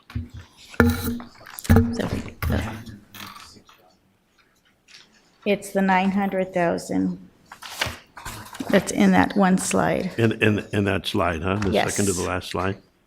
But you're still doing 4 meals, right? I'm sorry? For the congregant, you're still going to do 4 meals. So currently, right now, we're doing 5, but we are starting July 1st, going down to 4 days. So they're going to have 4. So 4 days. that would be a savings of that. Right. By going from 5 days a week to 4 days a week, it's a savings of $986,000. Correct. Correct. So that would be the cost of keeping it at 5. That is correct, Supervisor. All right, thank you. That's countywide, right? That is countywide. So like if we split it up, I can't do the math. How much would it cost each district to serve 5 days a week? Almost 200,000. An additional 200,000. Correct. For the congregate. You're asking for the congregate? Yes. Correct. Supervisor Gutierrez. Just to clarify, when you say the congregate, does that mean also, are we talking about like you know how we provide the meals at the senior centers? Yes. Is that what you're talking about? Yes, it is. Okay, got it. Okay, that's why I want to make sure I wasn't just like some other place. So just to be clear, it's going from 5 days to 4 days of the congregate still, right? Correct. And then the 315,000 for the home delivered meals. That is just for the home delivered meals, correct, for those 99 older adults to stay. So that 986,000 for the 4 days, you're not asking for that because you already have it, right? No, I don't have it. Oh, you don't We're have going down to 4 meals a week. Okay. So for the so basically you're asking for the 986,000 for the 4 days. No? No, I'm asking for 315,000 to keep our home delivered meals intact Okay. and not have a reduction whatsoever. I think what's confusing is on this chart, it's not dropping the congregate meals, it's still showing the 986 at 4 days a week. I just want to make sure I see what you're saying. I just want to make sure we're not cutting the congregate meals, right? We are cutting the congregate meals. We're going down to 4 days instead of 5 days. But at least 4 days though. Correct. Got it. That is correct. Yeah. Jeff, did I read that one wrong too? No, I think what we're talking about is it's late. Office on Aging today presented on the 315,000 that would preserve home delivery meals. Supervisor Medina said, "Yay, I like that." Paraphrasing. But I'd also like to keep a 5th day at our community centers as well, and that's where Rochelle shared that that's another 986. So Rochelle's standing up for 380, but it sounds like that 380 just became 1.4, if I'm doing the math right. About 1.3, correct, if that's the total. If we keep the program intact as it is today at serving at our congregate sites 5 meals a week, and if we keep at the home delivered meals, like we said, at 5 days a week also, it would be about 1.3 million. And you have no other money set for this program? No, I do not. That's not a bad ask. Yeah. Okay, I wasn't hearing that way. Okay, Manny, excuse me, Supervisor Perez. Thank you, Madam Chair. Okay, so just so I'm clear, you're asking for funds today for the program in which meals are delivered to people's homes. Correct. You said that's how much again? 315,000. And then the actual meals that are served at the senior centers, you're not asking for that today, or are you? I am not asking for that, but if you guys would like to give it to me, I am open to that. Well, that's where I'm going with this. What's the amount there? That would equate to 986,444, plus the 315,000 would come out to 1,301,444. Why didn't you just submit for both of them? I mean, they were talking about meals for folks, regardless at the end of the day, and these folks are seniors. Correct. And they are, having a meal potentially at the senior center, or if not, they're having it at home. Mm-hmm. I just think it's important. If we're going to do one, we should do both, because we're trying to feed folks here in this case. Right. So I prefer that we actually up the ante there and go to 1.3, whatever it costs to pay for that. That's one. No, I love that.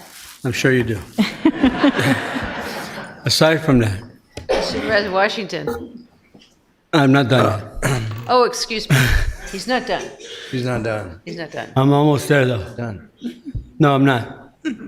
So I had the pleasure of going to Blythe, and I got to meet Mr. Sandoval.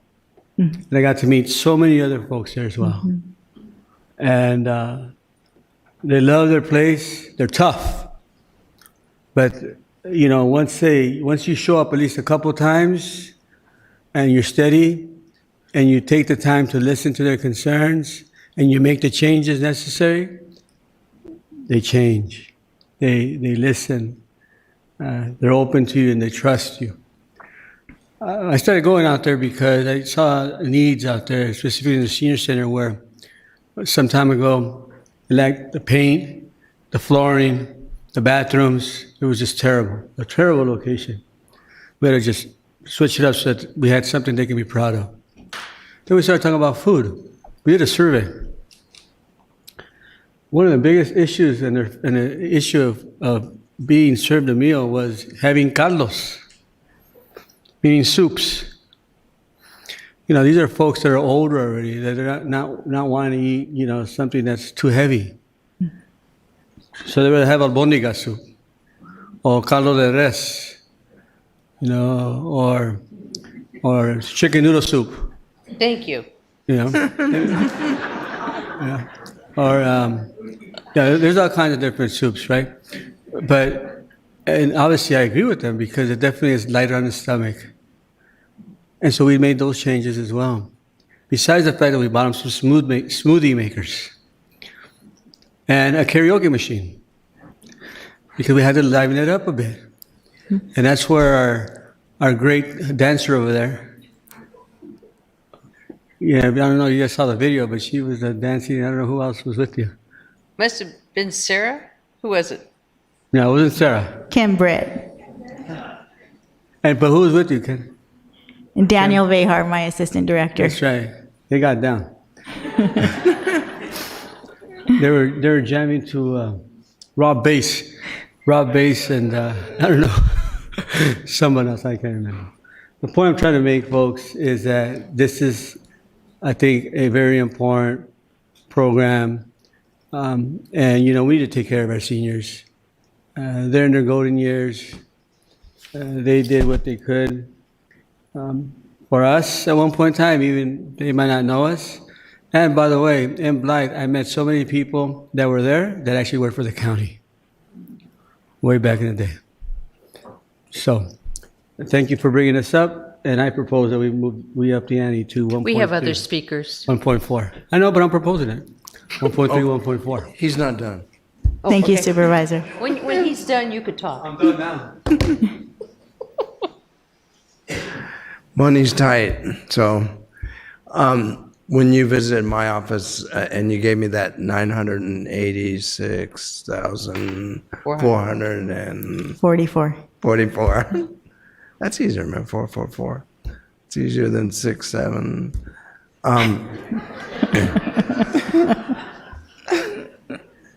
Sunday was 6-7 day. Yesterday. Anyway. Yes. I'm willing to contribute out of my UCI fund to cover the congregate. And I mentioned that to you when you were in my office. And I said, if my colleagues want to go that route, and we don't have to pull it out of some other department, I'm willing to do that. Thank you, Supervisor. Supervisor Gutierrez. I'll just make it real quick. Well, the good thing is that I know the augmentation fund is 20 million, and I believe even if we were to do all these recommendations, it would be 10.3 million. So I think there's still enough money, right, Mr. EO, to pull it out of the augmentation fund. So we'd still be able to pull it out of there. So Oh, that's what I was trying to share to them. But anyways. You're not listening. They're not listening. So anyways, so I think the 1.4 is pretty good. Thank you. So, do you work with Meals on Wheels at all still? Yes, we do. Okay, so are they the one that's actually deliver? No, we have other providers also. Okay. They are one of our providers. Okay. I used to volunteer with Meals on Wheels, so I am very familiar with it, and very valuable, both the congregant for the socialization and the homebound, because it's a safety check. I think really, we talk about the food, but it's having somebody reaching out on a daily basis to check in on our seniors that live by themselves, that are isolated, and it's critically important. So these are two very important programs.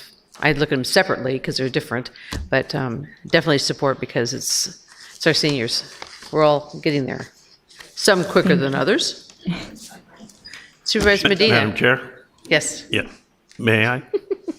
Yes. All right. So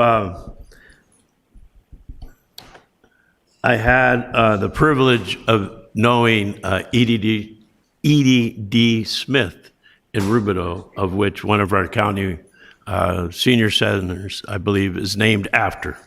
She was a force to be reckoned with. And also in Riverside is the Janet Goski Center.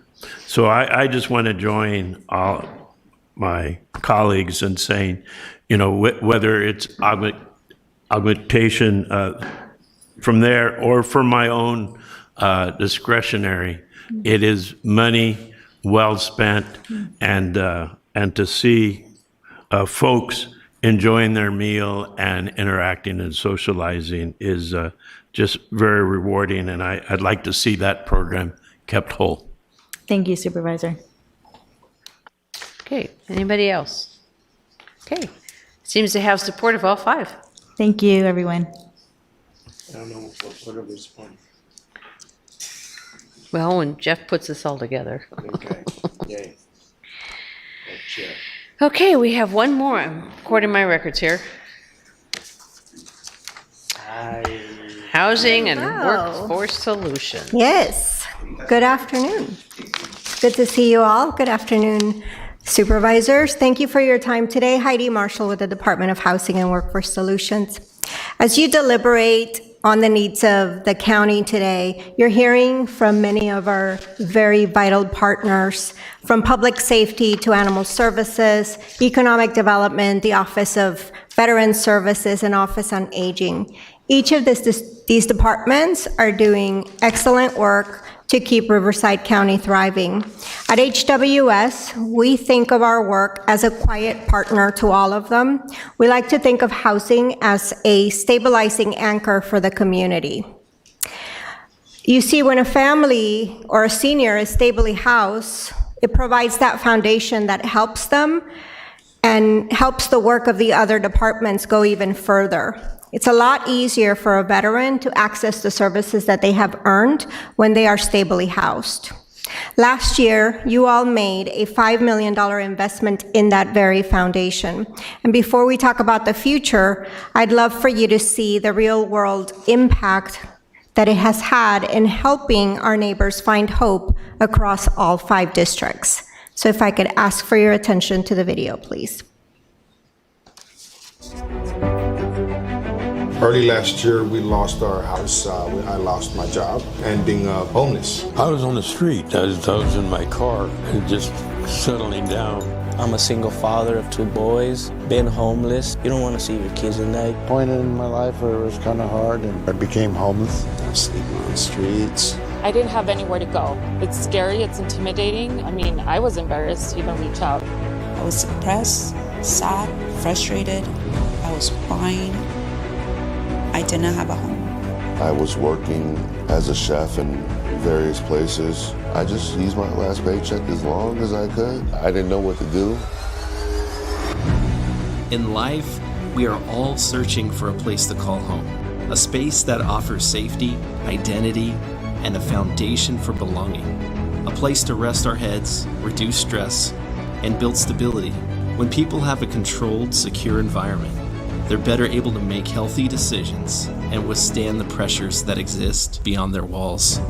Home is where relationships grow, families form, and communities take root. Success grows in the soil of stability. But without stability, how can anyone truly grow?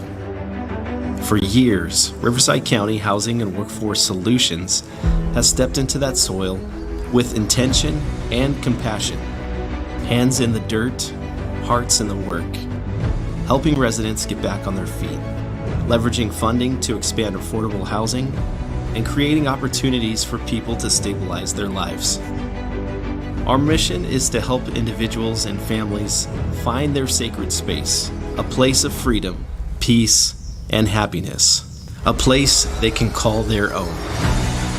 Thank you, Riverside County, for helping me to be me again. I thank them for everything. I love you. I love you too, man. You believe in me. Yes, sir. I found hope in Riverside County.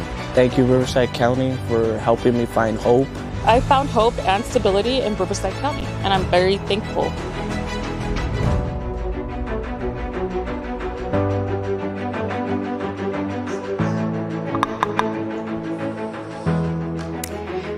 Throughout the years, you've heard me talk a lot about funding and units. But at the end of the day, affordable housing isn't about any of that. It's really about the people that we serve. And I hope you saw each of yourselves there, because there was a community that was impacted, several communities that were impacted as a result of the investment that you made. And your funding really did deliver a lifeline. I hope you saw that in the individuals that were depicted in the video. It touched real people, real seniors, real families who are working their way out of poverty. That feeling of security and hope that you heard them talk about is what's important today. But to understand why this intervention is so critical, we have to look at the massive uphill battle our families are facing each and every day just to keep a roof over their heads. So let me get to my slides. And here's a look at our current market reality. We all know that the market is tough, but when you look at these raw numbers, it's really staggering. A typical family looking for a modest 3-bedroom apartment is looking at over $2,700 a month. If they want to rent a house, it jumps to over $3,800. And home ownership, that American dream, a standard $600,000 home, even with a solid down payment, results in a monthly mortgage payment of over $4,600. For our workers, for our seniors, and our young families starting out, these numbers aren't just statistics. They represent the choice between buying groceries or paying their rent, which is why this intervention isn't just helpful, it's actually absolutely critical. At times, we have heard individuals ask us, why don't you step aside and let the private sector handle this work, these market demands? The reality, however, is that the private sector is not stepping up to build homes or apartments for $1,200 a month or anything closely resembling an affordable amount for the families that we serve. But there is incredible news. When you invest, the HWS team delivered. What I want you to take a look at in this screen is there is a community that was helped with your investment at every single one of your districts. Hundreds of units are in the process of being built, and they will impact very vulnerable populations, from senior citizens to families with children who are experiencing homelessness, and veterans as well. You name it, we've got it covered. I'm here today to ask for an additional allocation, the same amount that you invested last year of $5 million, because we need to continue this work. This next slide shows you the list of shovel-ready projects just waiting for that additional support. In the first district, we would be looking at a project for veterans that would bring an additional 80 units. In the city of Corona, we would be helping 25 persons who are experiencing homelessness. Supervisor Washington, we would be building an additional community in your district for 48 families. And Supervisor Perez, you have really pushed us to bring additional home ownership opportunities. And with this additional investment, that's exactly what would be coming your way. And finally, with the 5th District, Supervisor Gutierrez, we're looking to support the Xenia apartments with 66 units in Beaumont for low-income families. Again, increasing our total to a few hundred units. So what does that massive $5 million investment get you? It gets us to continue to remain competitive. When our team submits these applications in conjunction, works closely with the developers, we recognize that state and federal dollars just don't get handed out. They go to counties that already have skin in the game. It also allows us to leverage all of the other funding, something that the team is really good about. And finally, it gives us flexibility to meet the real needs in our community. I respectfully ask for your continued support and approval of those $5 million to keep this vital work forward. Thank you so much, and I'm available for any questions you may have for me.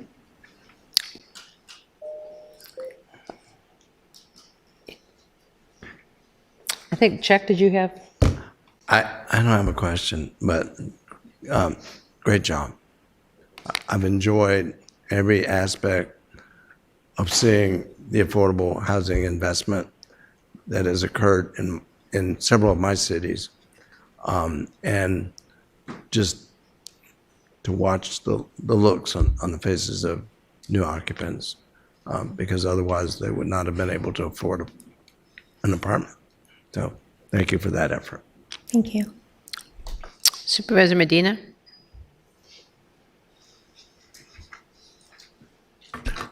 Just to say thank you, and like Supervisor Washington, being present to see families moving into new homes, certainly most gratifying. So hope we can continue. Thank you, we will. Supervisor Gutierrez? No, thank you for the presentation. Great presentation, great video. I also see here that the EO's office is also recommending the funding too, so I support it as well. Thank you. Supervisor Perez? Yeah, definitely support the request, and I got some interesting information here from Lift to Rise. Obviously working with Heidi and her team and our Housing and Workforce Solutions department. I can't find my district, but I have found District 2, for example. Supervisor Spiegel. District 2 has approximately 304 affordable homes delivered or underway across 4 affordable rental housing projects since 2021. Yep. And projects include family housing, senior housing, farm worker housing in Corona, Lake Elsinore, and Norco. And the information goes on and on and on. And District 3, Supervisor Washington, 13 affordable developments advancing since 2021. Approximately 1,416 affordable homes delivered are underway. And you have, for example, in Marietta, Vista Heights, something to do with 214 of affordable homes in the works. And obviously, there's more to be said on all the other districts that I don't have the actual information on. I just wanted to use those as examples as to what you're doing and what we made a decision to do years back. We made a conscientious decision as a Board of Supervisors where we said it was important for us to invest in infrastructure and invest in housing. Why? Because of what you said earlier, which is the private sector is not always stepping up. Now, if they do, great, and let's bring them in. But a lot of times when we talk about affordable housing, it doesn't pencil out for them. And that's because they have to build that infrastructure. So I'm definitely going to be supporting this, and I'm going to continue to do so during my tenure. Thank you. I don't need to share, you know where I stand on this. I whatever we could do to support. And, it just is something that's, it's the hand up that we're doing, not a handout, and there's a difference. I certainly support being able to empower people, and this is what your team is doing. Thank you. Thank you. Okay, we are 5 minutes early, guys. But we're not done. We now have public comments. How many do we have? I have 13. 10 are here, 3 are online. Okay, we're taking no more cards. We're done. 13. Okay. Veronica Langworthy, followed by Kimberly Stars.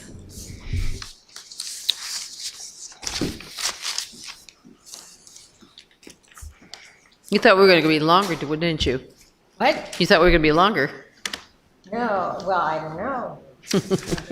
Whatever it takes. Okay, let's see if I can get that. Okay, good afternoon, supervisors. Today's fiscal year 2026-27 budget hearing. The word for today is reconcile. From the Merriam-Webster Dictionary, definition 1A, to restore friendship or harmony. Definition 4A is to check a financial account against another for accuracy, and definition 4B to account for or explain. So reconcile. So I appreciate that in your report, there is consistent mission statements and descriptions for why these departments are being funded. So that's very much to be commended. I appreciate hearing this interaction from the dais to the departments about problem solving. And I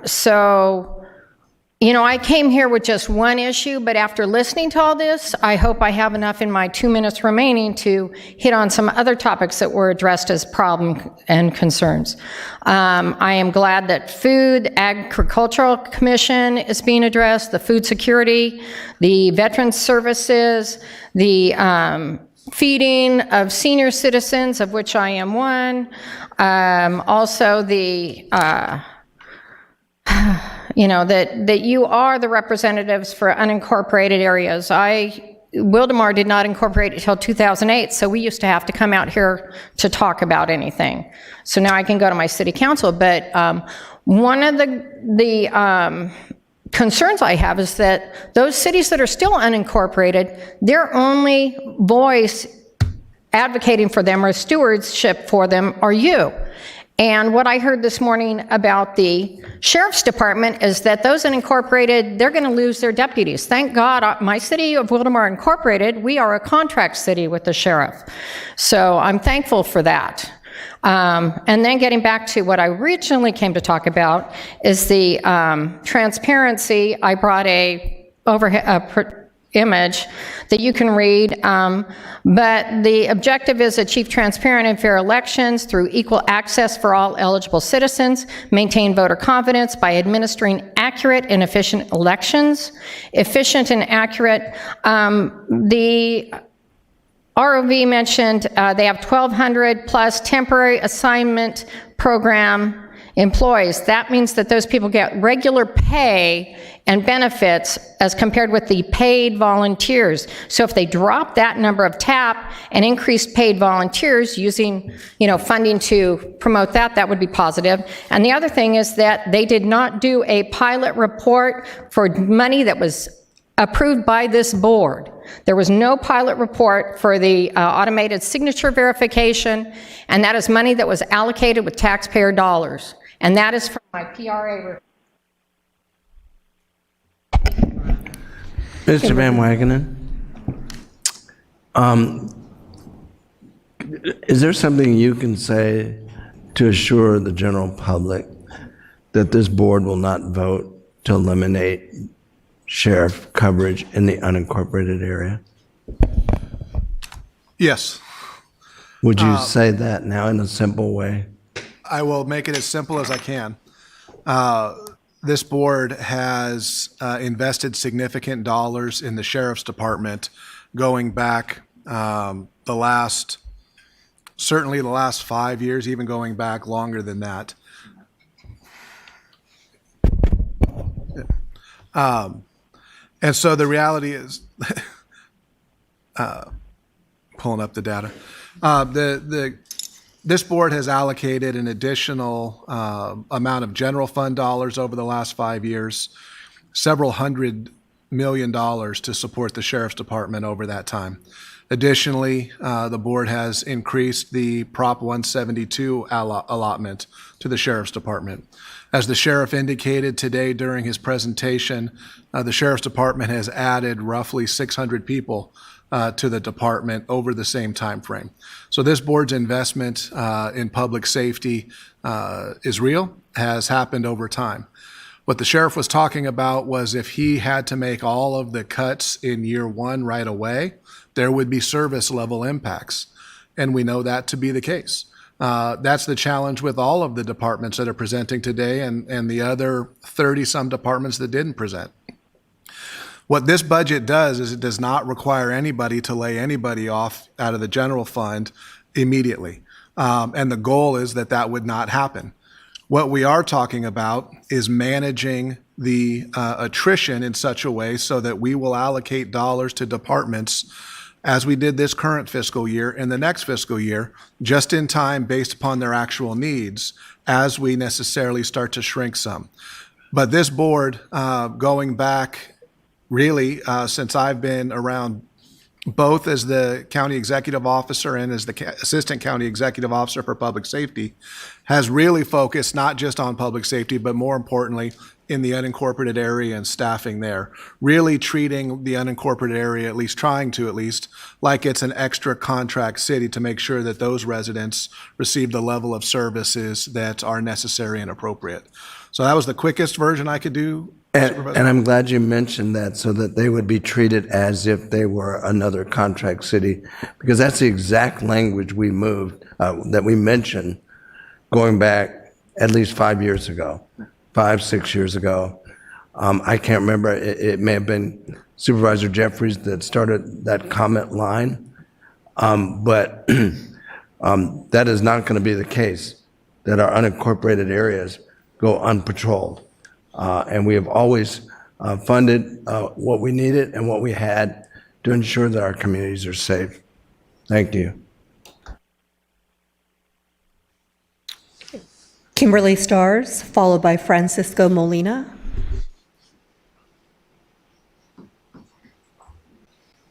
Good afternoon, Madam Chair, members of the Board of Supervisors. My name is Kimberly Stars. I'm the President and CEO of Inland SoCal United Way and 211 Plus. I'm here today to make a respectful request of this Board of Supervisors for continued funding for 211. 211 is the three-digit CPUC designated number for Health and Human Services. We're nationally accredited and we provide 24/7 service for Riverside County residents free of charge. We maintain a database of services available and we work in deep partnership with both county departments and nonprofit organizations to ensure that residents have services available to them to help navigate a complicated, often complicated web of services of support.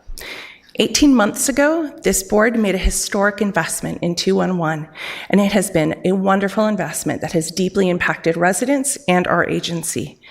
We've accomplished significant efficiencies, including dropping our wait time down to 1.9 minutes per call. We have 100% referrals for folks that we actually assess for whole person health score. And we have increased our partnerships with Riverside County residents to ensure people do not fall into cracks. We have continued to braid funding with other funding sources, including statewide requests with an assembly bill and also a federal funding bill request across the country. We are continuing to braid funding with the County of San Bernardino to leverage those efficiencies and to be able to do more with less. We currently have a statewide grant with the state of California for workforce development for on-the-job training, to have job seekers come in and get on-the-job training to learn how to re-enter the workforce via 211, and that does help our efficiencies as well. We have work-study partnerships with UCR along with MSW programs across the region. Our ask of you is that we continue funding at the current level for $600,000 for the next fiscal year. And that would ensure that nobody would fall between the cracks and that 211 would be able to continue to answer the call for help for Riverside County residents 24 hours a day, 7 days a week. We're also seeking your partnership for continued funding into the future of $1 million annually. This will ensure that Riverside County residents are able to get the help that they need and that we can continue the deep partnership with Riverside County currently to ensure that folks are able to navigate services. Thank you very much. Thank you. Francisco Molina, followed by Errol Koshowitz.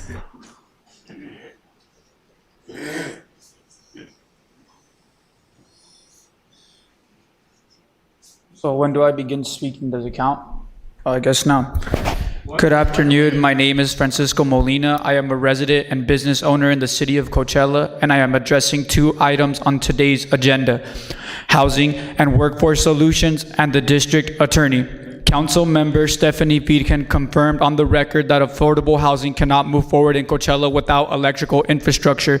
Coachella has RHNA obligations it cannot meet because control of that electrical infrastructure was handed to a private company through a 20-year exclusive agreement approved 4050 actually on February 11, 2026 under circumstances that my private investigation indicates may constitute collusion or gross negligence.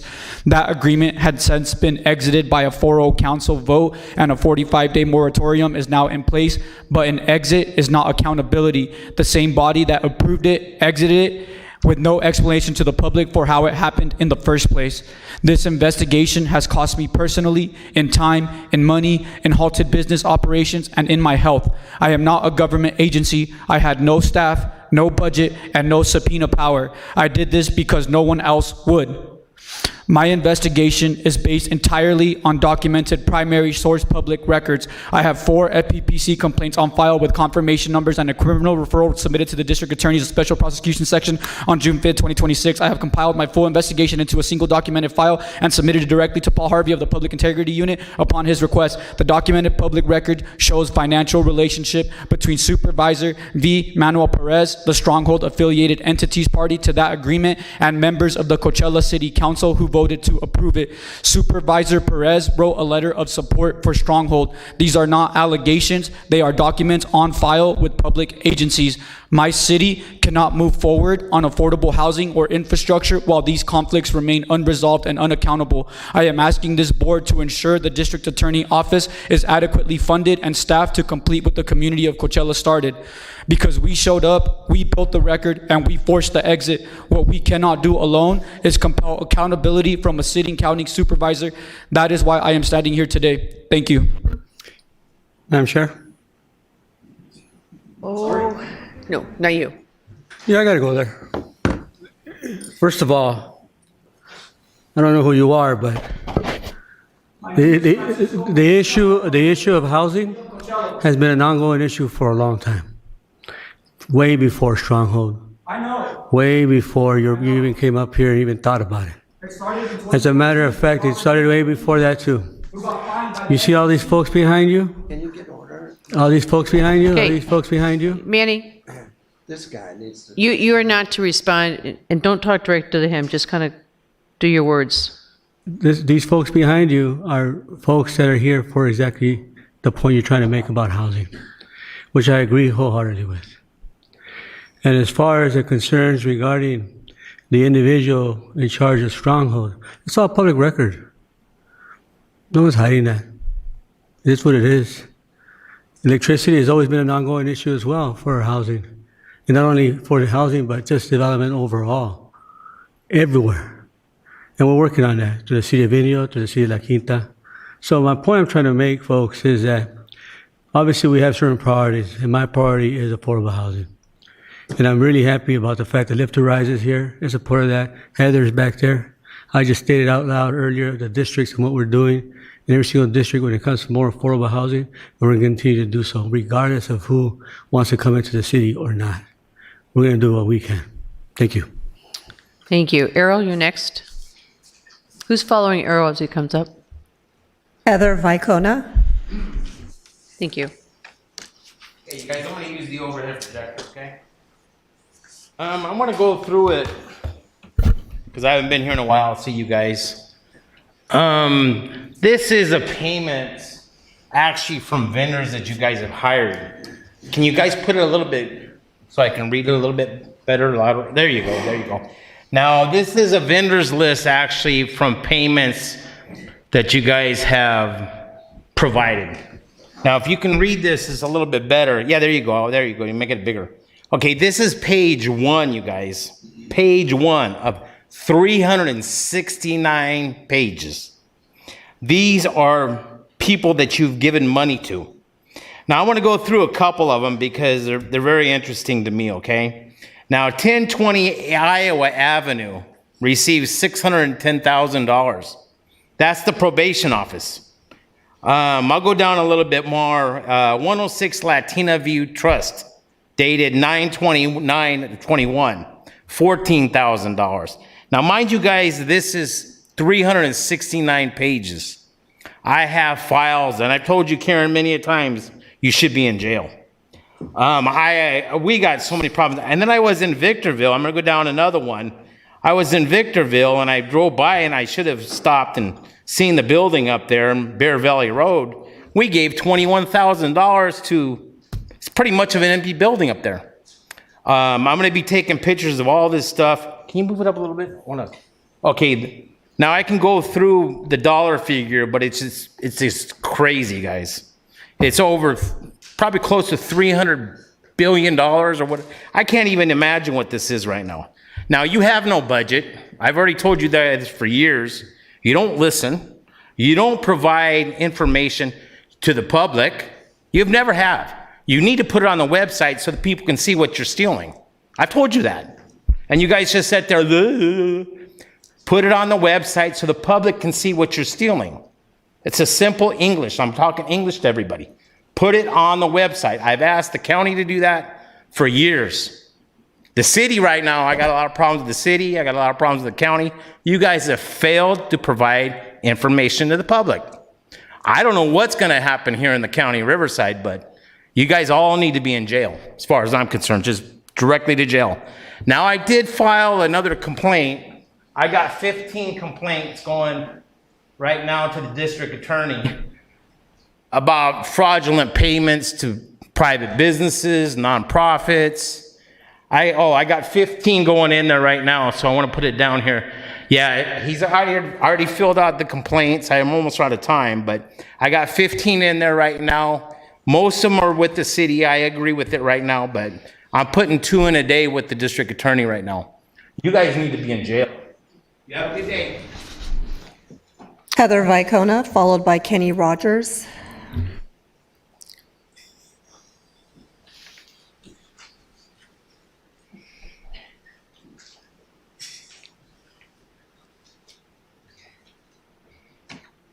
Good afternoon, Madam Chair and Supervisors. My name is Heather Vicona, and I'm the founder of Lift to Rise. I'm here today to respectfully request a request that we've submitted to each of you in your offices for $2.5 million from the Riverside County General Fund to continue scaling our housing affordability work across Riverside County. CEO Van Wagenen talked this morning about the county's tremendous growth. We are the fastest growing county in California, and we have a deficit of over 50,000 units.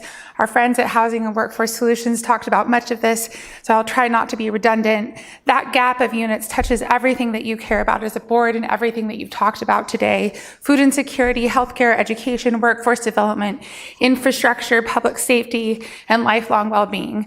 As you know, housing is the foundation. When it's unstable, everything becomes unstable. Often we're told that solving the housing crisis is impossible, and it's not. When we choose to work together, as we've done for almost a decade, the impossible becomes possible. This board made a bold bet on us last year when you invested $1 million to begin to expand our work countywide. That bet has paid off. We immediately deployed a loan of $1.5 million in District 3 to catalyze 214 units. Our investments get matched dollar for dollar and leveraged even more. We ranked first recently among more than 20 applicants for $5 million of SCAG funding for an extension of REAP 2.0, a 5-to-1 return in less than a year that we are first on deck for. What makes our partnership with HWS work is what we do is different but complementary. HWS brings the institutional authority and the large-scale investment capacity that only a county agency can provide. And we bring coalition and significant flexible financing that fills gaps, jumpstarts, and gets things done. Together, what we do, we multiply what the region can do. This work is not fast, it's not easy, and it's not cheap. To be direct, much more than what has been asked for today is needed to close the gap of 50,000 units. But we understand the environment and the position you are in, and we are asking for what will allow us to continue to expand across each of your districts to move the needle forward. We will work with whatever investment you can make in our work today and promise to pound the pavement as we always have and multiply that investment. Housing delivers results and return on investments and results in returns in the health, education, and lifelong outcomes of every person who calls this county home. Thank you. Thank you. Thanks, Heather. Thank you. Thank you all. Kenny Rogers, followed by Jose Garduño.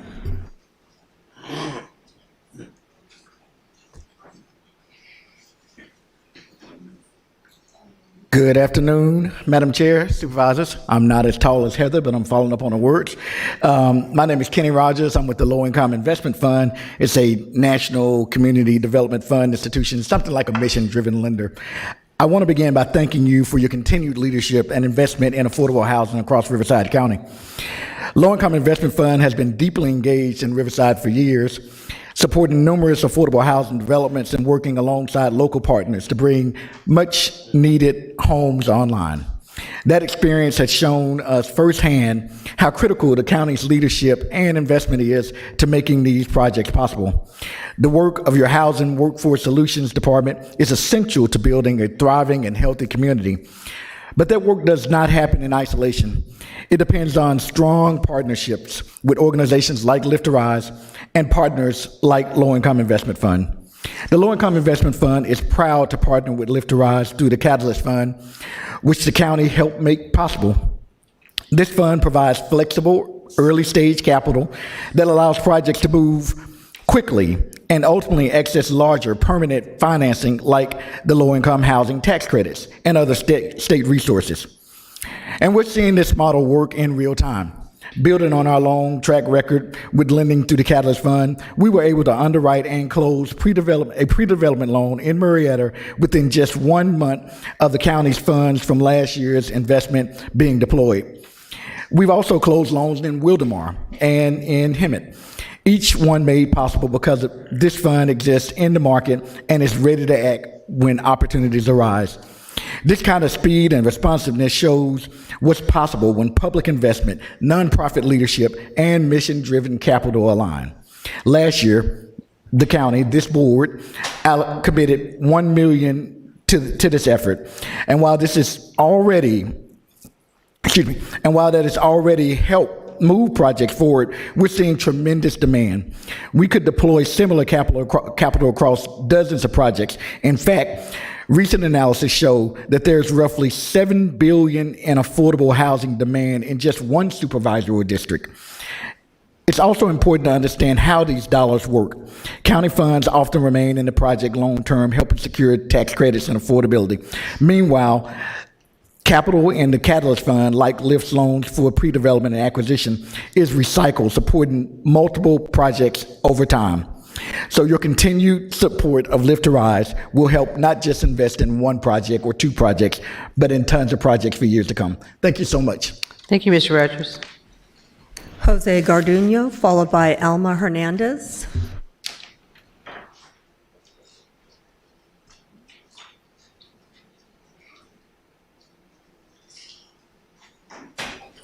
Buenas tardes. Para mí es un placer, señora presidenta, mesa de supervisores. Mi nombre es José Garduño. Good afternoon, Madam Chair, Tengo 36 años viviendo. honorable members of the board. My name is José Garduño. Jose Garduño. Tengo 36 años viviendo en el condado de Riverside. I've been living in the county of Riverside for 36 years. Y he mirado al correr del tiempo que hay familias que viven en un departamento o casa con niños que merecen una privacidad, Throughout the years, I've been able to observe many families that live in a small apartment and they deserve a house. Ellos necesitan vivir una vida sana. They deserve to live a healthy life. Compañeros de trabajo se han mirado la necesidad de pagar renta juntos con otras familias porque las rentas son demasiado caras. I've observed co-workers that have fallen into the need of sharing housing expenses with other families because housing is too expensive. Y hemos venido hasta aquí con ustedes hacia decirles que el trabajo que hace RivRise es excelente. So I have come here to say to you that the work that RivRise provides is excellent. Y venimos que en el condado de Riverside se expanden más viviendas. Venimos al condado de Riverside que se expandan más viviendas para nuestras familias. So we come to Riverside County because we want for housing to expand in this area for different families. Todos merecen un lugar justo y alegre para nuestras familias. Everyone deserves a fair place and happy place for their families. Muchas gracias por escucharnos y esperemos se pongan la mano en el corazón y miren que nuestras familias merecen vivir honestamente. Thank you very much for the opportunity. We hope that you are able to reach into the generosity of your hearts and see the needs that our families are in. Thank you. Thank you, Jose. Alma Hernandez, followed by Andrea Del Valle and Kate Haymaker.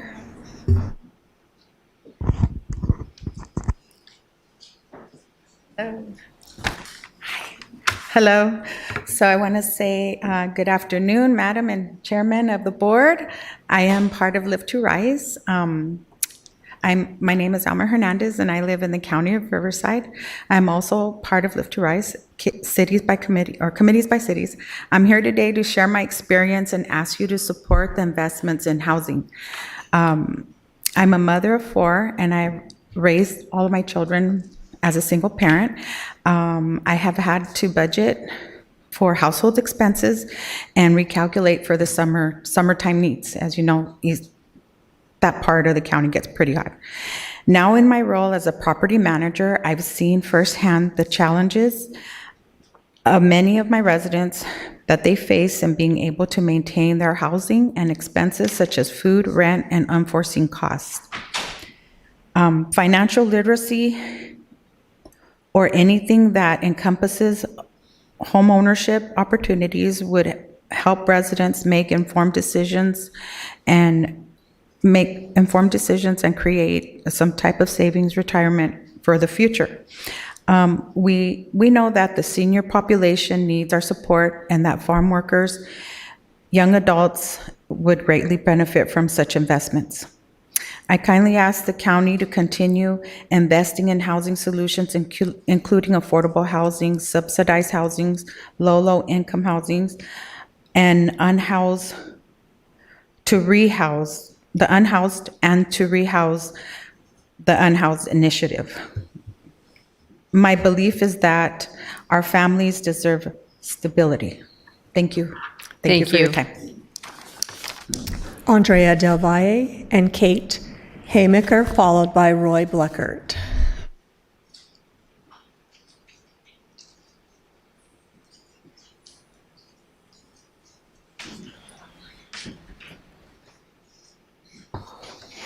Good afternoon, supervisors and staff. My name is Kate Haymaker. I'm the Executive Director for Consortium for Early Learning Services, and I'm here to talk about the other vulnerable population, children. Consortium for Early Learning Services has been offering services to Riverside County families and child care providers since 1982. I would like to introduce to you Andrea Del Valle. She has for the past year completed 2 critical studies. The first, a child care needs assessment of Riverside County, and the second, an economic study of the effects of child care on the economy. Thank you. Good afternoon, Madam Chair and supervisors and staff. Thank you for the opportunity to speak today. The Consortium for Early Learning Services has been partnering, working together with some of your departments, including First 5 Riverside, DPSS, CAP, RCOE for over 20 years, and working together in improving the quality childcare programs in this county, including expanding the childcare slots that is needed and helping with the EC workforce that is very needed in this county. Today, this work is more urgent than ever. According to our recent Early Care and Education Economic Benefit Study, there is a need for an additional 135,000 subsidized spaces in the county, and only 51% of children needing that subsidized space have only one space available. Furthermore, there are about 34,000 EC spaces shortage in the county, and this is a significant number. In addition, the EC employment workforce currently are underpaid compared to the living wages. A childcare worker makes an average of $19 an hour compared to a TK teacher that makes $42 an hour, causing this a shortage of EC workforce. We kindly ask for specific requests of $1.5 million from your Riverside discretionary budget to continue strengthening the childcare slots in our county and continuing to support the workforce. I am a perfect example of the support that the consortium has done throughout the years. I used to be a preschool teacher in this county, single mother of 4, and through the education of the stipend, I was able to get my bachelor's degree and leave the teaching into administration and now advocate for those teachers who are in the same situation as myself. I was able to purchase a house, purchase a home, provide a better economy for my family and myself, and so I truly believe in the Consortium for Early Learning Services as a nonprofit serving the EC sector. Thank you. You left a lot of information here. Thank you. Yes, there's a lot of data, reports, and there's more information on our website. And we've been meeting with your staff in the past 4 months, and I'm happy to provide a follow-up. Thank you. Thank you, Andrea. We're also going to make a request to come before the board with the results from the economic study, given that opportunity. Thank you. Roy Bleckert. And following are our 3 online speakers. First will be Greg Langworthy.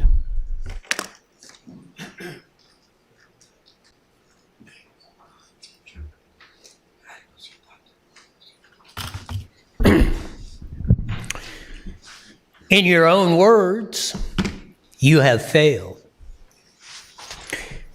You run with the rising cost, the ever-increasing demands you cannot meet. We now have a structural deficit in record numbers, $10.3 billion on a non-balanced budget. You cannot get the job done. In your own words, in your own report in the last meeting that went undisputed right here from this dais, you brought to Riverside County declining human capital and a poor outlook. Your words, your report. We apply the original GAN spending cuts just from 5 years ago. The taxpayers of Riverside County would be getting a $2.3 billion tax refund. That's $3,000 for every household. Yet, what is our outlook? Declining public safety. You cannot even open the Indio jail, the 3 floors. I've been up here for 8 years asking why. Pointing out, Chuck, that the emperor has no clothes. Sheriff Chad is much nicer than I am. But I've been up here 8 years saying, why isn't this done? And you know the budget's almost doubled from $5 to $10 billion and you can't get that done. Yet you say you're providing public safety, you're doing everything but. 11% for the roads. Look at the priorities. Only a third of this budget is the priorities of this community, per your survey from the very suspect UCR. Housing costs. We can deliver a studio apartment for $100K, yet you're charging $500,000. You think developers are stupid? You're giving them 3, 4, 5 times more for 20% of the work? You're sucking the life out of the people right behind me, as Mr. Perez, who said who left.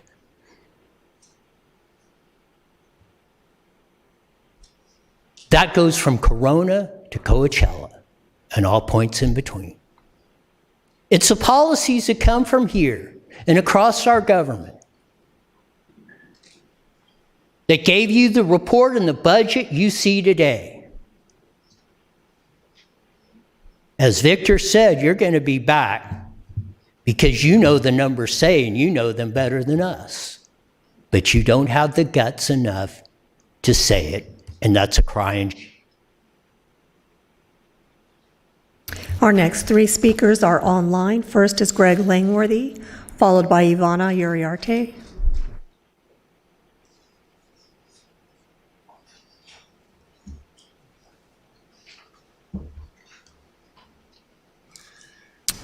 Callers online, just hit *6 on your phone to unmute yourself. Thank you.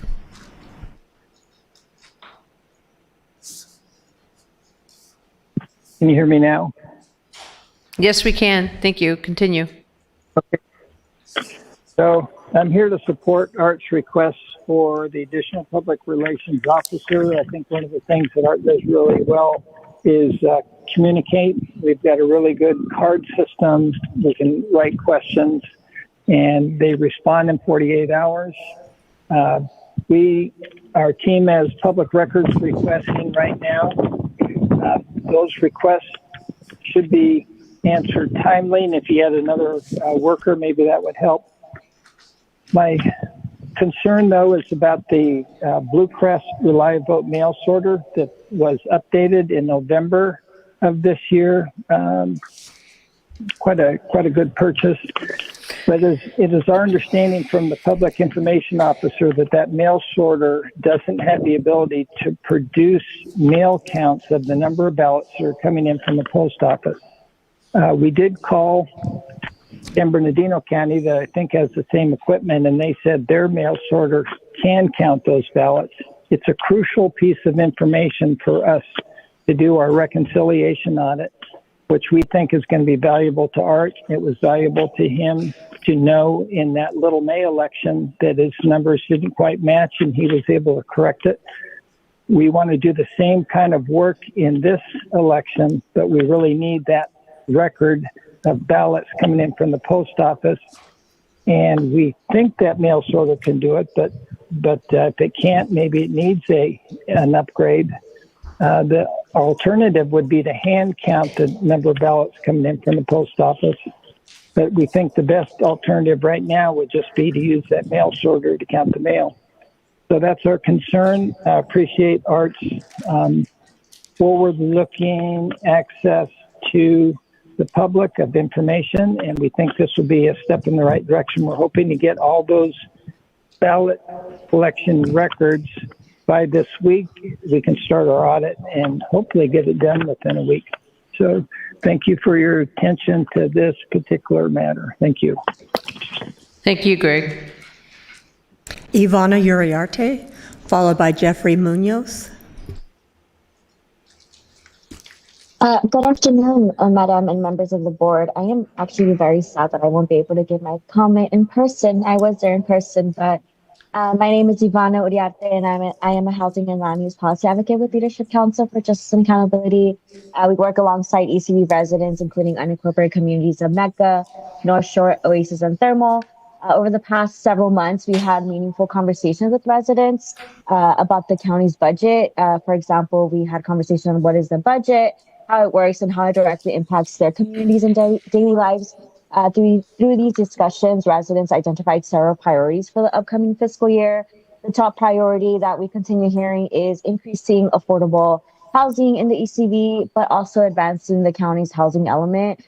This includes important programs such as H30, which is a first-time home buyer program, and H11, which supports the development of affordable housing for extremely low and lower income families. To move these priorities forward, we are requesting increasing discretionary funding for TMLA and HWS to support additional grant writing capacity and help secure outside funding opportunities. On May 21st of 2026, we did submit a letter alongside ECB residents that outlined these priorities. That letter was also supported by the Oasis and Thermal Community Council, which the council shared that they believe the proposed priorities represented a thoughtful and forward-looking approach to addressing longstanding community needs. And then just finally, I do want to highlight that another critical priority for unincorporated communities across Riverside County was increasing funding for the Unincorporated Communities Initiative Fund. We continue to hear about the challenges and barriers residents continue to face in unincorporated communities. And far too often, the response that residents continue to hear is that there's not enough funding available. So given that the proposed budget allocates $12.5 million to this fund, as we all know, divided into the 5 districts, it's $2.5 million per district. Although that does sound like a lot, it really is not. So given the scale of the need in unincorporated communities, we are respectfully requesting an additional $7.5 million investment in augmentation funds.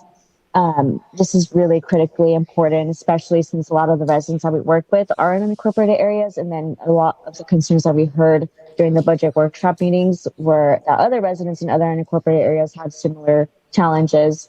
And then just lastly, I do want to acknowledge that some of the residents some residents who plan to provide public comment were unable to do so.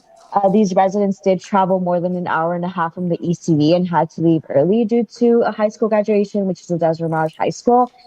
Next time, we really do hope that the county can provide an agenda beforehand and not the day of, especially when there is residents that do want to engage in this process. So thank you for your time and consideration. That was impressive. If you're still listening, you hit right on the second. You got your 3 minutes worth. Thank you. Jeffrey Munoz. Is Jeffrey in the audience? Okay, there are no further speakers. Okay. Yes, Supervisor Washington. Madam Chair, as you can see, Supervisor Perez had to leave. I think he had a doctor's appointment. Or something. And so I guess for me, feels like we need all of us, at least for any kind of big decisions about the budget. I don't know if you agree, but seems like in past years we've been able to at least give our CEO some direction on how to frame tomorrow's presentation. And I'm wondering if maybe he has been taking notes and could help us along. I'm just throwing out, otherwise we just sit here. If that is a request to recap. Yeah, that's it. That's what I'm looking for. Yeah.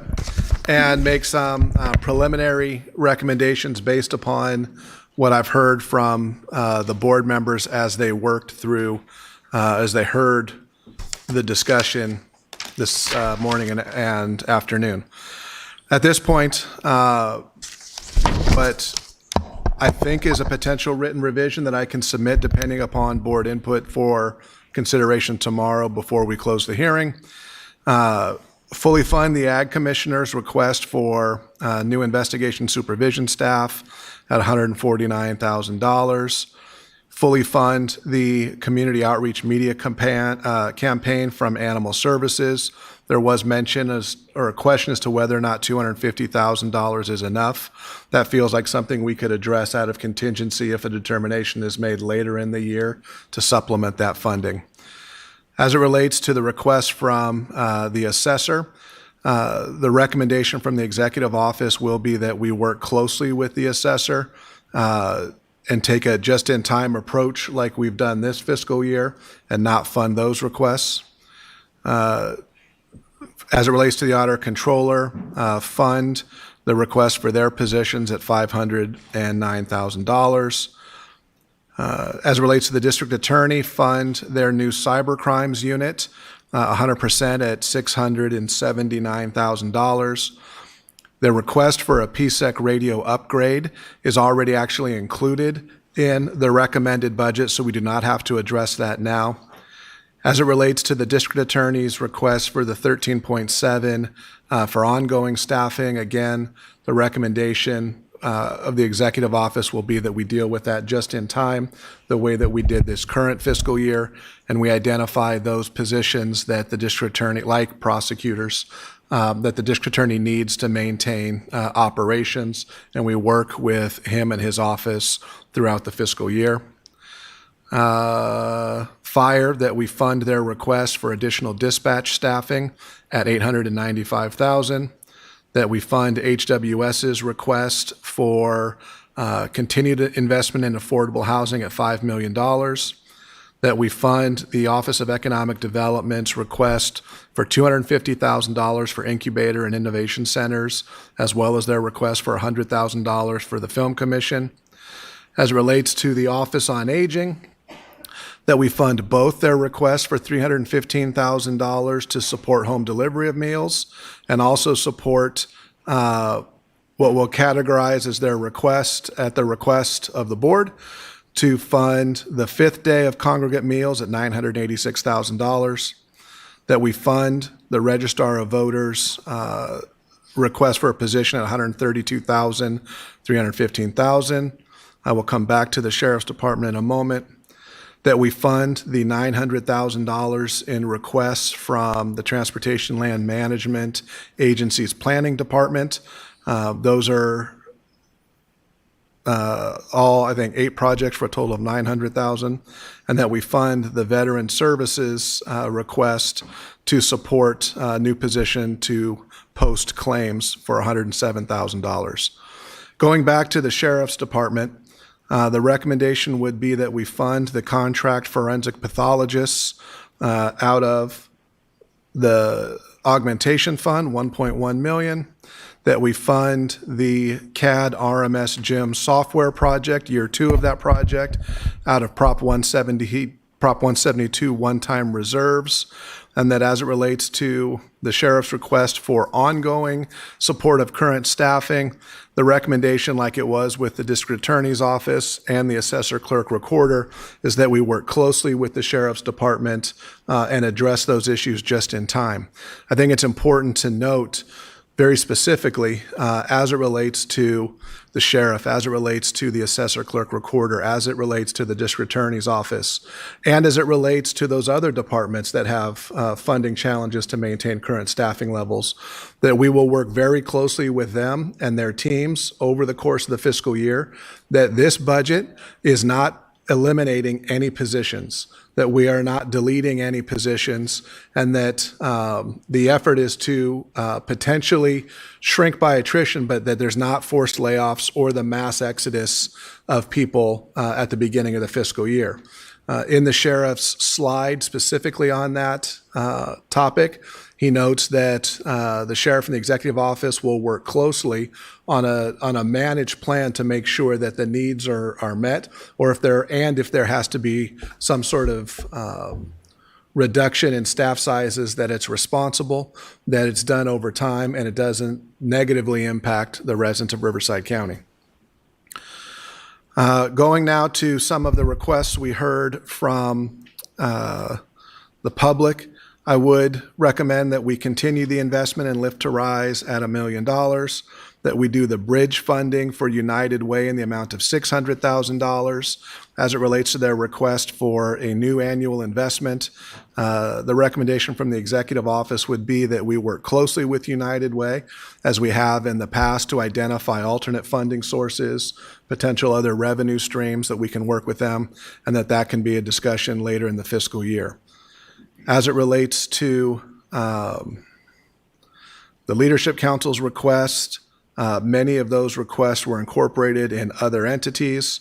The Child Care Consortium, we can have further ongoing discussions, but there's not a recommendation to fund that at this time. So what does that mean all told? That means that as I have just articulated, that the recommendation would be that we take 12.9, really $13 million out of the augmentation fund, leaving approximately $7 million left for the board to have further discussions, or that we could put that money into contingency as we did in the current fiscal year to address needs as they arise and to assist us with the just-in-time obligations. And it also includes the $7.4 million out of Prop 172 reserves. So that's what we heard. Were those two different? Two different You said buckets. $7 million for contingency and then another 7.4 out of Prop 172? Correct. So 14.2 to I'm sorry. address just in time? No, I'm sorry. So it would be 13 million out of augmentation fund as described. Yeah, I got that part. Plus the 7.4 million out of Prop 172 reserves, which is a different bucket. Yeah. Then back to the augmentation fund. If we program $13 million out of the $20 million, that leaves the $7 million remaining. But that could be used for just in time. That could be used for contingency. However, for later. Save it for a rainy day. So that's the recap, Supervisor Washington. Hopefully that's what you were looking for. Yes, you covered it well. Thank you. And I got like 93% of it. I want to figure out the other 7 that I didn't get. The 172 from the district attorney for the PSEC radios, that's going to be the Prop 172? That's already in the recommended budget. Oh, in the budget. So we do not have to address that one. The district attorney, I think, just wanted to highlight that for the board, that was an investment already included. And Office of Aging, we had the 315, but we added the other The 966 or whatever it was. 986, yes. Okay. And then on the back, you mentioned United Way for the 600,000. That's correct. 600 United Way, and I don't know if Kim's still here. She can give me the thumbs up or the thumbs down. She was United Way requested 1.6 million. The recommendation is that we fund that 600, which is the bridge housing, or not bridge housing, the bridge funding, and that as it relates to the $1 million, that we continue to work with them and identify what that need is and if there's any alternate funding sources. And then specifically on Lift to Rise, you said 1.5 million, but they have several other amounts. I said 1 million, but we can certainly up that up to 1.5 if that's the request. I think that would be specifically for the Catalyst Fund. Okay, but the other ones were not at this time. Okay, so let's keep the 1.5 then. And that was for what again? Lift to Rise, the Catalyst Fund. Okay. And then the other 2 that are listed were just not going, or the other one is with the Palm Springs Navigation Center. Yeah, Palm Springs submitted a letter previously. I will share that Supervisor Perez and his team and I met with the Palm Springs team about that topic, and there's work to do before that can come forward. And we're going to work with Leadership Council later. Well, I think Leadership Council's efforts are reflected in the funding for HWS and Lift to Rise. I think it's also reflected in their request to implement the housing element program. That's part of what Rania and John's team are seeking those funds for as part of the implementation. Mr. Medina, do you have any questions? I don't. Mr. Gutierrez. Okay, so basically you'll kind of clean this up like you did already, and then but nice in the nice little page. He And wants then- his sandbox cleaned up. Sandbox. I will prepare both a sandbox as well as what's necessary for the clerk of the board is a written revision for tomorrow that reflects that. If that ultimately is something that the board supports, we would file that before the hearing is closed, and then we would close the hearing and vote. Tomorrow. Tomorrow. Okay. So tomorrow we wouldn't hear, so it would just be basically the regular board meeting. Then after that, in our deliberation, we just approve that, what you're saying? Or Well, fingers crossed. But ultimately, what would come back is the hearing remains open. If there's anything else that any of the board members think of overnight, certainly can. Careful what you say. I know. But certainly can reach out. We can do that, but I would submit a written revision tomorrow for the board's deliberation discussion. If it's acceptable, we would then close the hearing and then approve the recommended budget as revised in writing, and then schedule the adoption June 23rd. But it would be, I think we've scheduled tomorrow at a time certain. I think that's at 1 o'clock tomorrow afternoon. Got it. Thank you, sir.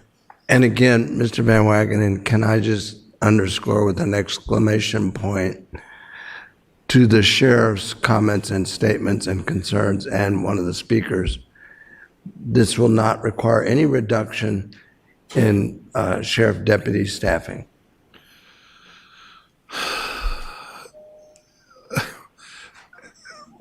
It's difficult to say as black and white as that. The reality is this budget does not give all of the funding that the sheriff says he needs. Right. This, what the recommended budget and the strategy of working with a maximum fill rate and just in time is to try and manage both the staffing and the need for funding to make sure that the needs of the community are met.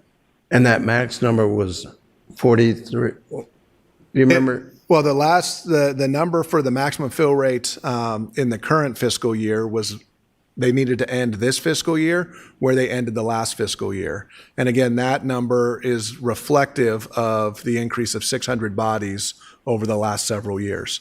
In terms of the maximum fill rate, that is something that we're going to have to work closely with the sheriff, the undersheriff, and his team.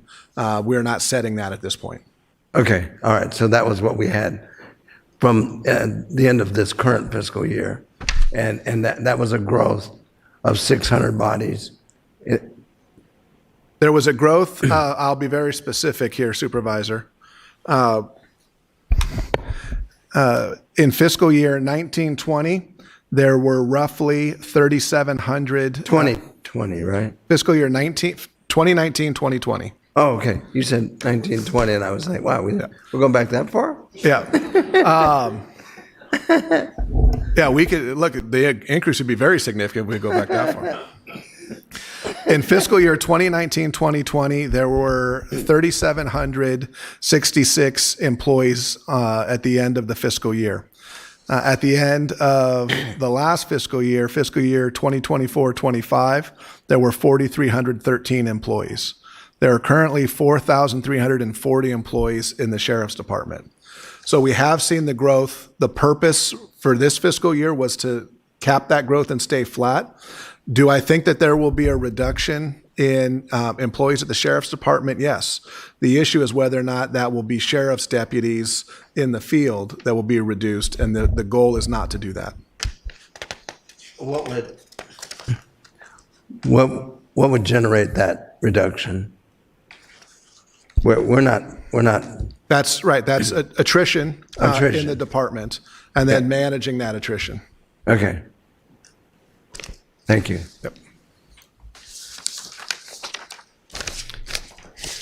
Go ahead. I just wanted to just reemphasize a little bit what Supervisor Washington mentioned in EO's office as well.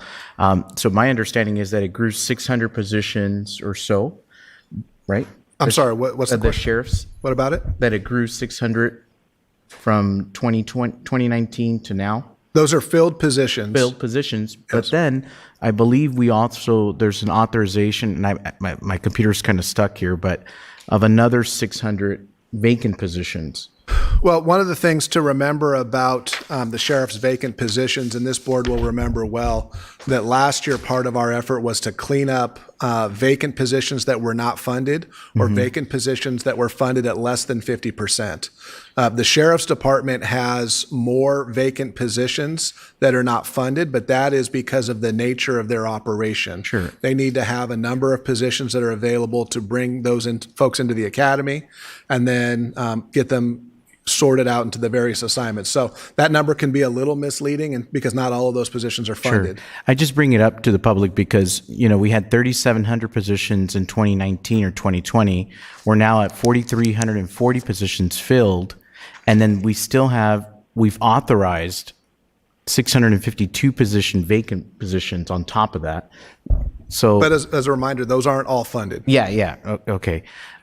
So I just think that through attrition and through working with your office, the sheriff, and you guys can figure out, you know, because I really don't see, at least I'd have to meet with them one-on-one because I don't see how we would be reducing positions or anything like that. So that's it. Okay, any final words? We are adjourned till tomorrow morning. The public hearing is still open till tomorrow. Have a good evening.